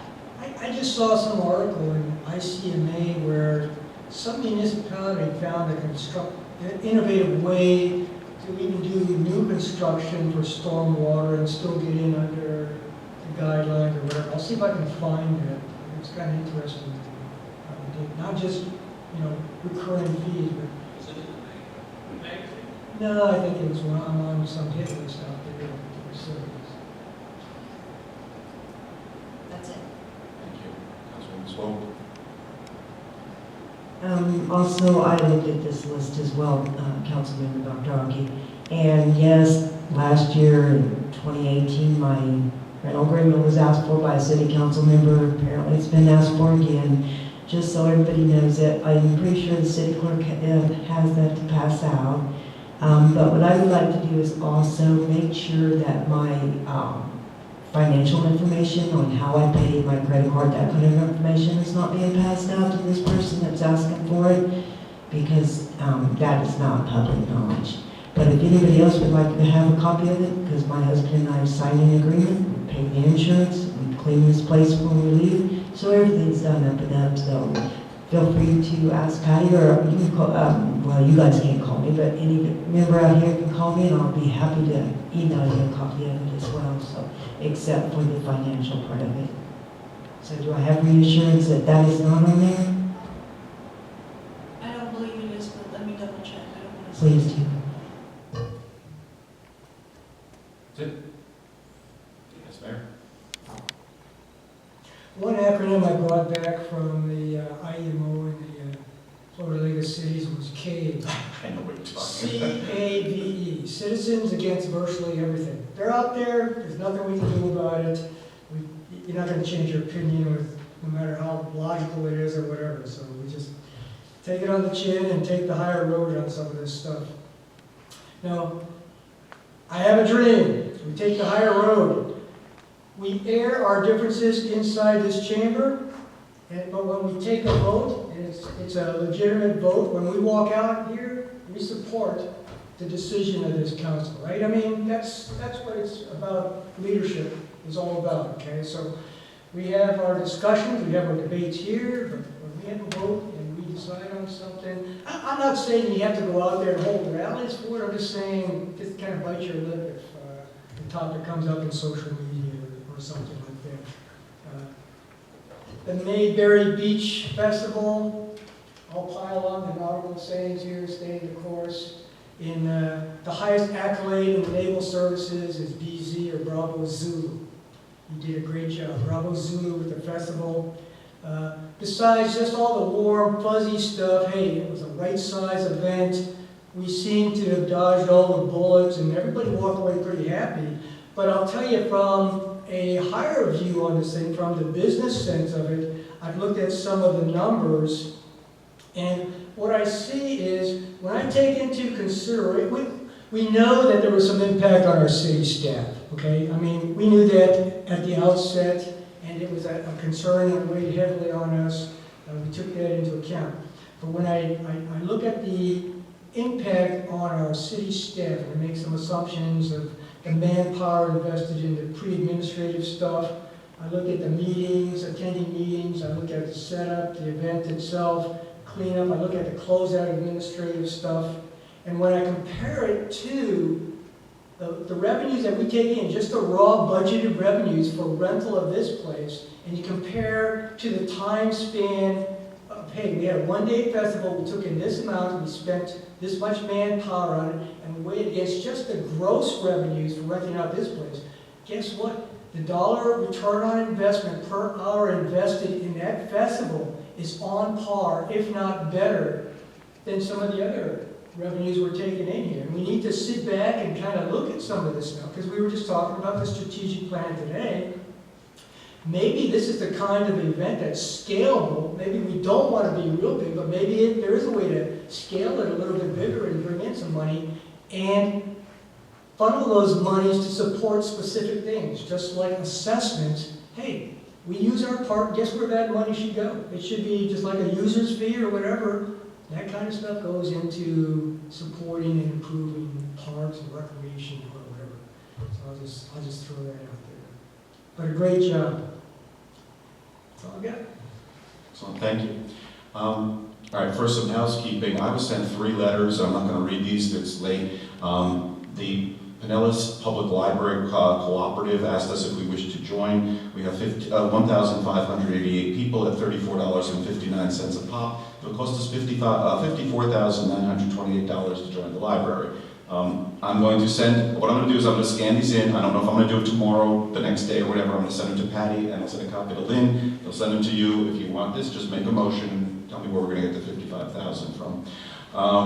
Next, Sheriff Caldieri sent me a letter and says that the Commission on Accreditation, which accredits his sheriff's department, is meeting November 4th through 7th, and basically there's going to be a meeting on Wednesday, November 6th at 5 p.m. That's open for everyone. You can make your comments. There's other provisions for how you can make it if you can't be there. I'm going to send this to you. I think this goes for everyone in our city. And last is something I'm going to touch about, is Forward Pinellas. Mayor Kennedy of Indian Rock sent me the Board of County Commissioners has approved some millage rates that affect us. It affects our county taxes, not our personal taxes. And with that, it'll segue into the county transportation tax. Just had a mayor's council meeting, and what they're doing is they're putting their emphasis on public transportation. The problem is Gulf Boulevard isn't considered really a priority area. Okay, so we're going to pay for it, but it's not going to really directly benefit us. It'll benefit the rest of the county, but it benefits stuff that's more inland. That county commission meeting is October 17th, if anyone cares to go. I don't have the time, but I'm sure it's on their website. If you wish to go and say your piece, I think they give you 3 minutes also. But it's, this is money being paid that isn't going to directly benefit us. Now, it'll benefit if you're driving to Tampa, but it's not going to benefit our Gulf Boulevard. So all the traffic issues and stuff we have, that's not being addressed by this. Secondly, you may have, I'm turning into quite the media person. You might have seen me on TV. We had a meeting with the Big C, and we organized something, Marv, I know was there, to deal with the issue of home rule. I'm all for, paying attention to all the stuff that we've talked about. We've spent a lot of time, and I said it the other week, there's only so much time in my schedule. I'm your best advocate for this stuff, and we have, just so everyone knows, and I'll keep it brief, a direct threat to our home rule. Home rule is where we get to make the decisions up here for what the city should be doing, and we're the best people to make that decision. That's not what the legislators think, and it is not what our legislator thinks. Nicholas DeSigley is our representative, and the Florida League of Cities puts out the voting record, and he voted for everything that they basically don't support, and they support maintaining home rule. What did he vote for? And it didn't pass yet, okay, but it's coming back again. He voted to basically take away our home rule and ability to govern ourselves for our rental ordinance.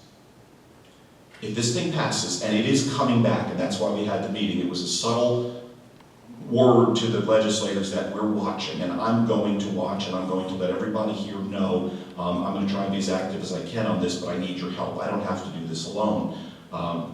They want to take this away from us. You want to know how bad it is? I talked with Mayor Kennedy.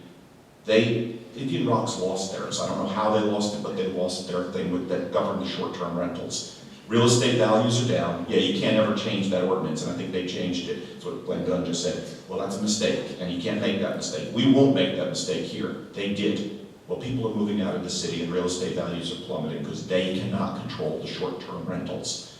But if the powers that be in Tallahassee get their way, we're not going to have a chance to change it. They're just going to obliterate our ability to deal with it. We're grandfathered in, we'll lose that grandfathering. So enjoy the B&B that'll be next door to your house. I know you didn't move here for that. And that's going to make the festival look like, a great thing. So it's a problem, and we need to come together as a community. If we come together for nothing else this year, okay, I want to see us come together for this. And I need your support. I can't do this alone. I want to see 300, 400 citizens coming together so I can go to talk to Mr. DeSigley, who I've never met, and say, you can't vote for this. Our citizens, if you do that, aren't going to vote for you in November. That's the only language these folks understand. And I like Nick DeSigley. He's of my party, and I'll leave it at that. It has nothing to do with party.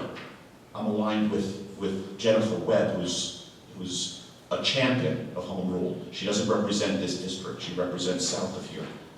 But she's fabulous, and she actually won an award last year from the League of Cities. So what I'm saying is Let's pay attention to this, folks. Let's keep our eye on the big prize, okay? It's not about what side of the street we park on during the garage sale. It's about preserving this. Because if we lose this, don't blame us up here, okay? We need to come together as a community. Definitely have to do it. EMO, I said enough about it. It's a very good training course for anyone who hasn't taken it. If you're new, it's very beneficial. You see what everyone else is doing all over. It's a 3-day course. It is intense, but it's well worth spending the time on. And there's an advanced one I know, and speaking to Patty, I think Jody and Glenn, I think we're going to consider doing that.